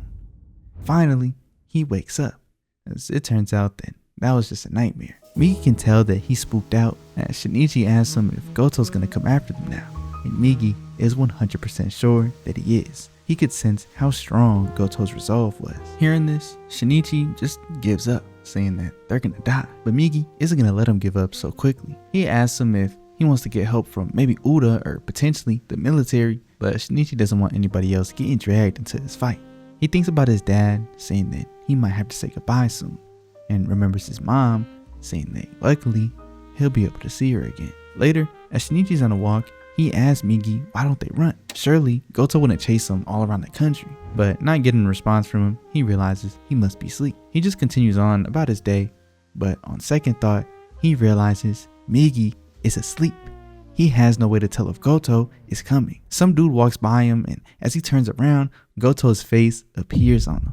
But of course, Shinichi is just seeing things. He starts sprinting out of fear, seeing Goto's face everywhere he looks, knowing that if Goto were to pursue him now, he'd be defenseless. Shinichi bumps into this dude as he tells him to apologize, and they're just amused at the fact that Shinichi looks so scared right now. He tells him to get down on his knee, and as Shinichi does, he puts his foot on top of his head, but he just imagines it's Goto's claw. Getting up out of fear, he knocks them both out with one punch, scared for his life. We cut to a little later as Murano is walking home and runs into Shinichi. She asks him if he skipped school today, and he's just like, yeah, I'm a cheat and a loser too. Murano doesn't know why he's talking like this, but he doesn't say anything. He just looks at her, and as she smiles, he hugs her. With no warning and Shinichi progressively hugging her tighter and tighter, Murano just screams for him to let go. He's hurting her. He's too embarrassed to even look her in the face, as he just runs off. Shinichi's acting up in all type of ways, and later that night, we see him sitting down at a park. Miki tells Shinichi that his idea of running away might not be too bad, but out of nowhere, Murano pulls up. He asked her how she knew he was going to be there, but Murano says Shinichi likes parks because she likes parks as well. Being honest with him, she just calls Shinichi a pretty strange guy, saying that sometimes it feels like she doesn't even know who he is. Day in and day out, she just doesn't know what type of person she's gonna see. Shinichi's been pretty quiet this whole time, and she just invites him over to her place so they can talk, telling him that nobody's home. We cut over to the two of them inside of her bedroom as they do what they do, and in the aftermath, Murano is telling Shinichi that they've been through so much together. So regardless of whatever's gonna happen, she knows that they'll be alright. The two of them can't lose. Shinichi looks at her, telling her that he likes her. In fact, he loves her. Murano kind of just laughs because it's exactly like him to drop such a bomb like this out of nowhere. As the two of them kiss, Shinichi solidifies his resolve to survive. For the people that he loves, he'll survive no matter what it takes. The next day, as Shinichi's walking home, Migi tells him that Goto is approaching. They've got to run now. They take a nearby car, and since Migi's driving, Shinichi asks him to go somewhere where there's not going to be a lot of people. He doesn't want too many people to get caught up in their fight and die. As Migi agrees, he says he's come up with some sort of an idea that might be worth taking the risk. They head up into the mountains as we see Goto following in a car behind them, but suddenly something falls from above. It's that same car that Migi and Shinichi had took, landing right on top of him. But as Shinichi climbs down and looks in the aftermath, Migi says he's still alive. Now, just by foot, they have to run. They go deep into the forest as Migi wants to take a second to strategize. Shinichi's nervous, not wanting to stop running, and Migi just says he understands. It's normal for Shinichi to be scared of death. Migi is afraid too, but this moment of peace is critical to their survival. He tells Shinichi that he has an advantage. He's got the ability to remain calm no matter the situation. So he tells Shinichi to do what he always does and bring everything back to zero. As Shinichi does, Migi starts the game plan. Physically, Goto outclasses him by a wide margin, so they've got to approach things from another angle. Usually, Shinichi and Migi are strong because they work together, but now they're gonna try not working together. And as a little help, Migi points out a lighter that he took from the car and stuffed inside Shinichi's pocket. Cut forward to Goto chasing them down, and he's made it close by. He can sense that Migi has spread out amongst the trees above. We hear Migi break down that since his cells have integrated so deeply within Shinichi's body, Goto won't be able to detect them if they separate. He'll only be able to tell where Migi is. But with Migi detached, he's at even more of a risk trying to survive on his own. But that recklessness might just be able to catch Goto off guard since it's so risky of a plan. Goto starts to slice through the tree branches and can tell that he's attacking parts of Migi, shocked that he's not counterattacking. So he shifts to trying to find Shinichi so he can ensure victory. Thinking back to Migi's plan, he explained to Shinichi beforehand that they don't have time to find where the chink in Goto's armor is. So his best guess of the least heavily guarded position is around his head. Migi theorizes that unifying all 5 parasites into one host must take a ton of energy, so the head is primarily occupied with being the control center between everything else. Migi's plan is to decapitate Goto's head, and amongst the confusion in that split moment, destroy him as a whole. In real time, Goto's still trying to figure out where the main body is, but with Shinichi and Migi, they're running out of time because Migi can only be detached for so long. Even at this point, his consciousness is beginning to fade. The hesitation in going on about it isn't caused by fear, but he's just not at the perfect angle. It's not strong enough for a solo Migi to do that much damage. Goto begins growing impatient, screaming out to them to hurry up. This is a fight, not hide and seek. Out to the side, a part of Migi, using Shinichi's voice as a disguise, screams out to hurry up, talking to the regular Migi, or at least Goto thinks so, and turning around, Goto's glad that he got his opportunity. In that moment of distraction, Shinichi throws his stick that he's been lighting on fire with that lighter from the car, and Migi flies in for his own attack. On impact, Goto's cells in his leg reactively spread apart after being exposed to this extreme temperatures, and as Goto is forced to lean back, Migi flies in, slicing him through his neck. But it wasn't deep enough. Since Migi couldn't get it on the first attempt, Goto had enough time to recover and block his second try. And as Shinichi runs up trying to help, Migi warns him to stay back. Since he couldn't do it in one blow and Goto managed to recover, their plan has failed. Shinichi has no choice but to run. He doesn't want to leave Migi behind, but Migi says there's no point in the both of them dying. Shinichi is still hesitating, and when Goto attacks, slashing him across the face, Migi just takes out Goto's left leg. This is Shinichi's last chance to escape, and Migi is letting that be known. So Shinichi reluctantly runs away. Seeing Shinichi run off, Migi says his final goodbyes. Quote, "I'm glad that I didn't take over your brain when we had first met. Thanks to that, we made many good memories as friends." Goto's body finally begins to go back to normal, and Migi begins to dry up as his consciousness fades. Migi feels all of these things, but says that the most overwhelming feeling is the feeling of loneliness. So this is death. Over to Shinichi, he's just running at full speed, eventually slipping and falling down this cliff into a river. He just lands on this rock in a stream as he's struggling to come to terms with the fact that Migi is gone, crying out. Later that night, Shinichi is walking by this house in the forest when an old lady swings the door open, wondering who's there. Instantly, Shinichi apologizes for disturbing her, but she panics, wondering if he's a burglar. At this point, Shinichi says he might as well be. He was going to try and drink some of her water without permission. This lady just tells Shinichi that water isn't free. He can't just go around drinking it because he's thirsty. Shinichi apologizes once again, saying that he'll go ahead and leave. But before he does, she tells him to wait. She sees that he's hurt, and he's like, "Oh no, my arm it's fine, it's whatever." But she wasn't talking about his arm. She's talking about the wound on his head. To her, it looks like he lost his arm a long time ago. She invites him in, and Shinichi declines at first, but she insists. It looks like Shinichi has been crying. Inside, she patches up his wound as she could tell that it came from Shinichi getting bullied. It couldn't have been a fair fight. Through most of this, Shinichi is staying pretty quiet, not really telling her much about what happened, as later she's made him some food to eat. He's struggling to eat with his left hand because he's never had to, and of course she takes notice. After the meal, Shinichi apologizes once again for being such an intrusion, thanking her for her kindness, and as he tries to leave, she tells him to stay the night. He says that there's no way he could do that, but once again she insists. He asks this lady if she lives by herself, calling her Granny in a polite, respectful way. But she's like, "I don't got any grandchildren as old as you." And he's like, "Oh, I'm sorry, Auntie."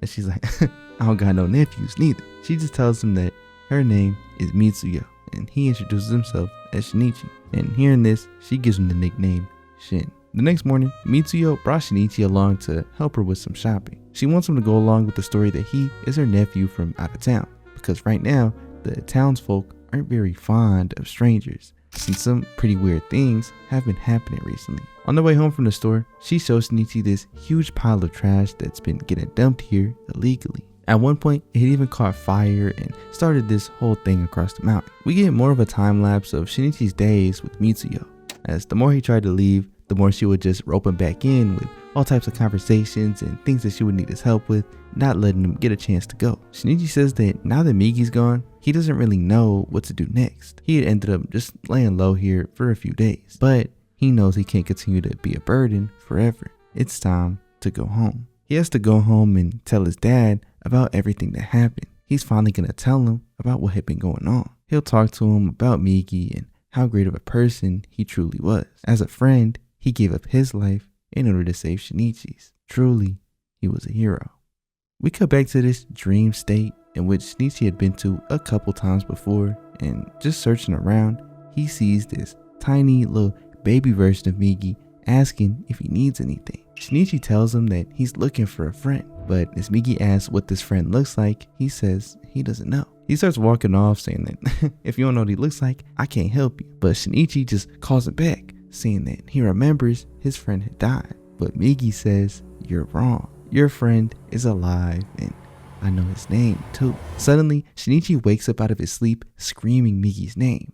And as he grabs his arm, he sees a very tiny eyeball pop up. He's screaming for Migi, asking if he can remember him.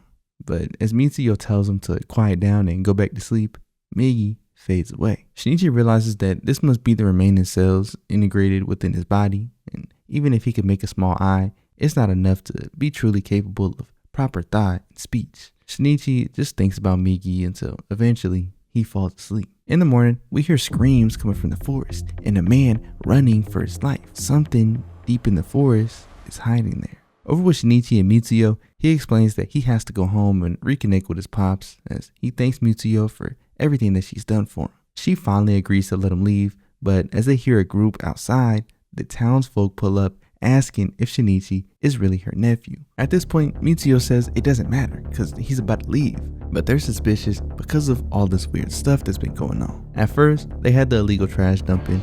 Next, they had that car crash between two empty vehicles, and now they're dealing with murder. They call the witness up to the front as he says it couldn't have been Shinichi. It was a monster. He's trying to describe what he had witnessed out there in the forest, but you can tell nobody really believes him. But the only one who knows what's going on is Shinichi. He's sure that it was Goto out there. As they take the police out to the scene, they see the mangled up body of the person who was killed, as he's completely torn up all over. The cop can't help but recall a similar incident of the mincemeat murders across the inner cities of Japan. Later that night, Mitsuyo tells Shinichi that a group of hunters are gonna go out there and take this monster down. But Shinichi knows there's no way they'll be able to win. That monster isn't gonna die to a few guns. He explains to her that the monster is here after him. And while Mitsuyo doesn't really believe him at first, Shinichi is dead serious. He tells her that a lot of people have already died for his sake. And tomorrow, even more people are gonna go out there and die because of him. He explains that at first, he was doing whatever it took to keep himself alive. But he can't keep going on like this. Though Mitsuyo asks him, why not? Why not live even for such a selfish reason as only doing it for yourself? Shinichi says that he can't do that.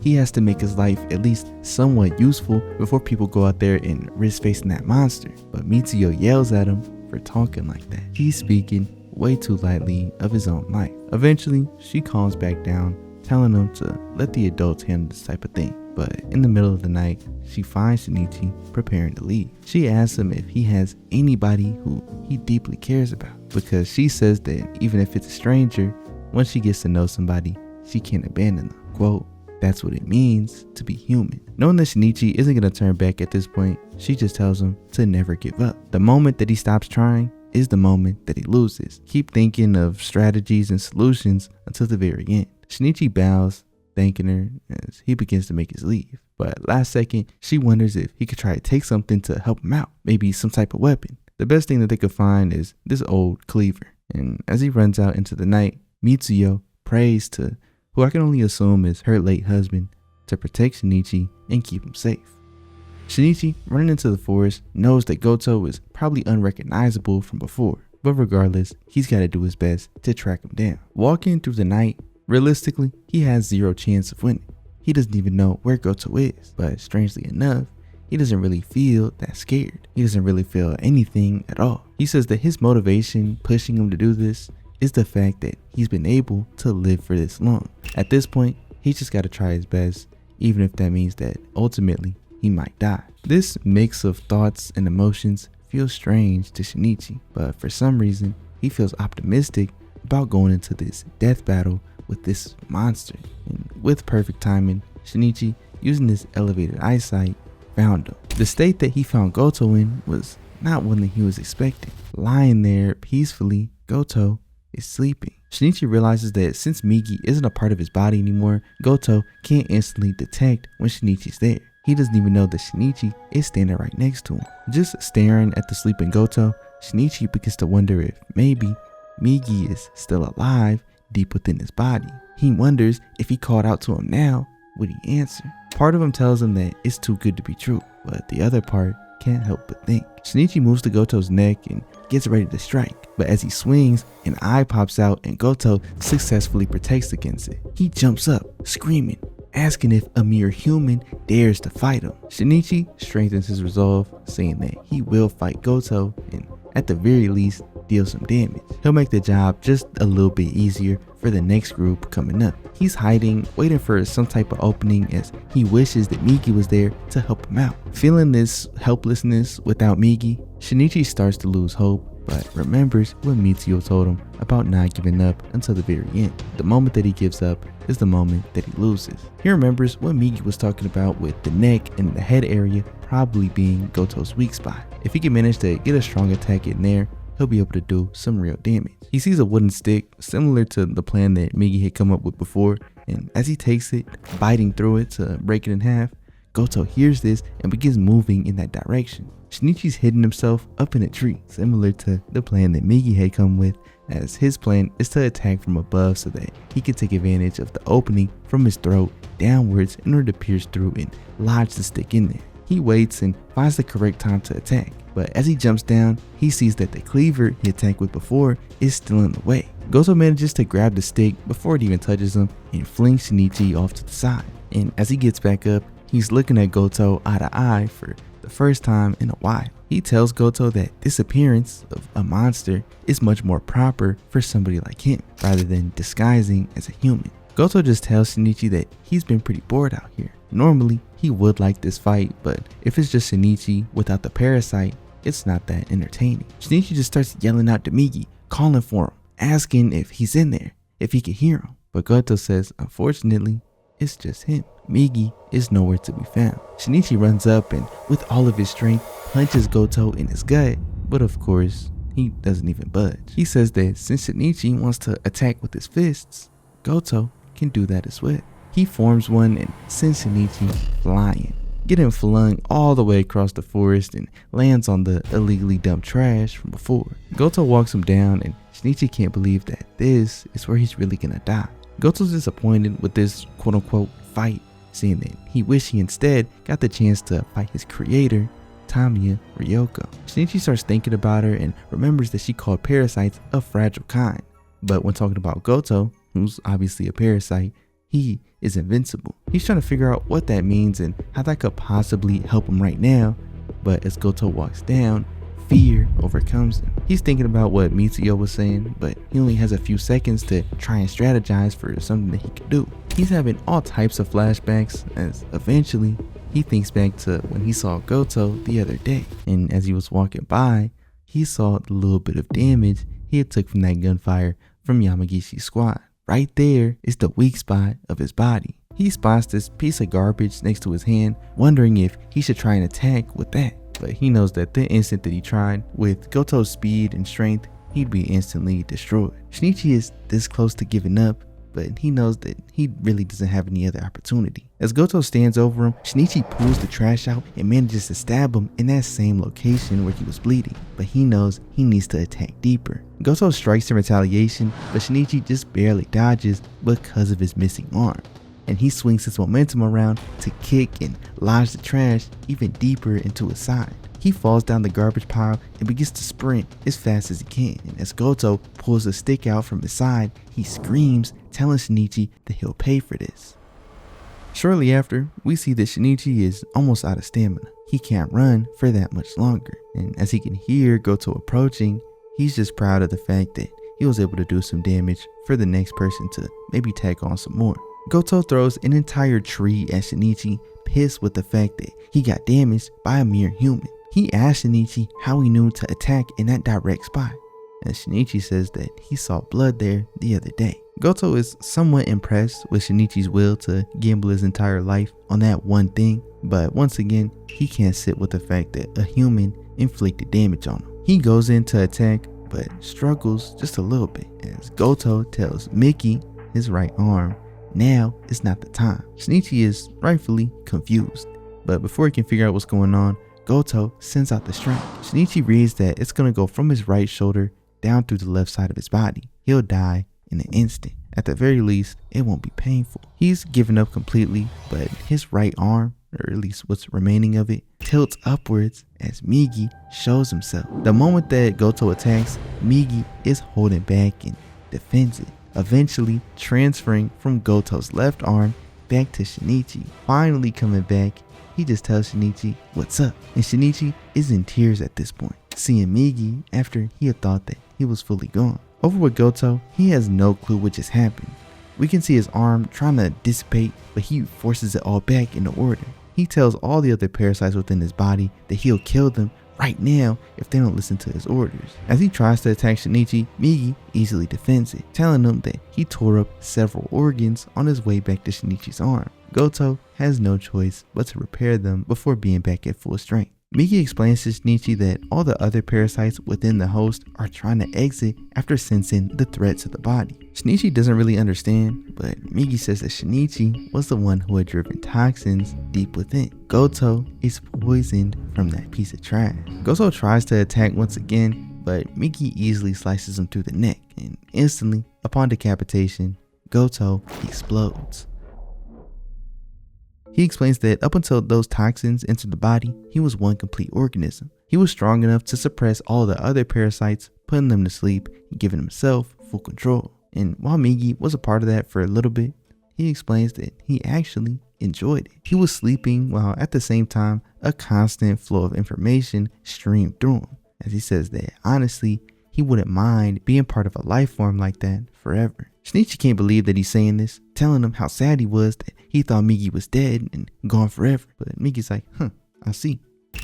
He don't care it up. They make it back to the trash pile as Migi understands that this burnt pile of trash is what created that extremely lethal toxin that made Goto act in the way that he did. Shinichi can't believe that toxins like this were really dumped into the forest, but Migi understands that that's the only reason Shinichi had won in the first place. In the end, nobody can win against the human race. Shinichi's thinking about it for a second, but Migi tells him to go back and quick. Goto is trying to revive himself. They can see fragments of the host trying to crawl back, but since they were so scattered apart from the explosion, it's not a guaranteed chance that they'll make it. Shinichi knows that they have no choice but to kill him, and as Migi goes in to do it, he suddenly changes his mind. He says that now he sees Goto as one of his kind, somebody who he even shared a host with. Killing him would be the human equivalent of murder, and Migi just doesn't want to do it himself. He tells Shinichi that he's free to if he wants. If not, they can just run while they have the chance. Shinichi knows that if they run,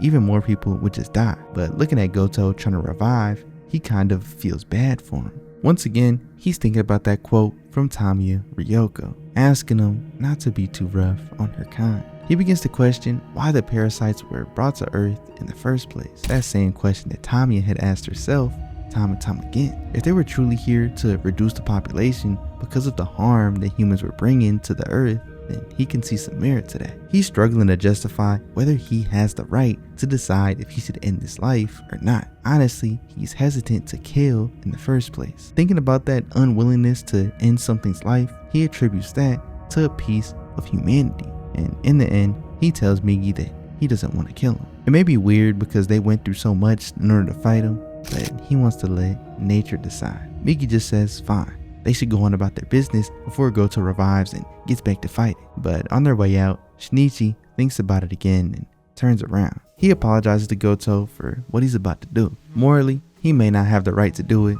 but he's just doing what he can to protect himself and the group of people that he loves. So Shinichi finishes the job. The next morning, the townsfolk are running to the forest as they tell Mitsuyo that the monster's corpse had been found, and she steps outside to see the cleaver right outside her door. And that's enough confirmation that Shinichi had succeeded. We see Shinichi walking off, ready to finally make his way back home. The next day, we get a bit of a recap as to the whole Parasyte situation in Japan. There was never any formal announcement about the Parasytes or even any significant Parasyte activity. That battle at City Hall may be one of the reasons that Parasytes aren't willing to make these drastic moves like before. But at the same time, they also may have just gotten better at blending into human society, altering their diets to become more human-like. At night, Shinichi's sleeping and Migi tries to talk to him, but since he's not waking up, he decides to talk to Shinichi inside of his dream. He's come to talk to him and say his goodbyes, telling Shinichi he'll be going to sleep for a very long time. For Shinichi, it'll be like he's regaining his normal right arm. When asked why, Migi explains that time he had spent in Goto's house caused this perspective shift that he had never expected to experience, and now he wants to dive into what he can currently do all on his own. He's gonna shut down his surface activity in order to fully focus on that. Shinichi still doesn't understand, but Migi tells him that he wants him to remember Migi as a dream. While their memories of not only the good, but of course the bad things that happened weren't a dream, this is the way that Migi sees fit. Thinking about the bad that happened, Shinichi projects this image of not only his mom, but we see Kana, Kuramori, and eventually an image of Migi pops up. They chat for a little bit more, and Migi says now it's time to go. Shinichi asks him if they'll ever be able to talk again, and Migi honestly isn't sure. But regardless, they've both got hopefully a long time before either of them die. Migi tells Shinichi he'll forget about all of this by the time that he gets up, just like he normally does with his other dream, as he wants Shinichi to forget about Migi as well, living and leading a normal human life. In the end, Migi just tells Shinichi thank you for everything. As Shinichi wakes up, he opens the door, just taking in the fresh air, and in the middle of this moment of peace and serenity, he screams, saying that there's no way he could ever forget about Migi. As much as he could try, he'll never forget. Fast forward some months or maybe even a year, and we see Murano, Tachikawa, and Akiho as Shinichi finally pulls up for his date with Murano. Akiho and Tachiko run along as we get some context that they're all in college, except for Shinichi. Shinichi had took his entrance exams, but he didn't pass. I mean, he barely went to school in the first place. Murano's here helping him catch up by studying. Shinichi explains that he's yet to hear about any Parasyte activity on the phone. He even talked with Uda, but he didn't end up telling him about what happened to Migi. Uda still has Joe, and thinking about Migi, he's finally beginning to come to terms with what happened. He still doesn't fully understand it, but he knows that Migi is just in a different place now. He's sure that he's doing well. He was never quite able to understand Migi's perspective, but that's only natural. The two of them are different species. As much as you want to, you can never truly understand how another life form feels. Though on a broader scale, as he's thinking about different animals and species, he says that as neighbors living on Earth, all species deserve that respect from one another. After dozing off a little bit, Murano asks what's up with them, as he says he's surprised with how peaceful things have been recently. We hear some more retrospection on how Shinichi sees parasites versus humans. In the end, they were, quote, beasts that fed on humans, but there are also, quote unquote, normal humans who do the same. Parasites were born onto this earth just like humans were. Ultimately, the two were very alike. As he walks off with Murano, we see, watching from behind, is Yurigami. Later on, as they're walking, Shinichi sees Yurigami standing there, but he quickly darts off. He thinks back to him, but he's not really sure if that was actually him. Walking by at another angle, he looks to his side and sees Yurigami walk into this crevice between two buildings. Now, he's fully sure that it's him. He asks Murano to hold his bag for a second as he chases after him. Murano runs up to the wall, wondering where he's trying to go, but Yurigami pops up beside her, telling her that he's looking for him. As Shinichi makes his way to the other side, he's looking for Yurigami, but just hears Murano scream. He runs around the building and we see the Yurigami had grabbed Murano and taken her hostage. He brings her into the elevator and Shinichi is forced to run up the stairs to catch up. As they make it to the top, there's this other couple up there, and as they're starting to make their leave, this dude sees Yurigami holding a knife up to Murano's neck. He tries to interfere, but instantly Yurigami slices his throat. The girl starts screaming for help, but Yurigami throws Murano into her and stabs her through her neck, as he just stares down at Murano, telling her that he won't kill her until later. For now, he's gotta talk to her boyfriend. As Shinichi makes his way up, he sees Yurigami holding her hostage there by the edge, as he's just begging him to let her go. Honestly, he'll do anything. Yurigami knows that his time is running short. Eventually, he'll be caught and hanged by the police. He just wants to take the opportunity to ask a question from Shinichi. He wants an answer coming from somebody other than a human.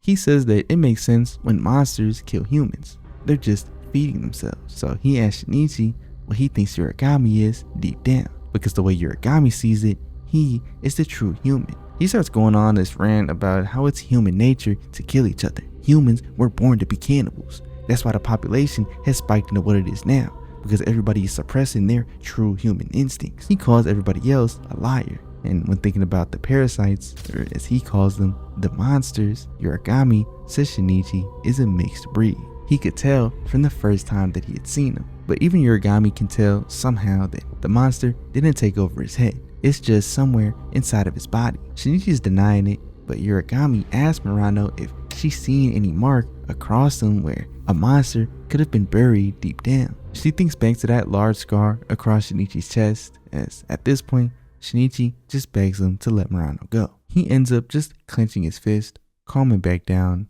as he tells Yurigami that if he just wants him to say words, then he'll say anything in order to free Murano, as Yurigami just smiles in his face. He ends up screaming that Yurigami is right. Shinichi is, but before he could say it all, Murano had cut him off, just telling Shinichi to call the police. He doesn't have to listen to this jerk. She calls Yurigami even worse than those monsters, telling him that she's not scared of him. Honestly, she's been through way worse. She recalls all of these things that she and Shinichi had been through. While he may not be very textbook as a person, at the end of the day, he's human.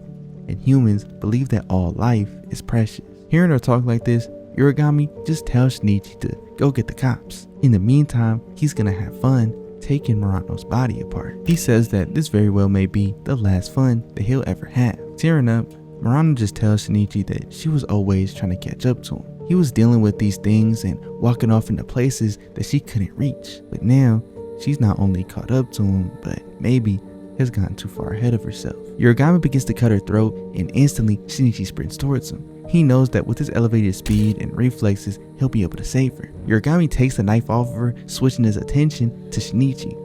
He shoves Murano off the roof. As he goes in for a stab, Shinichi takes it with his left arm, knocking Yurigami out the way with one punch, reaching for Murano with his right, but he just barely missed her. As Murano falls, Shinichi looks on in despair. He can't believe it. He wonders why it always has to happen like this.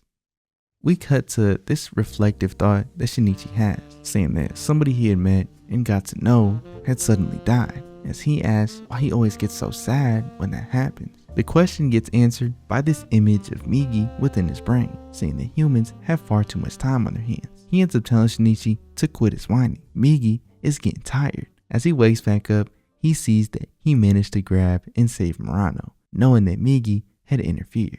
As he pulls her back up, he thanks Migi for saving Murano's life. At first, he questions if Murano had happened to see Migi, but in the end, he doesn't care. It's okay if she finds out about him. Staring at the sky, he asks Murano if she remembers that puppy that had died in the street. At first, he had thrown him away in the trash can, but he had forgot to tell her that later on, he went back, removed him, and buried him under a tree. But Murano says she knew all along. Of course he did that because he is Shinichi. Finally, she's not asking if this really is Shinichi. She's 100% sure that this is who he is. Finally, some more people come up to the roof and call for the police to help. As Shinichi gives some final thoughts. Everybody on Earth was born here. As slowly, they try to understand each other on whatever levels that they can. You get closer to people and build these relationships with your neighbors until eventually your life comes to an end. And in life, that's just how it is. Clap it up for this series as a whole.